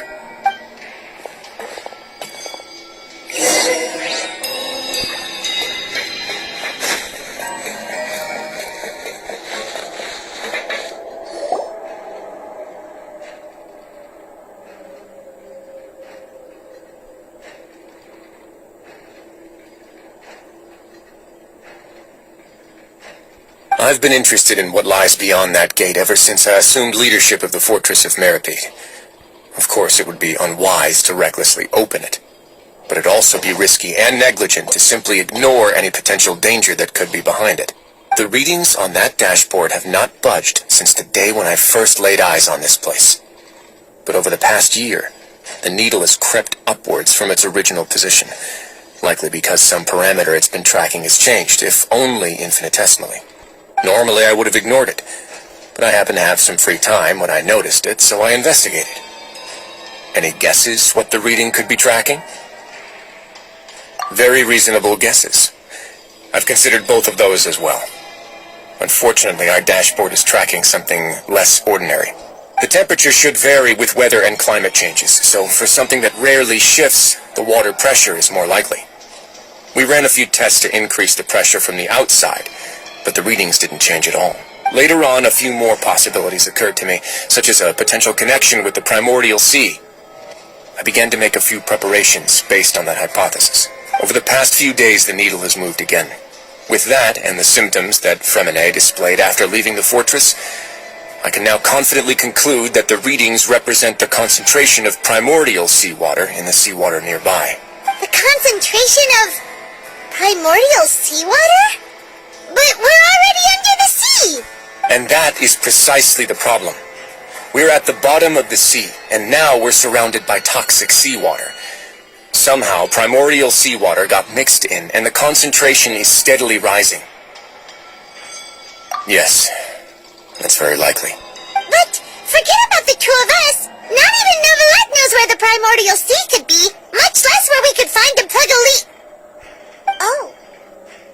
Seems like you've figured it out. I believe the primordial sea lies directly beneath this sluice gate. For some reason, the primordial seawater levels have risen significantly, and it's now very close to us. The indicators are now red. Although the gate still stands, some primordial seawater has already leaked out and mixed into the sea around us. If this continues,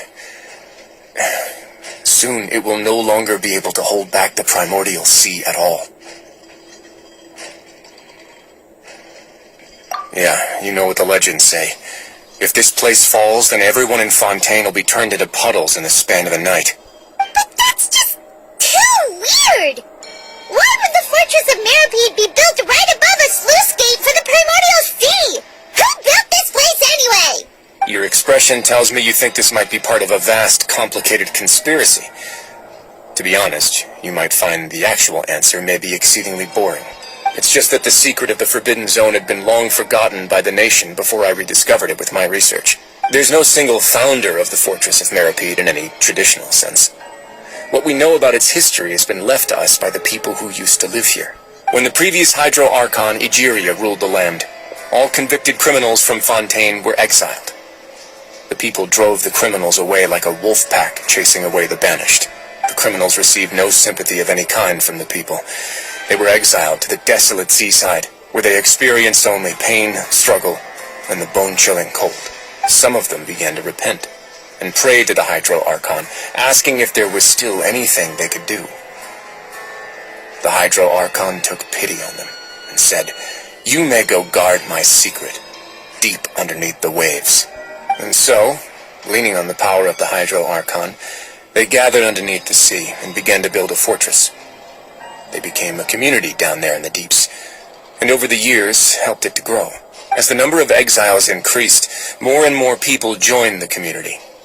When the first group of exiles died, they left the yet unfinished fortress to their successors. The Hydro Archon continued to lend her support, allowing the fortress and what it stood for to continue growing ever larger. Before long, this dark underwater fortress became the sinner's only home.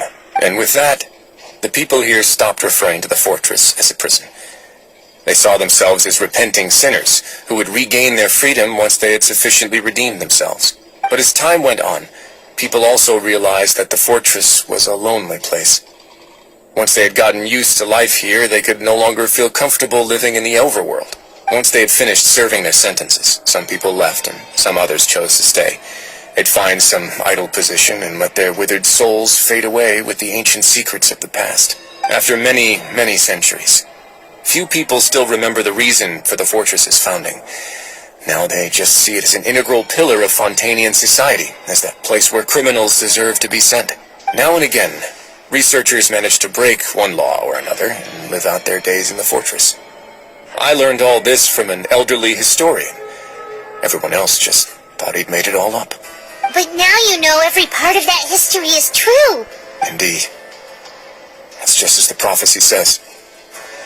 If this gate fails, then everyone will be dissolved into the sea. To be frank, not really. But sadly, that hasn't stopped this prophecy from proving all too accurate. Prophecies are troublesome things. Just hearing one will create the first wave of panic. Seeing signs of it will bring about the second, and actually witnessing it in real time, the third. Let's go somewhere else. I want to show you something.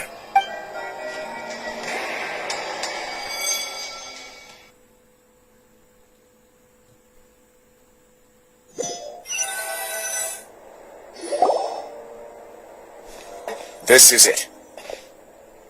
Your Grace, perfect timing. The results from our last round of experiments have... Wait, Jurier, he's not alone! Huh? Lorvine and Jurier? No need to panic, you two. I've already told them about our plan. What? After you warned us not to tell a single soul about any of this? I'm skeptical as well. Are you sure they are trustworthy? The results speak for themselves, don't they? These two may already know more than you could ever imagine. Alright then, if Your Grace insists. They seem harmless enough, so I'll trust them for now. Well, how about some reintroductions? This is Jurier, one of the highest-ranked researchers from the Fontaine Research Institute. He used to work under Edwin. I trust that you've heard of Edwin? He's the one who blew the whole institute sky high. Everyone knew he was a bit crooked in the head, but you're not a local, so I guess it's possible for you not to have heard of him. Edwin's main areas of research were archaeum and gravimeters. As his assistant, Jurier is quite familiar with them as well. I hired him to be my technical consultant.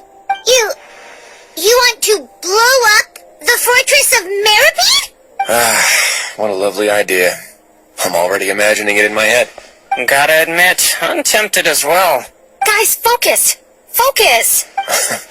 That taskmaster over there is Miss Lorvine, and is also one of my technical consultants. While Jurier used to be Edwin's assistant, she used to be Jurier's assistant. Ooh, are they together? See, everyone keeps asking this question. Are you too sure you're not a couple and just using your work as a convenient cover? Your Grace, I am not in a relationship with this man. If I dated her, I'd officially be madder than Edwin. Jeez, forget I said anything then. Follow me. Whoa, there's another door that goes right up. Your constant amazement makes it seem like the fortress can do anything. But Paimon really thinks everything's super cool.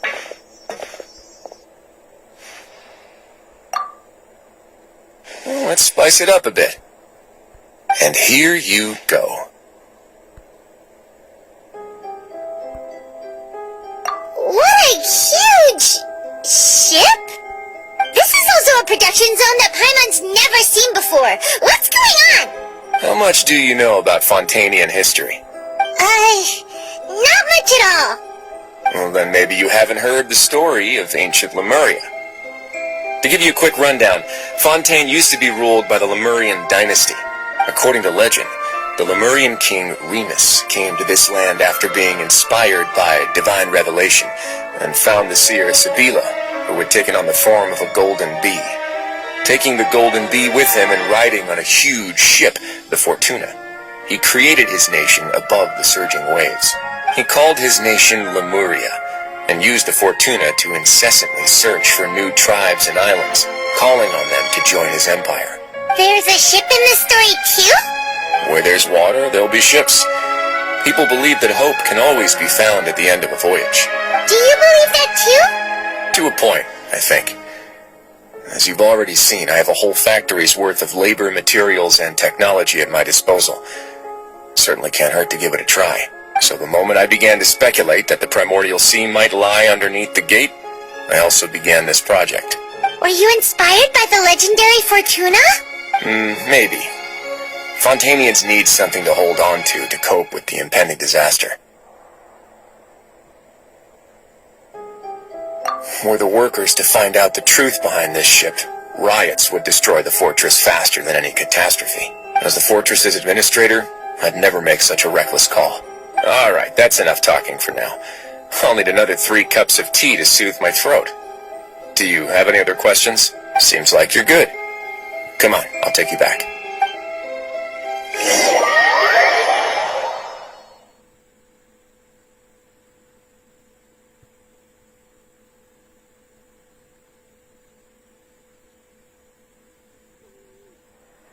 I'll leave you here for now. Oh, thank you so much. No worries. But don't forget, it's up to you whether or not you want to share what you just saw. What you do from here on out will likely affect those 3 as well.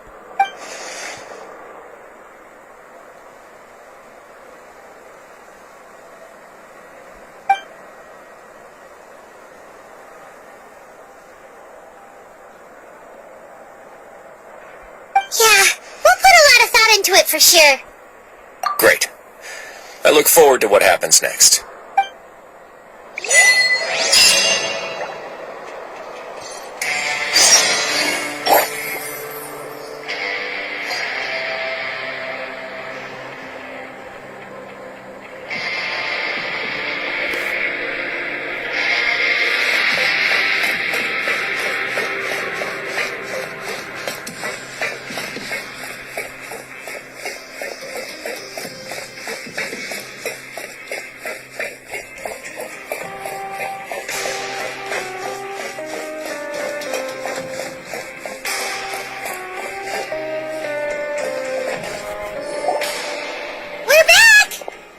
Welcome back. Do you want a cup of tea? How can you be so much like Risley, always drinking tea? Huh. Actually, now that you mention it, I just remembered something now. While I was sedated, I could still barely hear 2 people talking next to me. They were discussing everything, from the leaves, to the water, and even the teacups themselves. Must have been Risley and Sejuin. Yeah, I heard 1 male voice and 1 female, so it should have been the 2 of them. They really were just talking about brewing tea. I really can't make sense of this place. So, Traveler, Paimon, were you able to learn anything from Risley? Yeah, he explained everything. Very well. Then, would you mind checking your answers against my speculations? Yeah, I took the time to rest, so I'm feeling a lot more relaxed now. Nobody else is around, and Miss Sejuin is also busy with something or other, so let's just talk here. Alright, then I'll posit my theories. I asked myself 3 questions. Firstly, why was Fremine affected by the primordial seawater? It was because he dove into the sea. My theory is, the long-lost primordial sea is probably very close to the fortress of Meripede. Whoa, he's good. He got that right on the first try. That's our Linny. Secondly, Risley's attitude changed dramatically during the course of our stay here. He ignored us completely at first, then suddenly roadblocked us. Why? I spent quite a long time thinking about this. If he has been monitoring the Fatui since the very beginning, he probably ignored us at first because he was hoping we could find Master Child for him. What's more, the Fortress of Meripede is not part of Fontaine's court system, nor does it report to Udex Nervulet. Risley is basically the king of a no-man's land. As long as the fortress doesn't do anything about Master Child's disappearance, Father can use it to pressure the Fontaine authorities. And while the 2 factions are pitted against each other, Risley will be free to move between the parties of interest. If I had to guess, he probably has something that he's working on himself. It's likely related to the secret of the infirmary, but I just can't think of what it could be. You're super smart. Thanks so much. Then finally, there's the last question. If Risley does have a plan, what could it be? All I know for now is that his plan probably has something to do with the changing nature of the seawater. He's even gotten Cloran to help him out. That can't be the full extent of what he's doing. There's probably a secret passageway behind the block in the infirmary, and there's something big in the fortress that most people here never get to see. He has a bargaining chip, and it could be important enough for Father to deal with him directly. I don't have enough information, so I have no idea what his chip might be. But Let me guess. You have the last piece of the puzzle.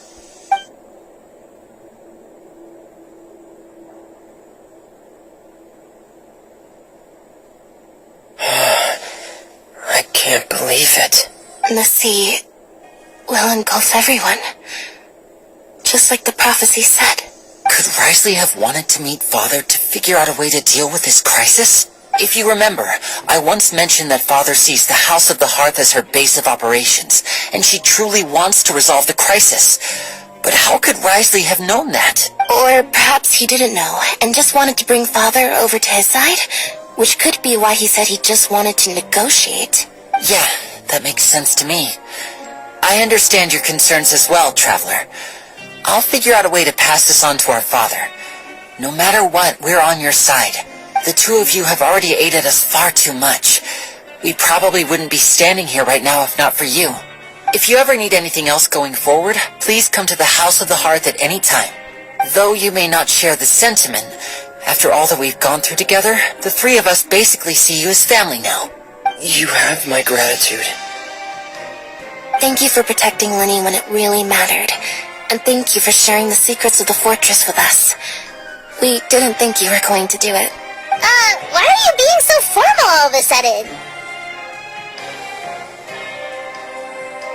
Given your strength, you might not need our help at all. But if you are ever in danger, we will try our best to protect you. Aww, the sound of that makes Paimon feel all warm and safe inside.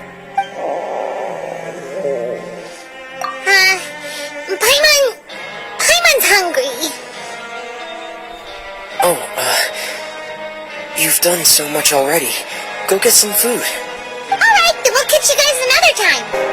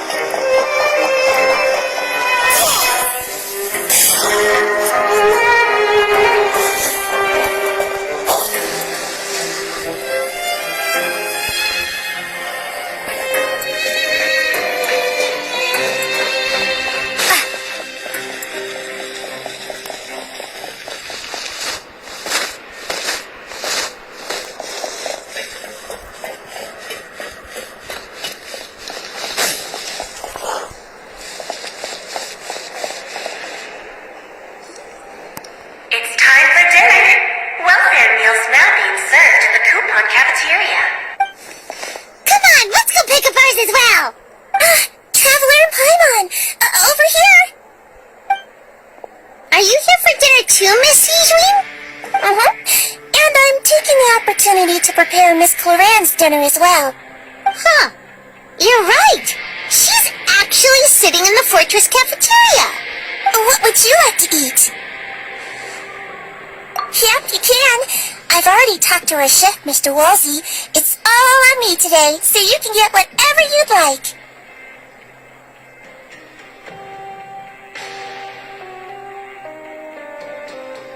Me too! Don't forget Paimon! No problem. Just leave it to me.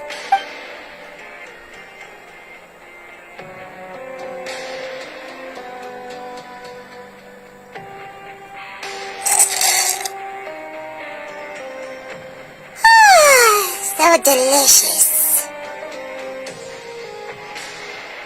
Paimon's so happy. Paimon wants to feast like this every day. Feeling full yet? How's the food? Delicious.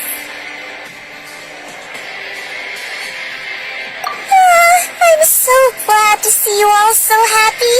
Oh, see the expression on your face just now? The muscle here just moved, which suggests that you're feeling quite relaxed at the moment. Seedween, Do you do this to help your patients or to better understand human beings? A bit of both, I suppose. I'm a Melazine, which means I'm very different from human beings. I must know what you're thinking if I want to take good care of you. You're really good at taking care of people. Even though you're so short, you still talk and act like an older sister. Really? You're reminded of an older sister? That's great to hear. Oh, and what did you mean back in Risley's office? When you said that you were protecting Linny and his siblings as well? Oh, that. I just asked His Grace to look out for those children, especially that diver boy. I was getting a bit worried after hearing that something was wrong with the water. Thankfully, Galarian is very strong and managed to save him in the nick of time. His Grace also sealed the pipes after Galarian left, to make sure that Linny wouldn't impulsively chase after his brother. Although the path was blocked, we still stationed some guards there to stop anyone from approaching. They were instructed to only open the door once Miss Clarand had returned. Oh, and I was keeping an eye on Mr. Linny as well. We had to press him, but we couldn't allow him to be in any real danger. You were all super considerate and really thought everything through. It's just what we do down here at the fortress. At least this has been His Grace's style for as long as he's been the leader. Oh, I really wish Monsieur Nervula would come down here more often too. I feel like he'd like it here, with all the darkness and chaos.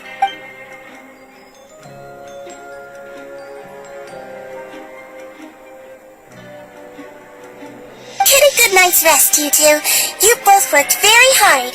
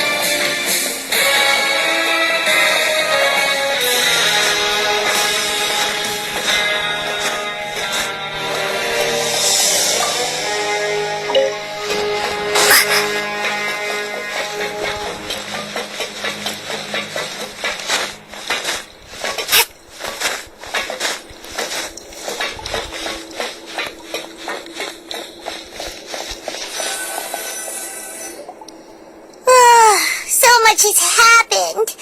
Paimon just feels absolutely exhausted now that she's finally relaxed. Paimon's super sleepy. Are you sleepy too?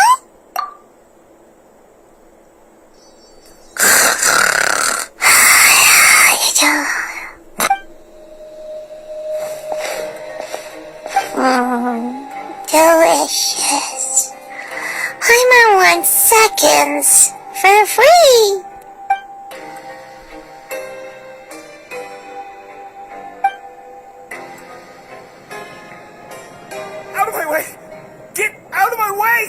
What happened? Why is everyone running? No idea, but something must have happened. Stop asking! Who's yelling? Paimon still wants to sleep.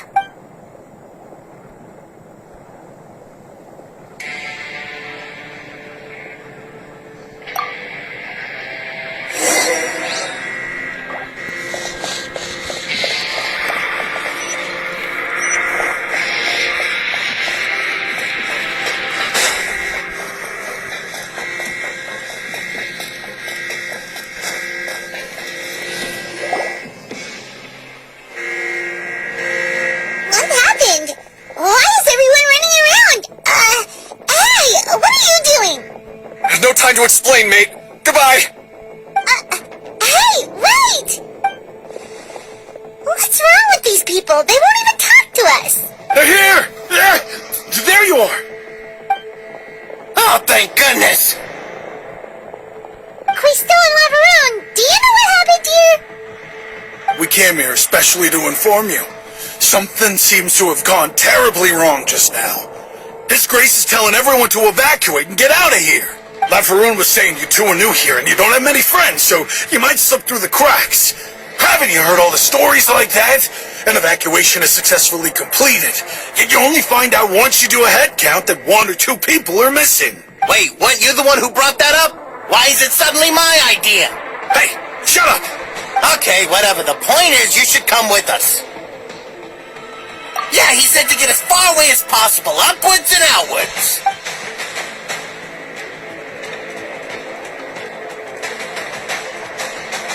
Oh no, it can't be that thing! Oh, wait, what? What? Hey, where are you going? We have to go find the Duke! You two just go and get out! Go on without us! Hey, hey! Be careful! Attention! Please evacuate upwards and outwards, upwards and outwards.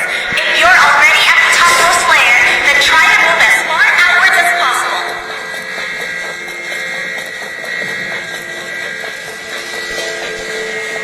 Attention! Please evacuate upwards and outwards, upwards and outwards. If you're already at the topmost layer, then try to move as far outwards as possible.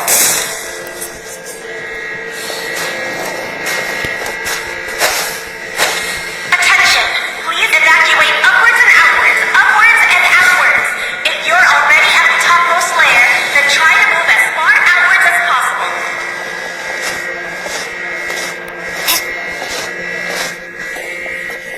Attention! Please evacuate upwards and outwards, upwards and outwards.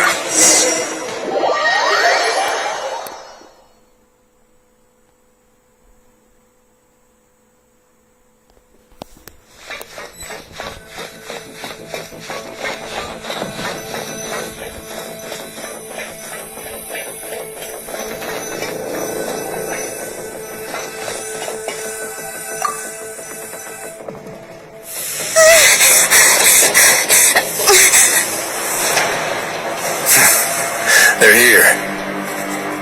Just like I said. What happened?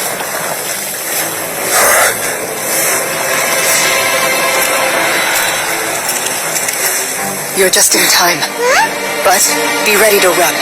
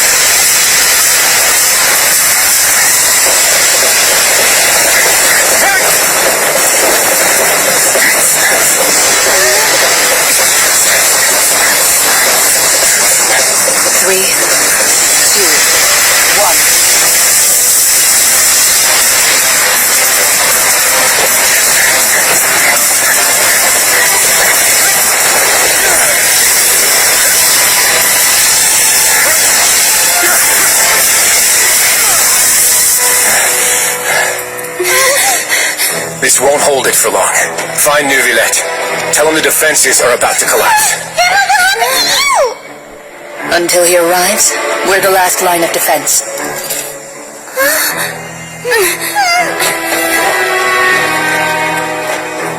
The gate. How long do you think it'll hold? That depends on us.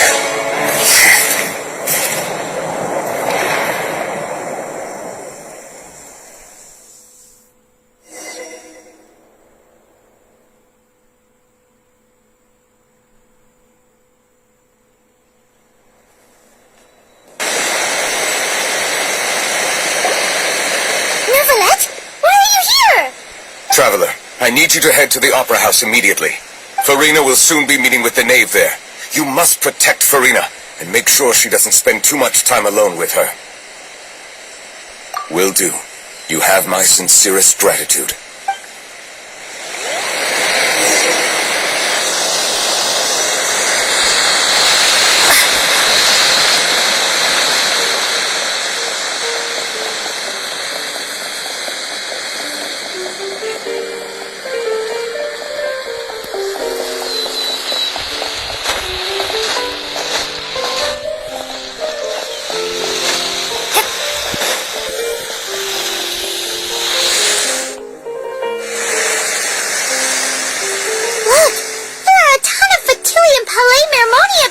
there! The knave is probably here already. We need to hurry! Are you two the traveler in Paimon? Monsieur Nervalet has left instructions. Please follow me. Though I'm sure he's already explained, this should be a mostly cordial conversation, unlikely to give rise to violence. But it would be most appreciated if you could protect Lady Farina to the best of your abilities.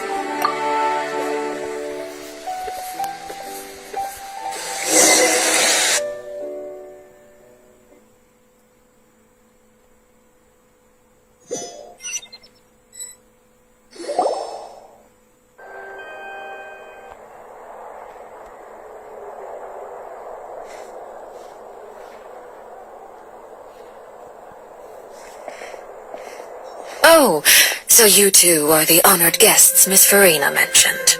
Of course, of course! How could they not attend a meeting such as this? I must always have 2 or more guests at my dessert table. Otherwise, the occasion would be too lonely and unbecoming of my station. It is my pleasure to make your acquaintance, traveler. I have heard much of your accomplishments. I am the Knave, one of the 11 Fatui Harbingers.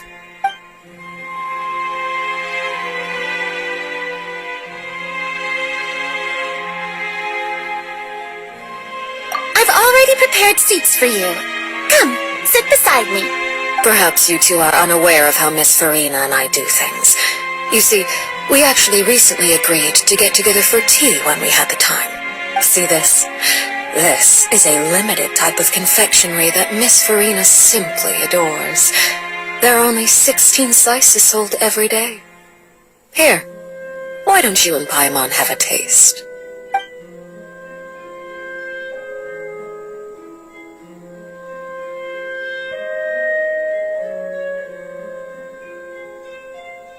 Traveler, what do you think of this cake? That's good to hear. So what Child said was on the mark after all. You do share a taste in desserts with Farina and I. I wonder how he's doing nowadays. You must have heard, right? He's suddenly gone missing. I'm really worried about his safety, you know. Here's to hoping that he's an excellent swimmer. Since we're talking about him, I feel like I should add something. His martial prowess really looked certainly pretty impressive, yeah.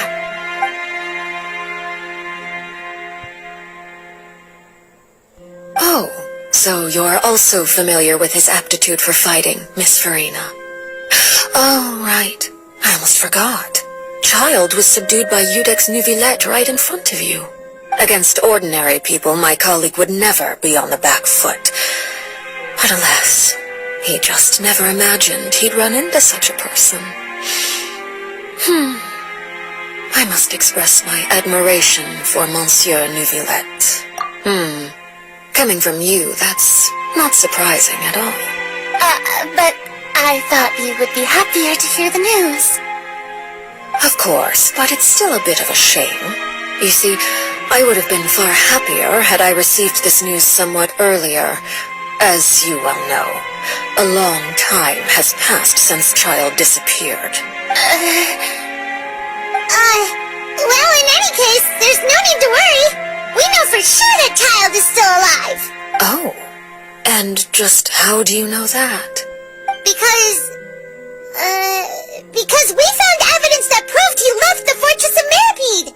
And where did he go after leaving the fortress? Well... The Fortress of Meripede lies deep beneath the waves. Unless he pranced right out of the main gate, he must have had to swim for it. Do you have any proof that he surfaced safely?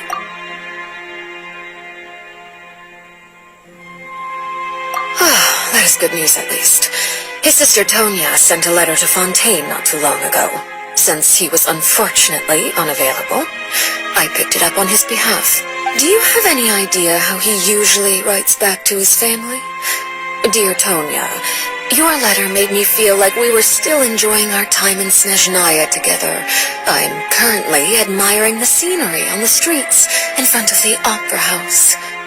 Is it something like that?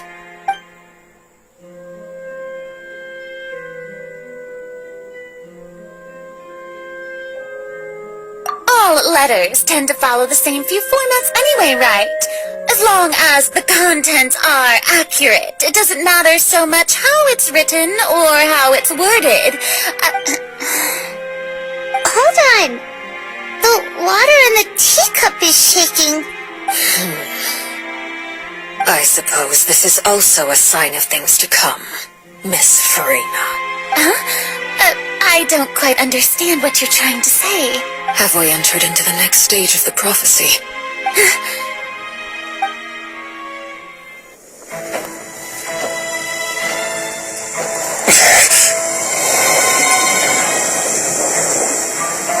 My thanks to you both. I will take it from here.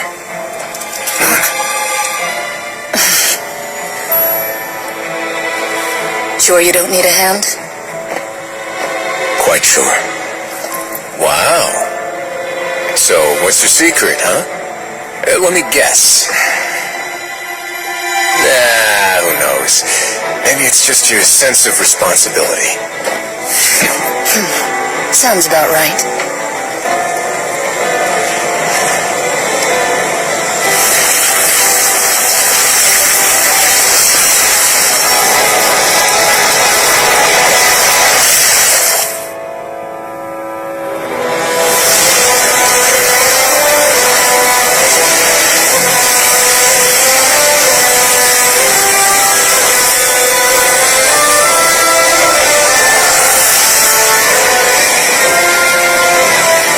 Day may come when the prophecy is fulfilled, and the waters burst forth.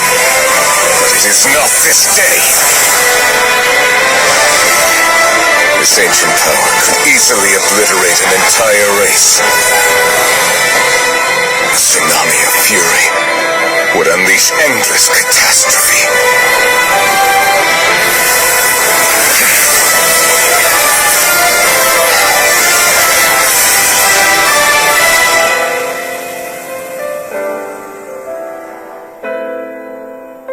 This sentence is too severe. Forgive me for overruling it.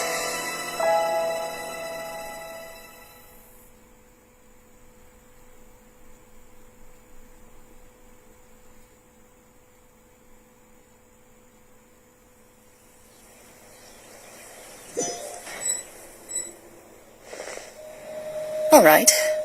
Seems like the problem inside has been suppressed. Let me guess. We're safe for now. Indeed. But only for now. I win this bet. You owe me a present. Very well. It was indeed just as you said. You made a bet?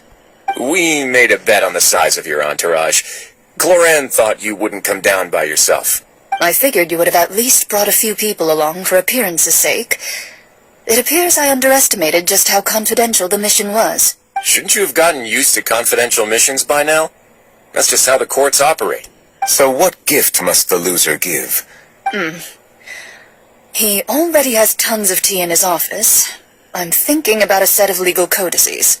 That wouldn't happen to be a dig at my lack of legal awareness, would it? Well, I'm sure His Grace doesn't consider the fortress to be outside the law. I was under the impression the residents of a place like this would be uninterested in the legal codices. That was obviously a joke. Anyway, you've still got some unfinished business to attend to in the overworld, correct? No need to stay here if you have a pressing matter. We all know you can't leave Palais Mermonia for long. Thank you. I hope everything went smoothly with the Fatui Harbinger.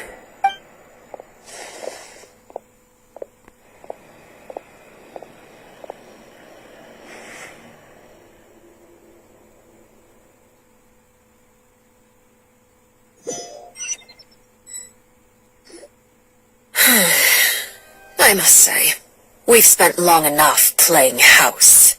Miss Farina, As the Hydro Archon, I am sure you understand the exact meaning of the phenomenon we just witnessed. Or should I say, that's what I originally thought. But looking at your expression, was I wrong?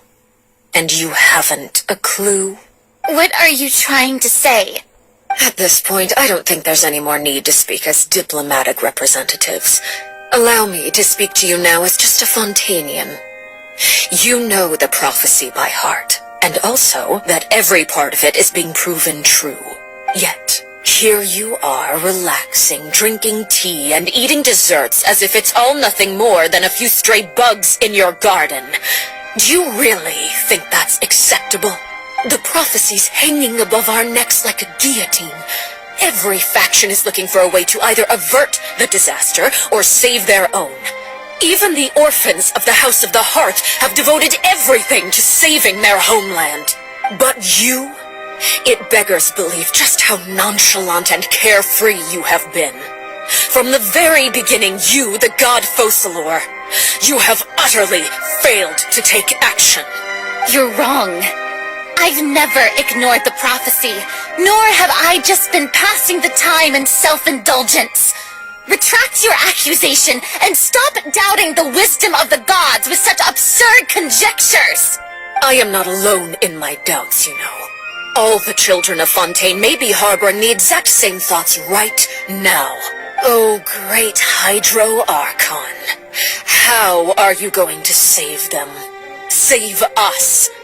How are the people you've sworn to protect supposed to survive in a land that will soon disappear beneath the waves? I have my ways, and I've been working on them for all this time.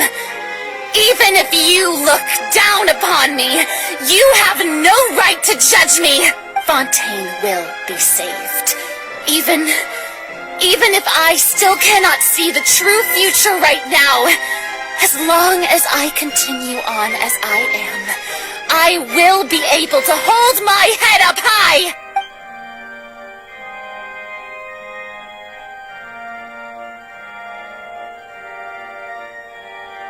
Then I ask you, Miss Farina, just what have you been working on? Where can we see it, and what is it doing to help?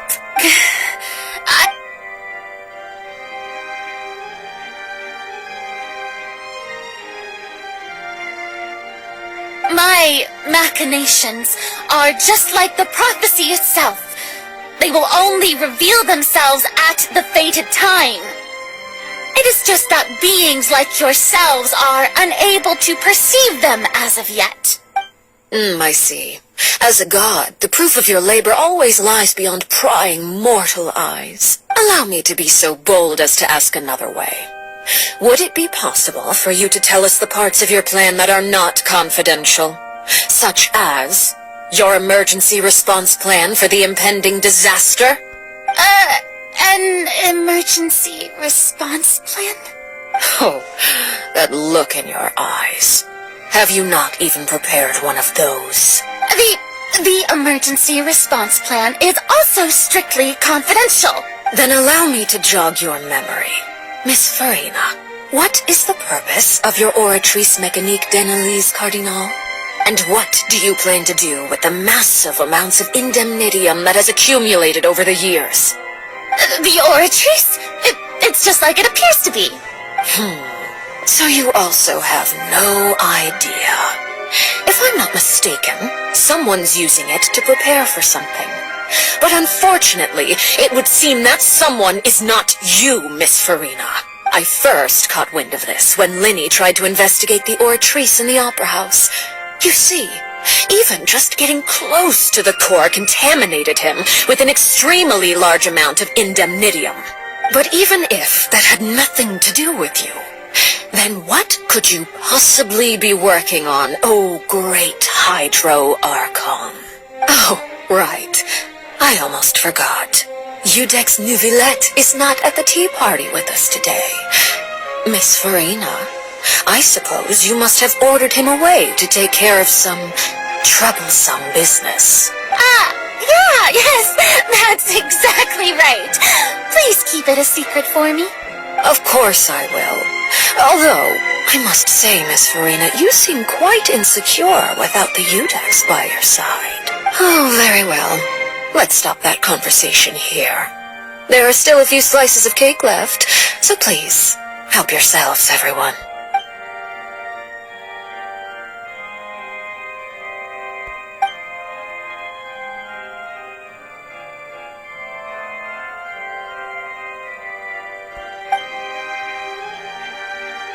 Traveler, I heard that you were recently commissioned to handle a few matters on behalf of the Udex.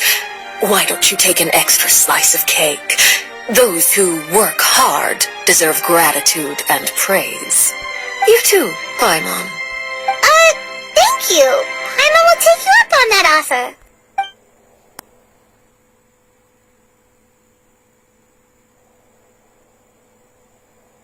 Oh, Paimon's super full. That cake was great. If it's on my tea table, it must be of the highest quality. Yes, and we must thank the knave for bringing these over as well. You're welcome. I'm sure the cake also felt greatly honored to be featured at Miss Farina's table, and I was merely catering to Miss Farina's tastes, seeking a chance to chat over tea. It is getting late. Why don't we call it a day? There are still a few matters that I need to take care of, so I must take my leave now. Very well. We'll end it here. Mind seeing me off, Traveler? We could use the opportunity to discuss Child before I must be on my way. Paimon's coming too! The tea party turned out to be even more difficult than I'd imagined. Why are you looking at me like that? Is something the matter? If there's nothing urgent, then I shall be retiring for now.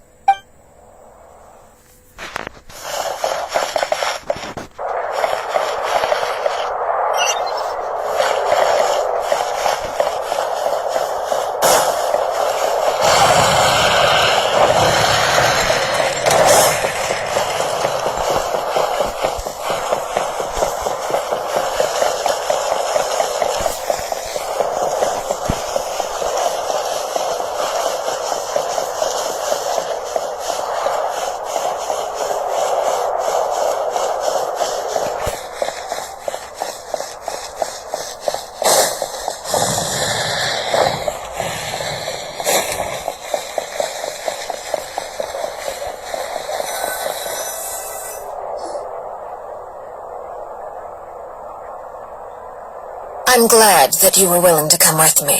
Of course, Child was just an excuse. I have no interest in your dealings with him. That's what Paimon thought. You lent your aid to the children of the House of the Hearth. As their father, I would like to express my gratitude. Do I look like an irresponsible father to you? The House of the Hearth is very important to me. You should know that I care deeply about my children. That was all. Formal topics should be discussed in formal settings, and informal topics in informal settings. I know you just returned from the fortress of Meripede. Relax. I have no intention of trying to get anything out of you. Linny, Lynette, and Femine are still there, and I trust their judgment and abilities.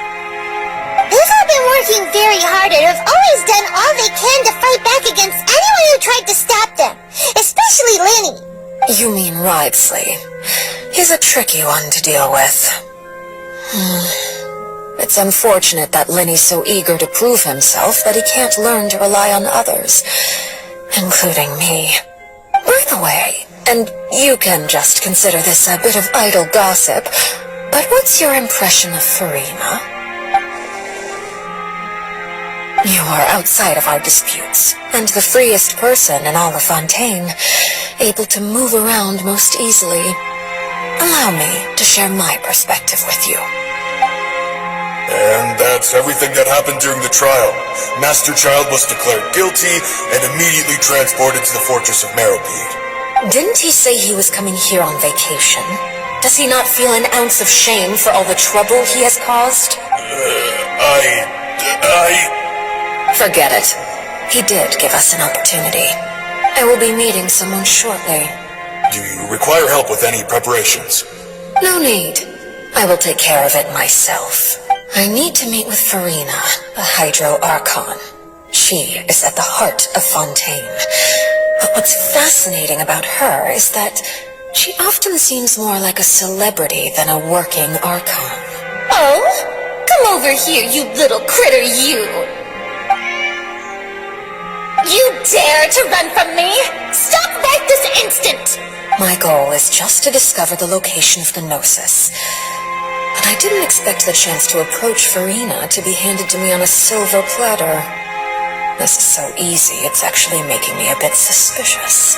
Anything left unguarded is usually just bait. But no one will blame someone for taking the bait. After all, from the moment it was attached to the hook, the bait is meant to be sacrificed. It's just as I guessed in the second before I struck. The Hydronosis is not currently held by the Archon. In fact, this Archon doesn't seem like a god at all. And I sense that she's under some kind of curse. Who are you? And what are you trying to do? Please don't kill me. I'm begging you, please. The fear in her pupils is genuine. So perhaps she's not bait after all. Either way, targeting her has lost all meaning. I left the scene with ease. Nobody came looking for me, and nobody could serve as a witness to my near assassination of Fossilor. I suspect even Farina dares not mention this incident to anyone. Not long after, my informants confirmed what I had guessed. After returning to her quarters, Farina quietly cried alone. She was so scared that she could not sleep that night, nor could she even bring herself to eat her cake. There's no doubt that there's something wrong with her. I began to entertain the possibility that she is not the true Hydro Archon. Perhaps Iudex Neuvillette is actually the genuine article. I have to find the Gnosis. If the Neuvillette hypothesis is correct, he is probably in possession of it. Alternatively, it might have been hidden in a place that's hard for ordinary people to access. Yes, Father. My dear children, please speak. News from the fortress of Meripede. Master Child has gone missing. On top of that, the contacts and guards we bribed at the fortress have all gone quiet as well. Probably the handiwork of that Ridesley. I'm afraid so. This is a good opportunity. The value of a Harbinger is much higher than most would imagine. We now have an excuse to exert diplomatic pressure on the Fontaine authorities. Set up a meeting for me. I would like to meet the Hydro Archon and Iudex Neuvillette. Oh, and I have an additional mission for you three. Yes, Father. Tartaglia's disappearance was not a part of my plan, but I can use it to make a breakthrough. With this as my excuse, I can ask for an official audience and continue my investigation of Farina and Iudex Neuvillette. The initiative belongs to the House of the Hearth. My wish to investigate the fortress of Meripede will be a front. Lenny and his group will be responsible for the actual intelligence gathering.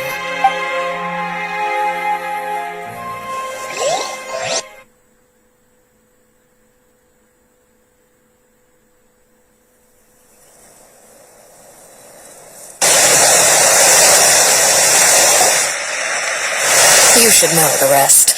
Lenny's group is quite close to you, so they wouldn't have hidden anything from you. You attacked the Hydro Archon? It wouldn't mean anything, even if you shouted it from the rooftops. After all, even Farina herself is still pretending that nothing of that sort ever happened. Alright then. I've now had 2 chances to enjoy tea with Farina. I have to say, the leadership of Fontaine is even more inscrutable than I had imagined. I once surmised that Iudex Neuvillette must be the Hydro Archon, but now, that doesn't seem right to me either. I am a servant of Her Majesty the Tsaritsa. Over my years of service, I've learned how a real Archon conducts and carries themselves. Whether Eudex Neuvillette or Farina, neither fits the bill. It's hard to imagine either of them as the Archon. Of course, that is all just how I feel. Gut feelings often do not require justification. It is, however, quite amusing to me that after all my years working in intelligence gathering, I've come to realize I am at a complete loss regarding the identity of the god of the land of my birth. Don't you think Fontaine is quite intriguing? A catastrophe looms, yet many secrets have yet to rise to the surface. It looks like Fontainians will have no choice but to save themselves. Ultimately, though, one must survive in order to do anything else. Should the need arise, I would be happy to cooperate with you. You don't need to commit to anything right now, of course. I have a feeling that the situation will continue to evolve, and as your name is often connected with noble deeds, I'm sure we will work together someday. He certainly returned quickly. You must want to catch up with each other, so I'll leave you to him.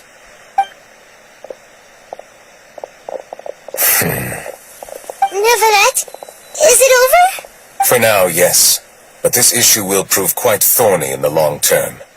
I'm concerned that sooner or later the prophesized events will occur. Thank you for protecting Farina. To put it simply, I used my power to force back the primordial sea and reseal the sluice gate.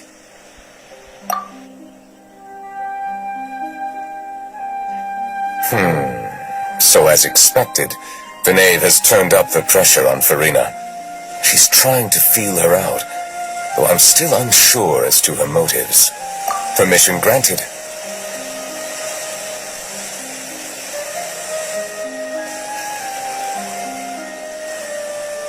Whoa. It can't be that you're the real Hydro Archon, right? But that's just a speculation on our part, though. You can't tell us? Then that's okay. We can talk about something else. We won't try to force you. You guys in Fontaine are super strange.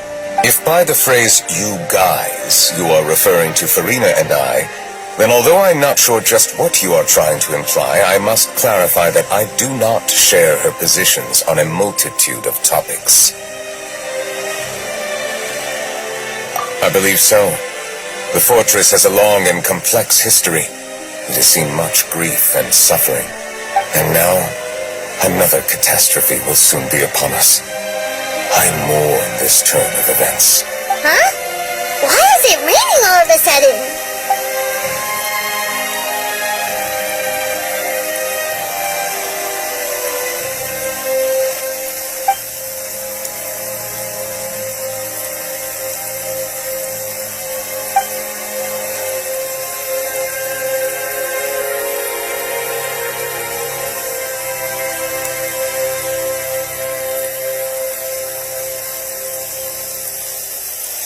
You may be closer to the truth than you think. Oh? And what are you thinking? The dragon of... what? Huh? Please do not be so surprised. Farina?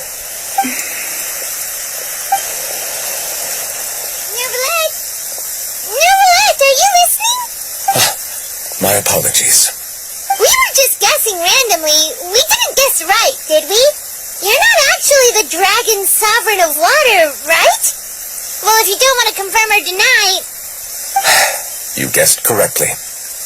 I sincerely hope you'll be able to keep this a secret for me. Right, of course. We'll definitely help you keep it a secret. There's still something Paimon wants to ask you, though. Please, go ahead. Well, if you are the dragon sovereign of water, and you were able to force back the primordial sea from the fortress, then since Fontaine's prophecy is all about seawater, couldn't you just use your power to solve the crisis? None of the currently living dragon sovereigns in the world, myself included, possess our full dragonhood. They say that when the first usurper arrived on Tivat, they seized a part of the dragon's power. Today, that stolen power is the basis of the Archon's authorities. There are 7 elemental Archons and 7 matching dragon sovereigns. The dragon sovereign of water who lived through that era perished a long time ago. As their successor, I know far less of that part of our ancient history. In any case, I believe I will not be able to do much unless the Archon disappears and returns their elemental authority to me. Given the status quo, however, I would recommend finding another way to deal with the prophecy.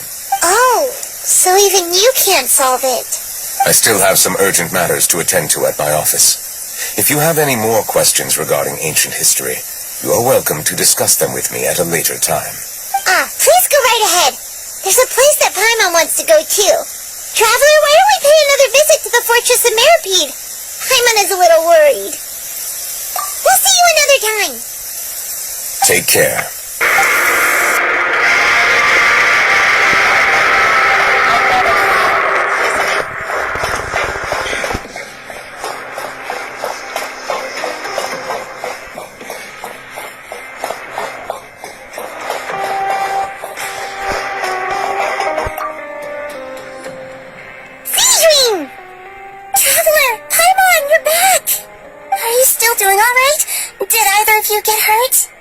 We're fine, but what about you guys? It was such a huge mess. How bad was it? A few people sustained superficial injuries, but that's about the extent of the damage. Monsieur Nervulet paid us a visit. It was all thanks to him that we managed to suppress the crisis for the time being. Oh, of course, we must also thank you for the help you provided. How did Nervulet know that he was needed here? Well, Monsieur Nervulet has strong resonance with the hydro element. When the water level rises, he can feel the waves produced. I ran into the bombshell bros while bandaging the injuries of the wounded. They were mumbling the whole time about how you just ran down without a word. I'm so relieved to see that you're both all right. If you're not too pressed for time, please stay with us a few more days. Just let me know if you get a craving for any particular dish, so I can have Mr. Walsey get your meals prepared. Oh, and please feel free to visit the infirmary for a break at any time. I'd like to take the opportunity to spend some more time observing your facial muscles as well. Your happy smiles are quite contagious, you know. They're so memorable, and I've missed them immensely while you were gone.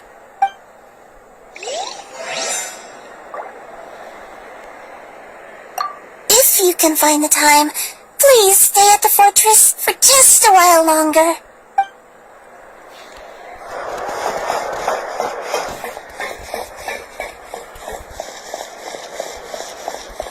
Grab yourself a welfare meal.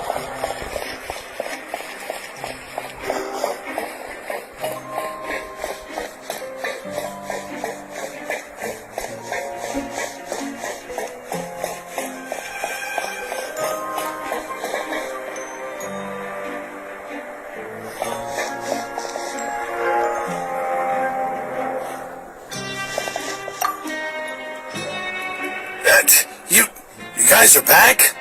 Crystal! Macaroon! You guys didn't get caught and thrown back down here, right? Huh? No, not at all.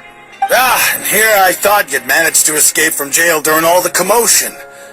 I'd held you up as legendary jailbreakers, but now you're telling me you just never left? We're sorry, but we just had some business to take care of.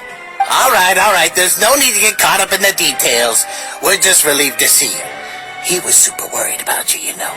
Hey, it wasn't just me. Weren't you super worried as well? Something like that, yeah. I was also transferred to work in the kitchen a few days ago. I can still hear Quisto mumbling to the carrots. Are those two all right? Do you think they made it out alive? Whenever he'd say that, I'd tell him I'm sure they're fine. Wherever they are, they're kicking back with drinks in hand, enjoying the lovely scenery. Hey, there's nothing wrong with worried about your prison pals. Is there? I mean, considering how they always love listening to all my gossip. These two. They sure are a lot warmer and friendlier than when Paimon first met them.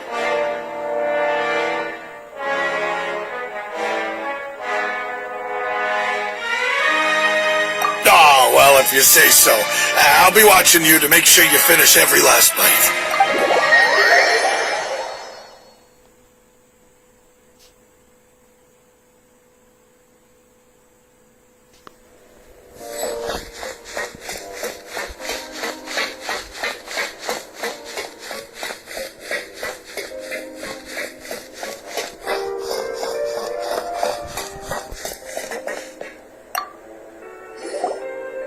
Courier? Miss Sishween told me you still haven't eaten. Yeah, I was working on something, so I forgot. That's no excuse for... Huh? What's you two? Junior! Levine! We're back! Hello there. It's been quite the mess here recently. How have you been? And you? Are you still taking the secret passageway from the infirmary to work on the ship? Yep. That is still top secret, though. So don't say a word to anyone. It can be a bit annoying when there are lots of people in the infirmary, but I still prefer taking that route over the one from the Duke's office. I mean, the infirmary does make it easier for you to slack off. Oh yeah? Then why are you also here so much? You two really are just using your jobs as a cover for your relationship, aren't you? Not at all!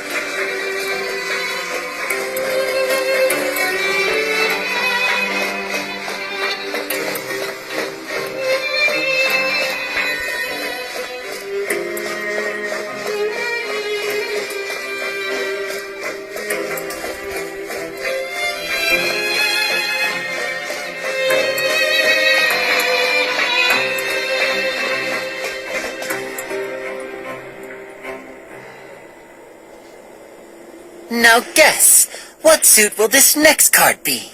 A bare-teeth cat? Well, look who it is. Traveler, Paimon. Hello, everyone. Looks like you're recovering nicely from it, eh? Mm-hmm. Thanks to everyone's support. Oh, right. I managed to work up the courage to thank Miss Clarant in person. Whoa, how did she react? She told me that it was nothing. It was as if saving a life wasn't a big deal to her at all. She also told me not to worry about it. She didn't want to stress you out, that's all. She's right, and it's best not to dwell on it. Yeah. Okay, but check this out. We went back to the opera house and we met the knave. You met Father? Did she say anything to you? She said a few things that were, a bit hard to understand. And also that she's looking forward to working with us in the future. Her attitude towards you is even better than what we'd imagined. That's fantastic. You should believe her. She has her own way of doing things, and she'll do everything in her power to help those she considers close, which now might also include you. Father is very capable, and also trustworthy. Oh, Paimon just remembered that she thought Winnie was a bit too proud as well. She said that you should learn how to rely on others sometimes. Got it. That does sound like something that Father would say. Hey! Are you going to stay here for the next few days? Looks like it, yeah. Excellent. I will host a tea party. For real? Then Paimon wants another serving of cake.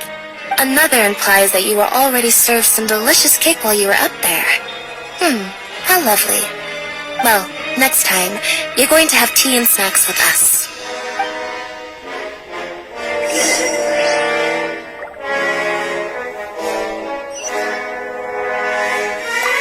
We should start preparing that tea party. Oh, that's a great idea. I'm all for it. I'll help you set it up.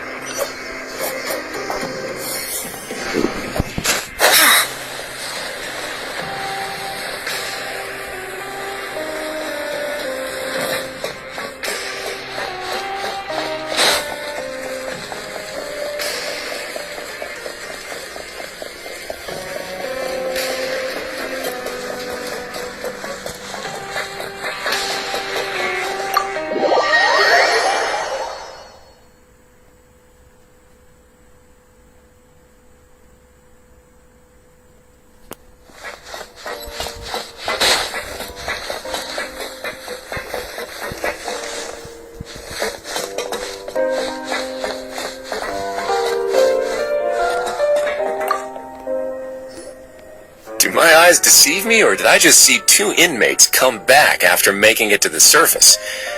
Some strange winds blowing of late. We wanted to see how the fortress is doing. Is everything still alright? We're fine, for the most part. Neuvillette came down and took care of the worst of it. If that's the case, why don't you just ask him to stay here? Oh, yeah, what a brilliant plan. Let's go convince the Eudex himself to exchange the courts of Fontaine for a puddle of water in the middle of nowhere. He came here in a hurry and left without even stopping for a cup of tea. He did remember to take Miss Sigewinne's gift with him, though. He sure sounds super busy. Miss Clorinde has left as well.